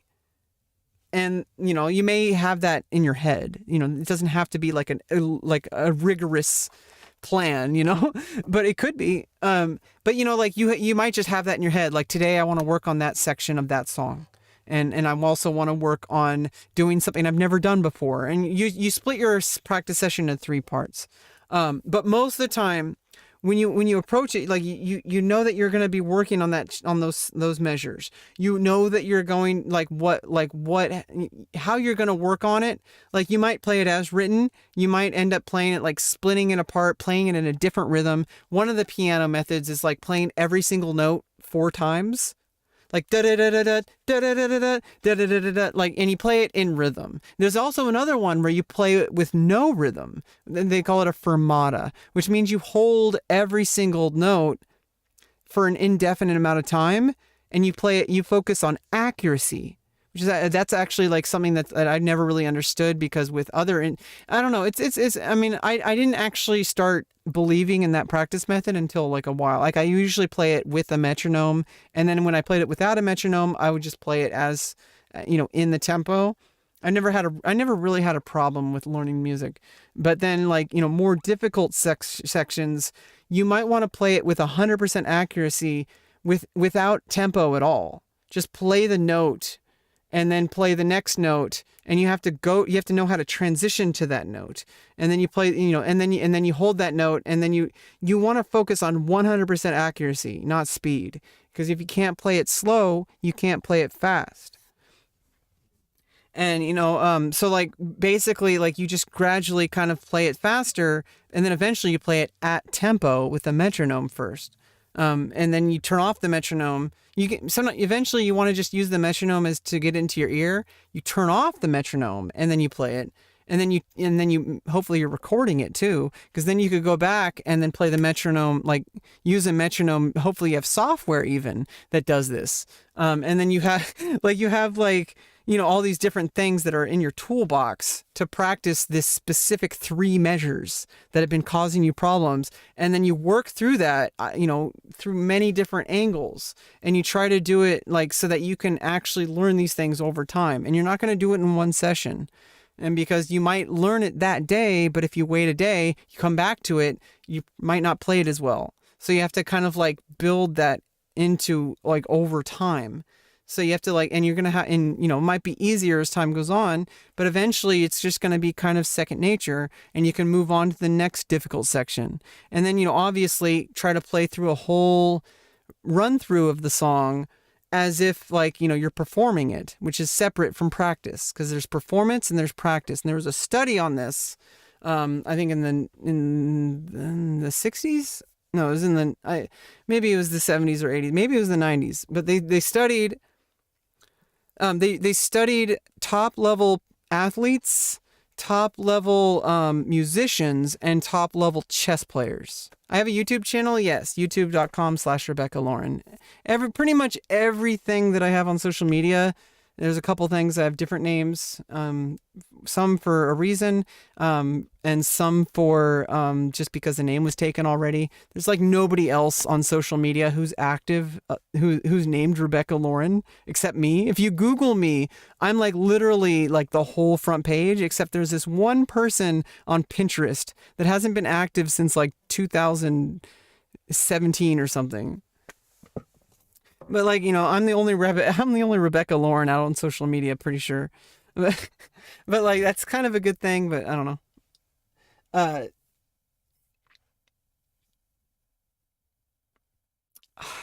forgot what I was going to say. But, basically, you like, there's a difference between, in this study, like they kind of found out like the daily habits they had these, it's imperfect trying to figure out like how people got to where they are at the elite level. And they would have the like chess players or the musicians, and they had a couple in the study with musicians. They had professional musicians, they had top college level musicians, and they had like kind of more like entry level college level musicians. And they would study their practice habits, and the most common factor of the very elite level people was that they split their practice in between, like they would have dedicated practice and they would have performance. And I think this was created by the studiers, the researchers, is they would split every single activity into a very specific box, and they would ask the people to self-report how much time a day they spent on those things. Okay, and they found out that like basically like 1 hour of dedicated practice a day, and dedicated practice is literally like that workshop. Like you're going in and doing that thing I mentioned where you're like specifically you go in with a plan. You're not going to focus on performing. You're not going to sound good. You might, but like you're not going to play it. You're not going to play stuff the way that you would if you're performing on stage. But then there is something about passive practice and performance where you need to get used to the performance mindset, where you actually go out and you perform in front of people. And that could even just be like you're playing the piano at like a dinner party. Like, you're just like, oh, hey, you have a piano? Let me play this song I know. And it's like you're getting used to putting yourself in a situation where people are going to be observing your performance. Oh, thanks for the sub. Review. So this is something probably because we didn't need kids never actually do is review. Yeah. And so like I said, basically what I was getting at was like reviewing is like, you don't just learn it once. Like you have to go back and like, you're not going to do it as well the second time if you wait enough time. And you kind of have to, they call this spaced repetition software, like Anki, to learn languages, or like chess openings or chess tactics or whatever.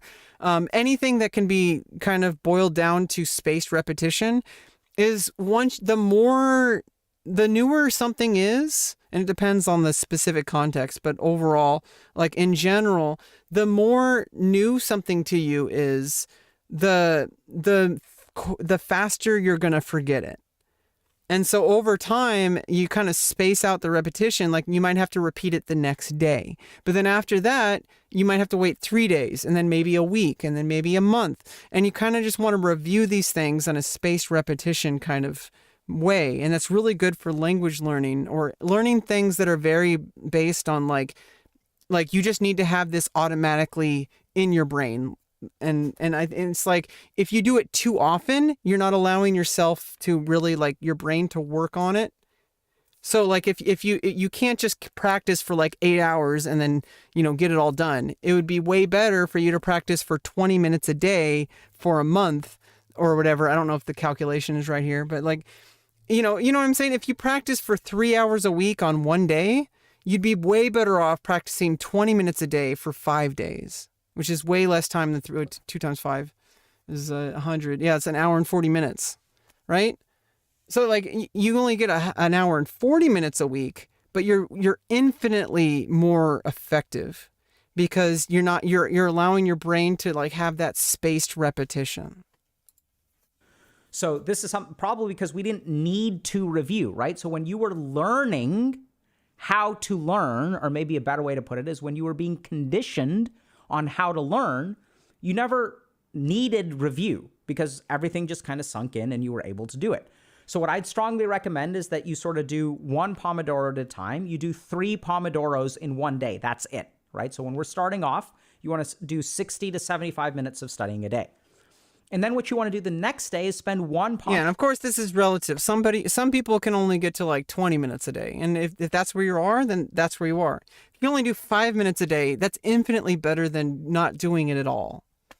You just remember the memory. I remember the memory.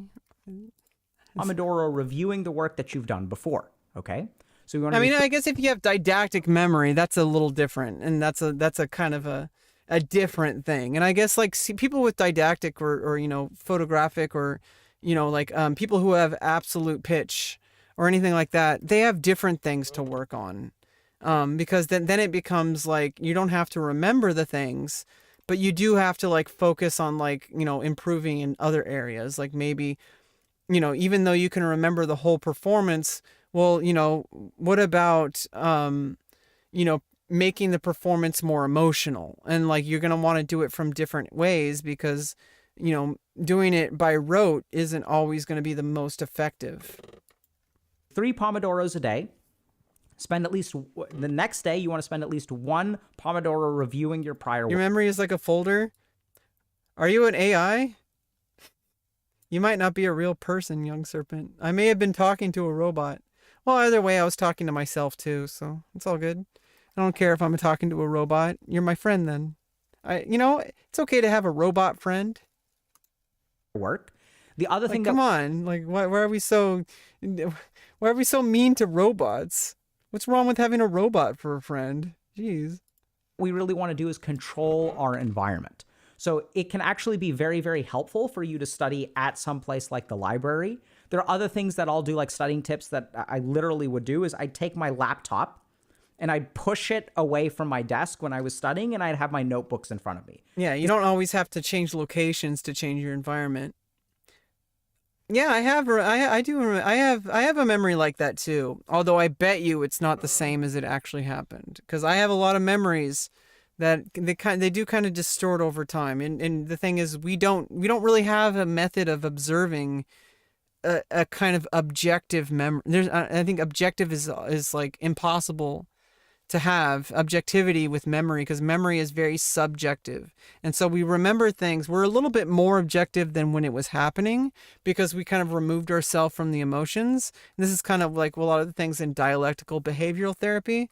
Dialectical behavior therapy, it's where you kind of like learn to have a more objective understanding of your emotions, so that if you're experiencing emotion in the moment, you don't have to make decisions based on that emotion.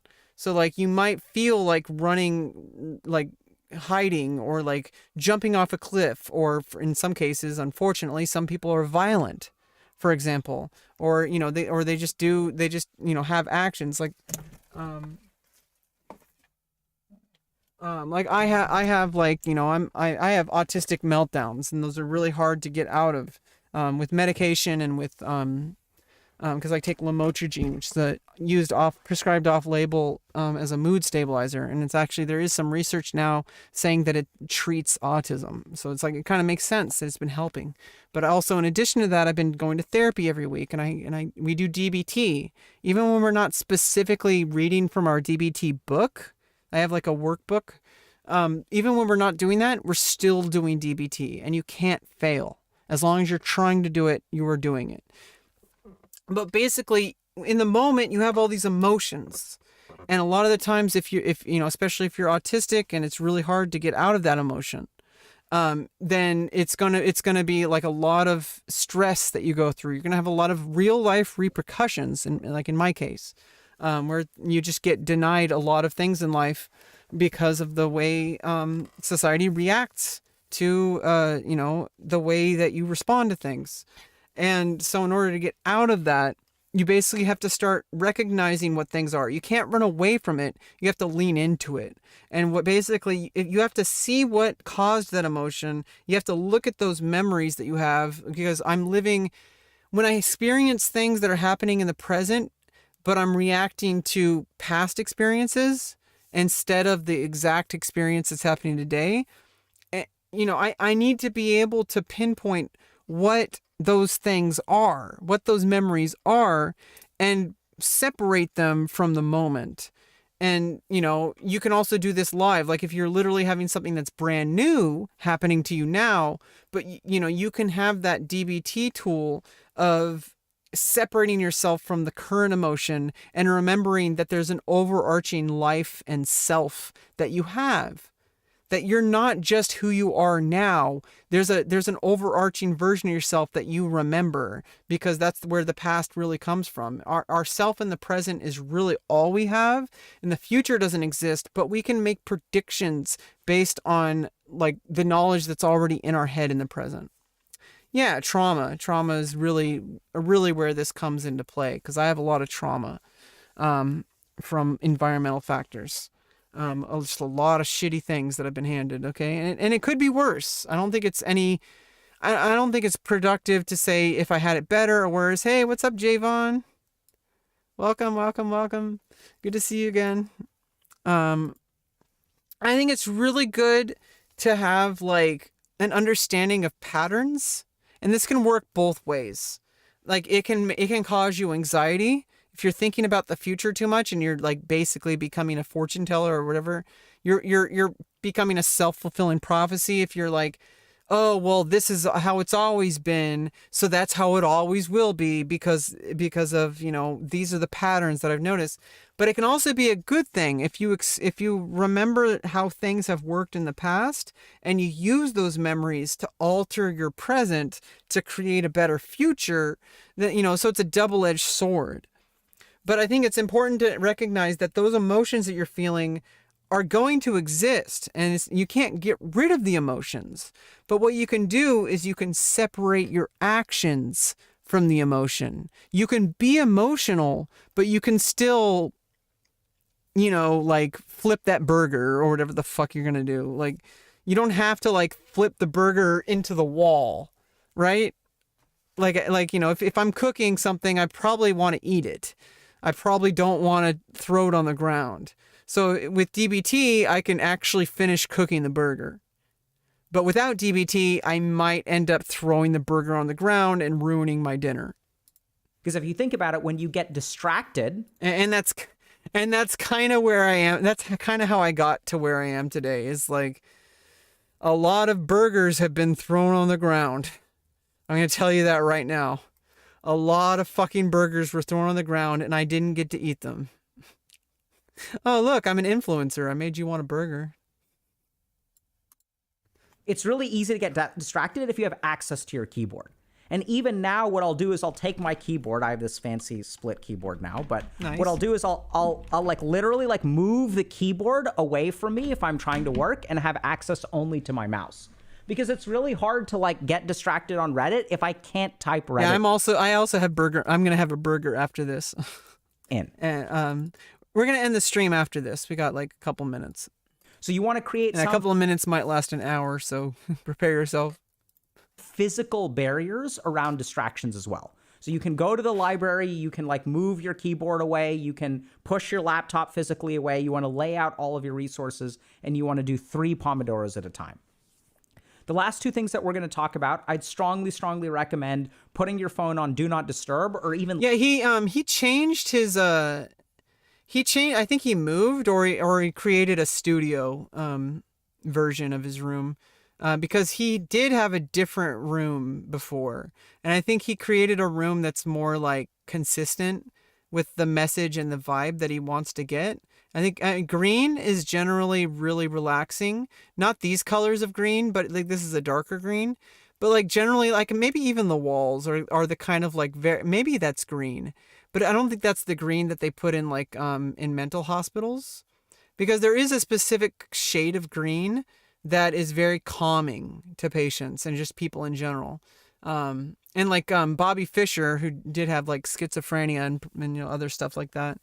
I think he talked about how he would paint his walls that color. Or no, I don't know if it was him. No. Was that? I think that was Kasparov that did that. I'm wrong. Whatever. But there was somebody who like painted their walls that way so that they could be really like more relaxed and not and like less anxiety and stuff. And leaving it in a different room, and what to do when we take breaks. So when we take breaks, our most natural impulse is going to be to pull out a piece of technology, but don't do that. Yeah, I said that earlier. That this is kind of the point I was saying earlier. Like you want when you eat, you eat. When you sleep, you sleep. When you work, you work. When we take breaks, all we're going to do is get up and walk around. So for 5 minutes, you can drink water if you want to, you can walk around, but no technology usage, no mental stimulation. Just don't break yourself out from that flow. You know, they call it the flow state. You know, I mean, you are kind of breaking your flow by getting up and walking around, but even then, like you're breaking that flow state. And flow state is where we accomplish like the most elite things in our lives. Just get up, walk around for 5 minutes.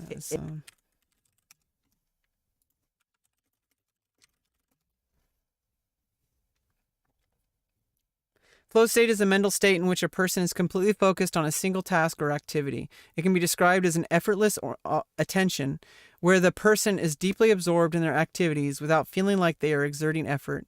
Flow state has been popularized by positive psychologists and has many benefits. And this is what's really cool is, yeah, like when you're going on a hike, you're not like also like trying to do some kind of like browsing. I mean, I don't know about you, but when I go on a hike, the last thing I'm thinking about is browsing Twitter. When I'm on a hike, I'm like looking at the sky, I'm looking at the clouds, I'm looking at the greenery. I might be with friends, and so I'm focusing on what they're talking about. Like there's so many other things you can be focusing on, you know, when you're going out into nature specifically.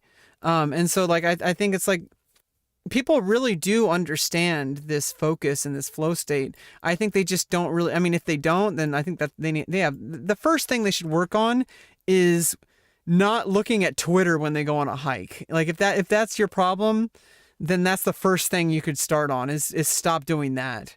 Because I don't see any reason to look at your phone unless somebody calls you and it's like, you know, it's an important call, right? Like, so if like, you know, there's no reason to be browsing your phone when you're out on a hike, unless like you literally like have, like you're you know, I don't know, unless it, like there's a difference between going out on a hike because like you maybe you work remotely and you're like expecting work, but you don't want to just sit at home.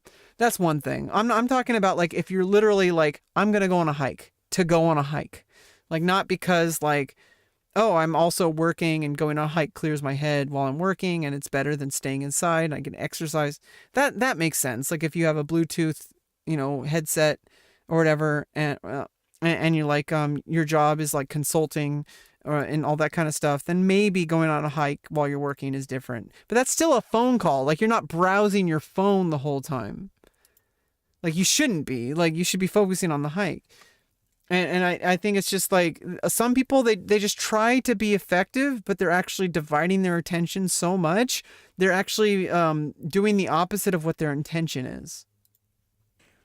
If you walk around for 5 minutes, you're done walking. You're done with your break. You're ready to stop doing your break and going back to studying.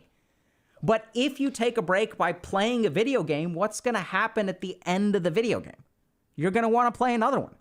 So, yeah, it's like you're creating a new state. You're switching to a new activity. So if you're switching to a new activity, then you've ended the previous activity. You're not just taking a break, you started a new activity. So our break time has to also be very carefully constructed. I know it sounds kind of bizarre, but studying is something that you can actually formally learn how to do. It's a skill, just like meditating or learning to ride a bike or even playing a video game. The challenge is that if we are gifted kids, what we run into is the situation where we never needed to learn the proper conditioning in terms of how to study, right? We never learned how to study. We didn't learn how to learn. Yeah, learning how to learn. This is step one.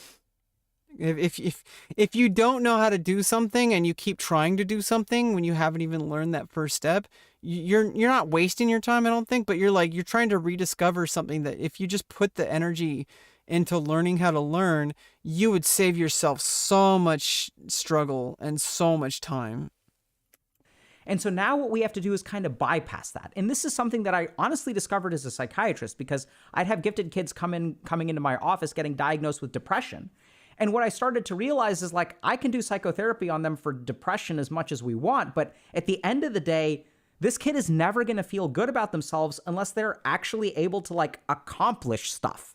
Yeah, that's kind of where I'm at. Like, I don't want things handed to me. And it's obviously nice when people give you a helping hand. That's not what I'm talking about. Like, what I'm talking about is, like, I don't want to just sit here and veg out. I have things in life that I want to accomplish.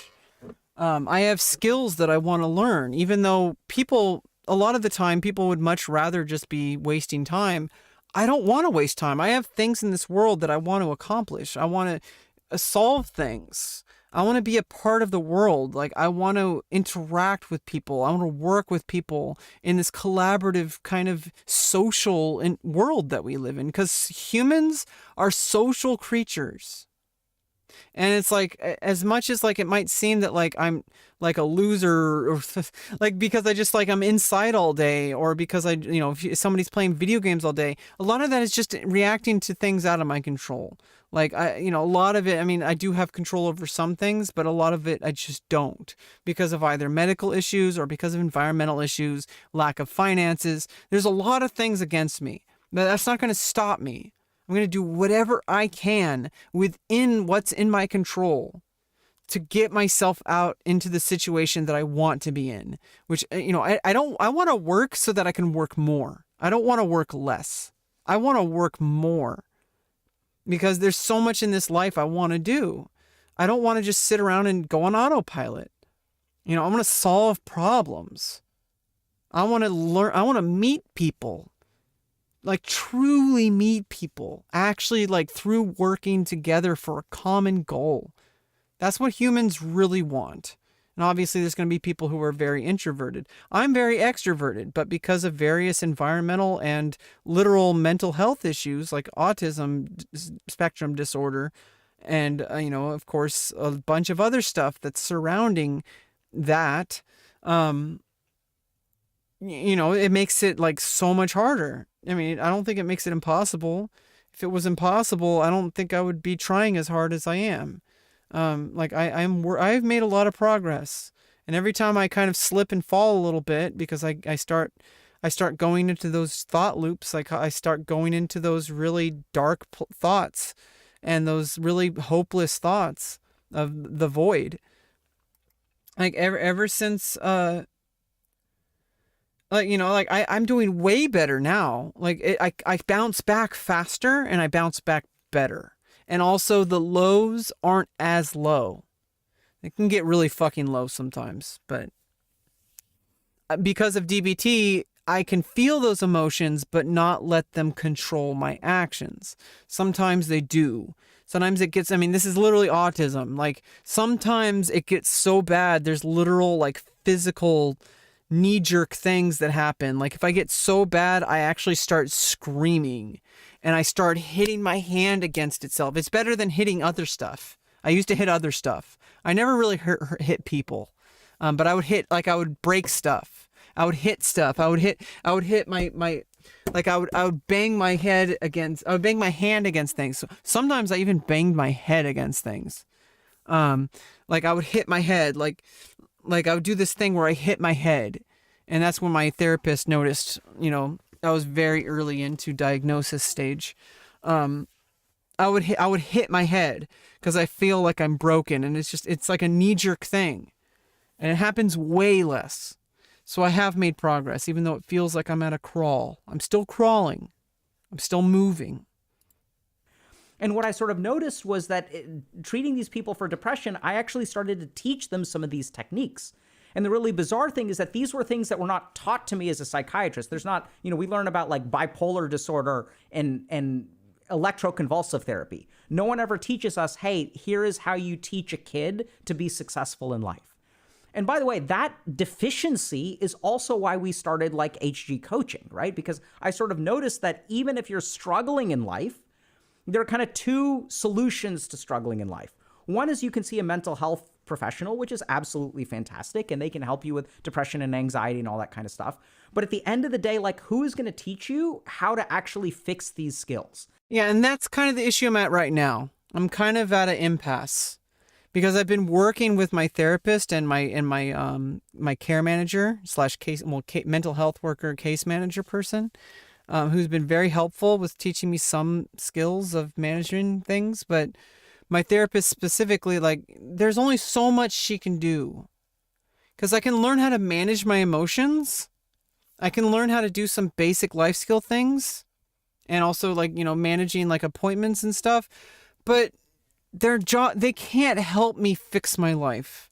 And so I've kind of been at an impasse because I need some one-on-one coaching, and there's only so much resources available. They've been trying to get me onto wait lists for various resources. There are autistic specific resources that I have not really been able to have access to. I've not been able to have access to, because I don't have the money to do it. Or because, I don't have the resources. Like, there's wait lists, or my insurance doesn't cover it, or something like that.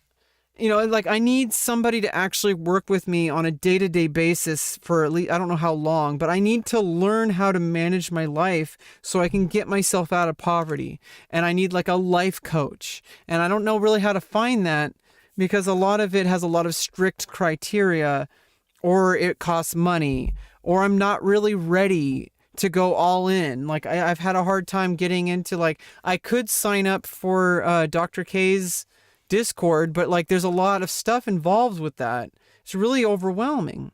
Yeah, having a schedule, that's kind of what I'm talking about. Like that's kind of what I'm talking about. Like, I can't even really make a schedule. Like, this is the kind of deficit I'm talking about. This is literally like, I don't even brush my teeth all the time. I kind of compromise by, at the very least, I use mouthwash with hydrogen peroxide every time I eat. And I do have my toothbrush and toothpaste up there, and I usually have those floss picks so I can remember to floss, but it's hit and miss. I'm going to tell you right now, this is, I appreciate your advice in the chat, but I'm just going to tell you right now, you're probably not going to fix it in chat. Like, I appreciate the help, and, just don't spend the energy if you don't have it. Because I literally have doctors who are trying to help me, and they have more resources but you never know if something. I always like listening to feedback, but I'm just going to tell you, you're probably somebody in chat is probably not going to solve this problem. I've been having this problem for, I'm 35. I've been having this problem since I was like 5 or like as soon as school started, when you actually have to have schedules. That was the problem. And like, as soon as they put me into a school system, that's when the problem started. And unfortunately they were not equipped to work with autistic students. And I just had to suffer through it, and it was literal torture. And nobody believed me. They just said I had to work harder.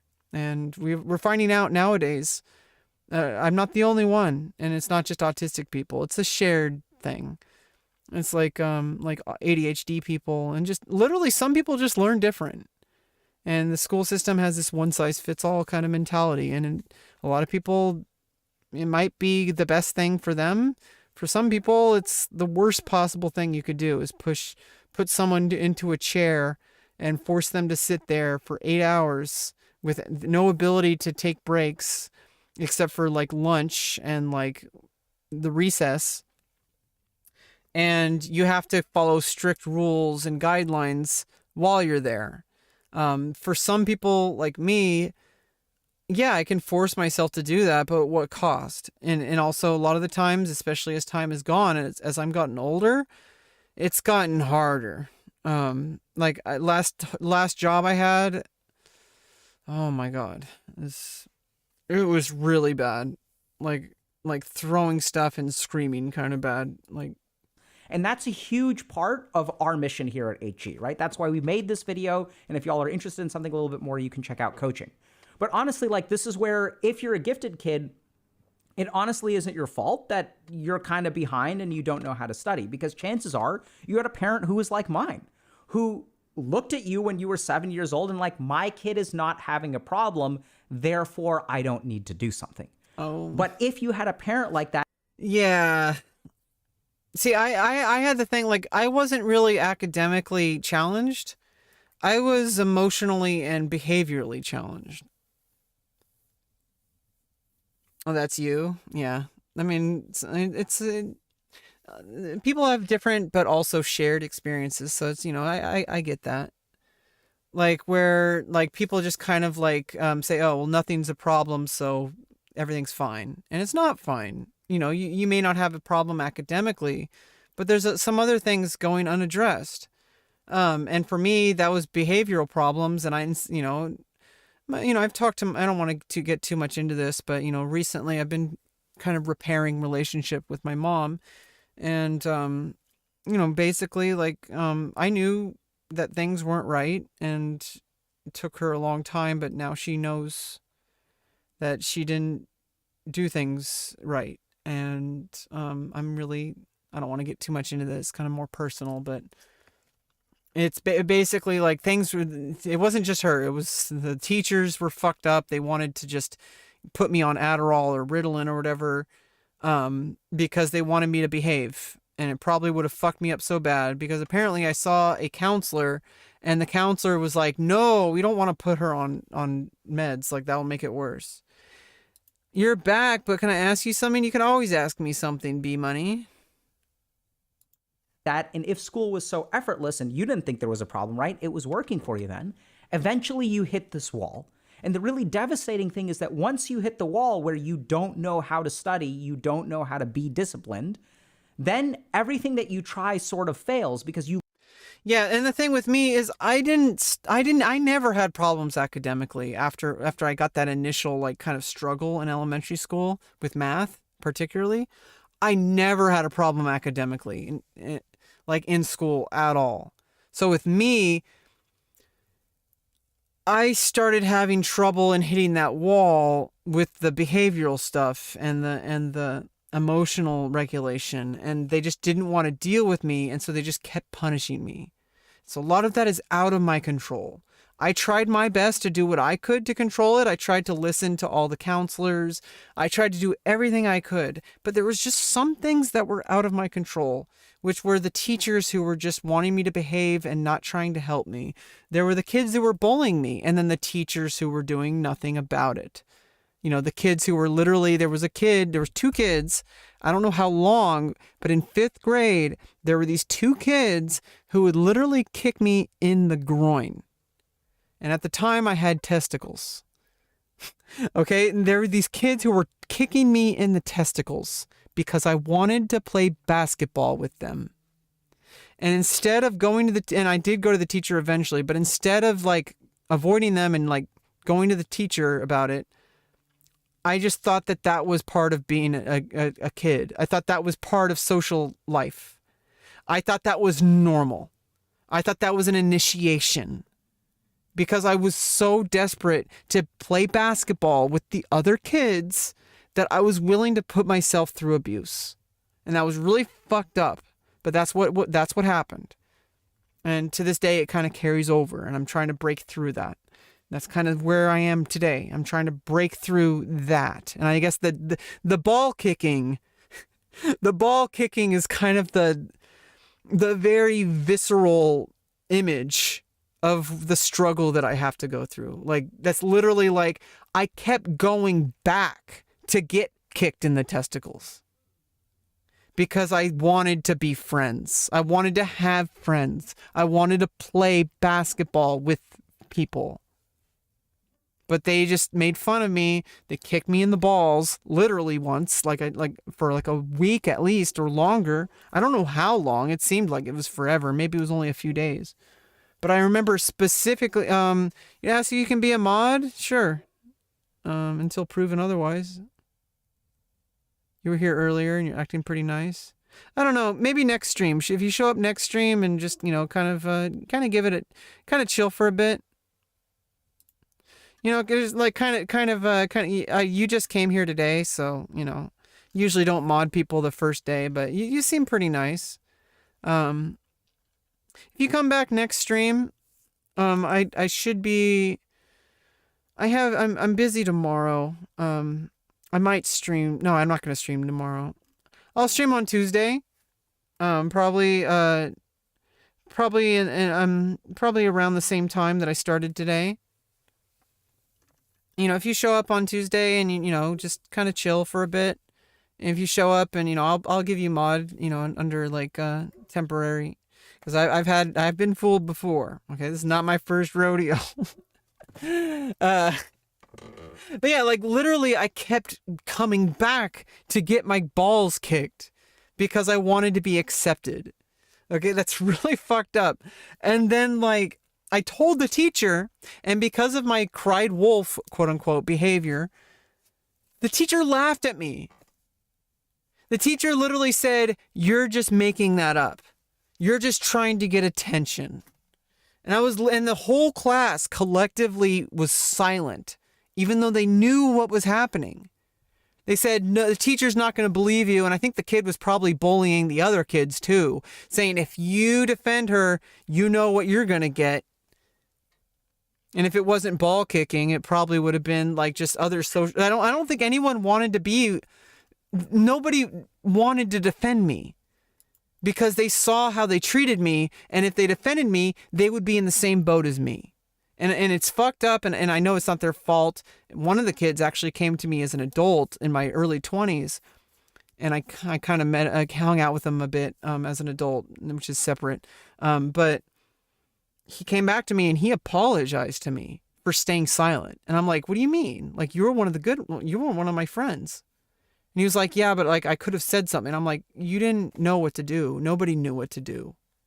If anybody's fault, it's the adults who are in charge of a bunch of children."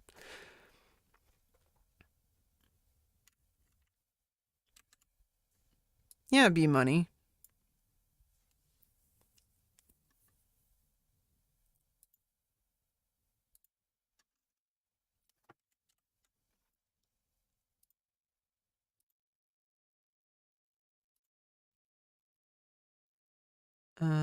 Wait.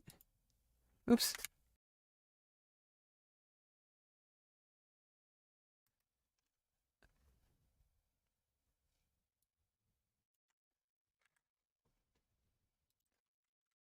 Let me mod you now.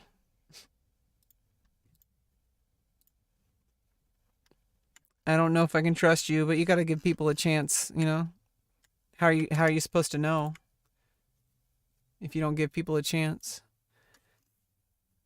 But I do have access to the moderator log or whatever, so if you cross me,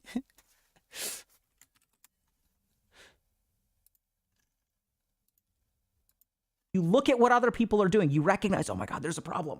And then you look and you say, oh, that's this person next to me is sitting there at the library for 4 hours and they're studying and they're doing a great job.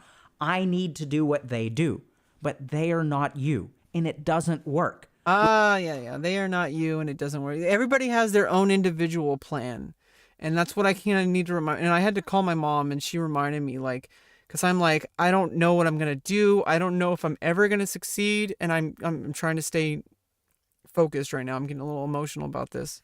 This is a big deal. The only thing I've ever really found myself able to do is I can do public speaking. I've been very good at that. I've been able to public speak since I was like I said, 3 or 4 or 5. since I started getting into because I was very, very outspoken. I wanted everyone to, and for a while it was kind of vanity. I just wanted everyone to look at me. I wanted everyone to pay attention to me.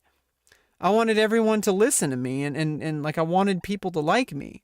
And you know, I've become something different now, but like my mom had to remind me, you know, I'm like, oh God, like what I'm pursuing as a career is almost like laughable at even calling it a career.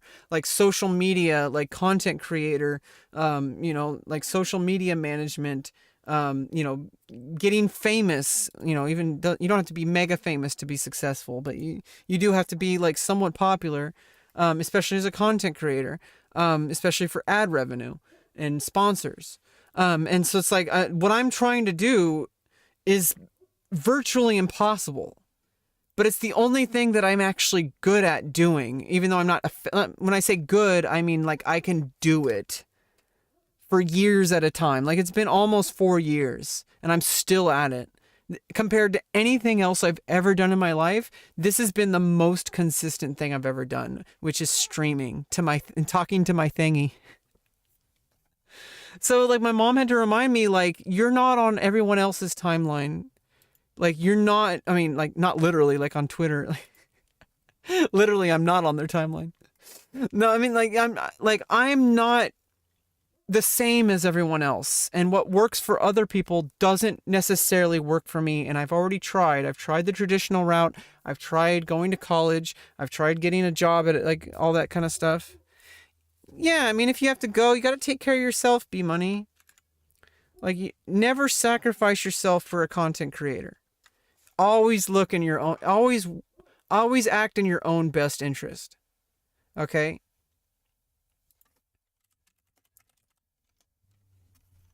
Always act in your own self-interest.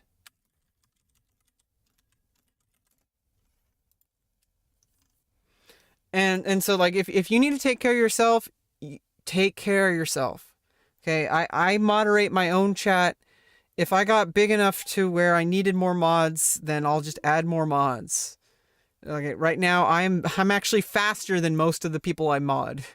Okay, like I'm actually faster because I've been having to self-moderate my chat for a long time, since day one.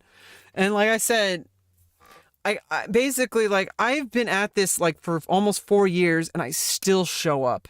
Because it's so nuanced and it's so open-ended as a medium of content creation. It's not just about streaming. It's not just about YouTube editing videos. Like, it's not just about social media management. Every single day is different, and anything can happen. Like, literally, like the fact that I'm even like have accounts. Even if I did nothing, there's always the chance, by random chance, some random fucking millionaire could just give me some fucking money just because I exist. But I mean, obviously I'm not going to count on that. It's probably not going to happen. Most likely not going to happen. But the fact that I even put myself out there, that's infinitely better than giving up entirely. Why you make me mod? Because you're trustworthy, somewhat. Oh, did I even mod B-Money? I don't know if I typed it wrong.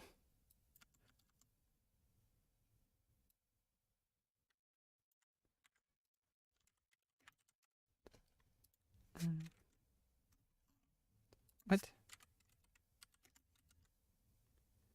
This command does not exist? What?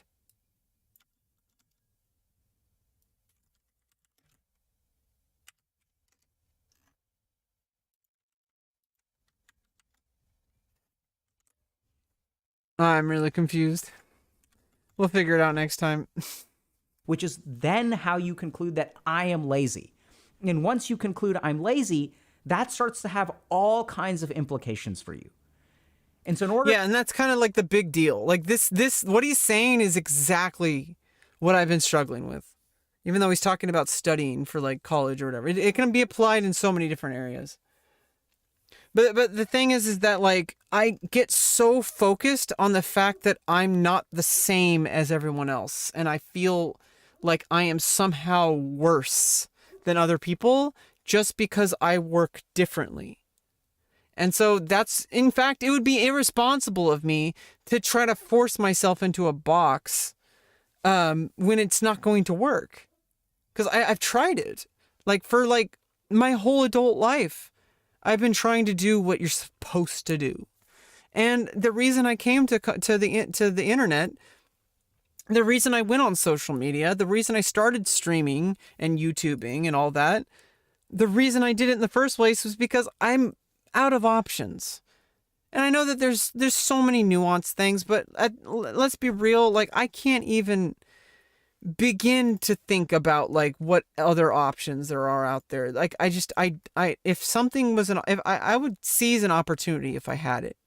But the fact of it is like, I don't really have that in my control. What I do have in my control is putting myself out into the public eye and doing what I do best, which is not caring so much.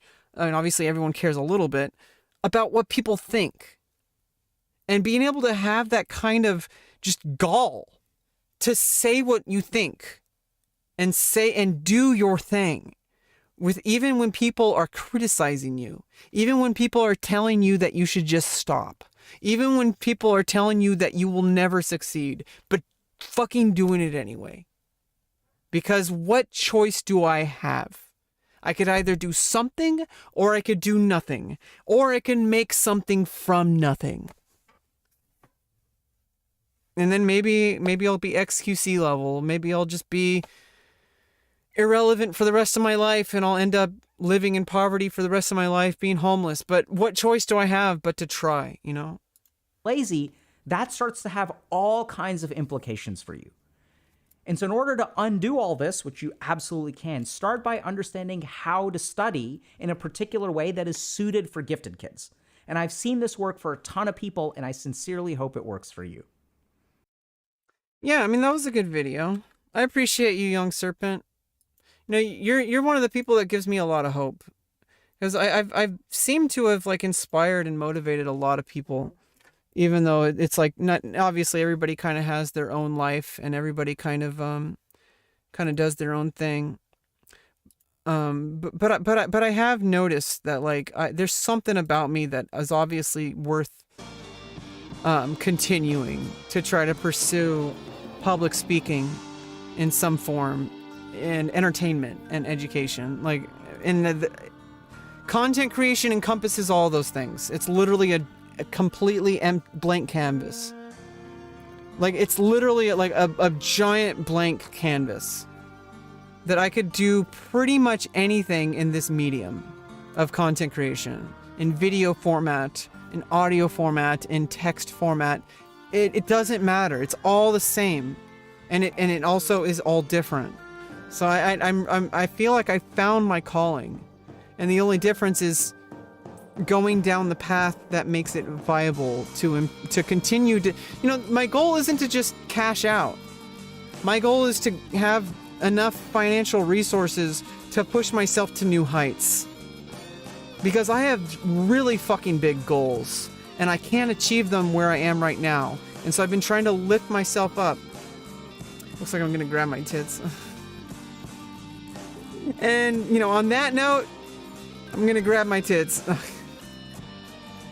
Bye. Thank you for coming. Bye-bye. Bye-bye. Thank you.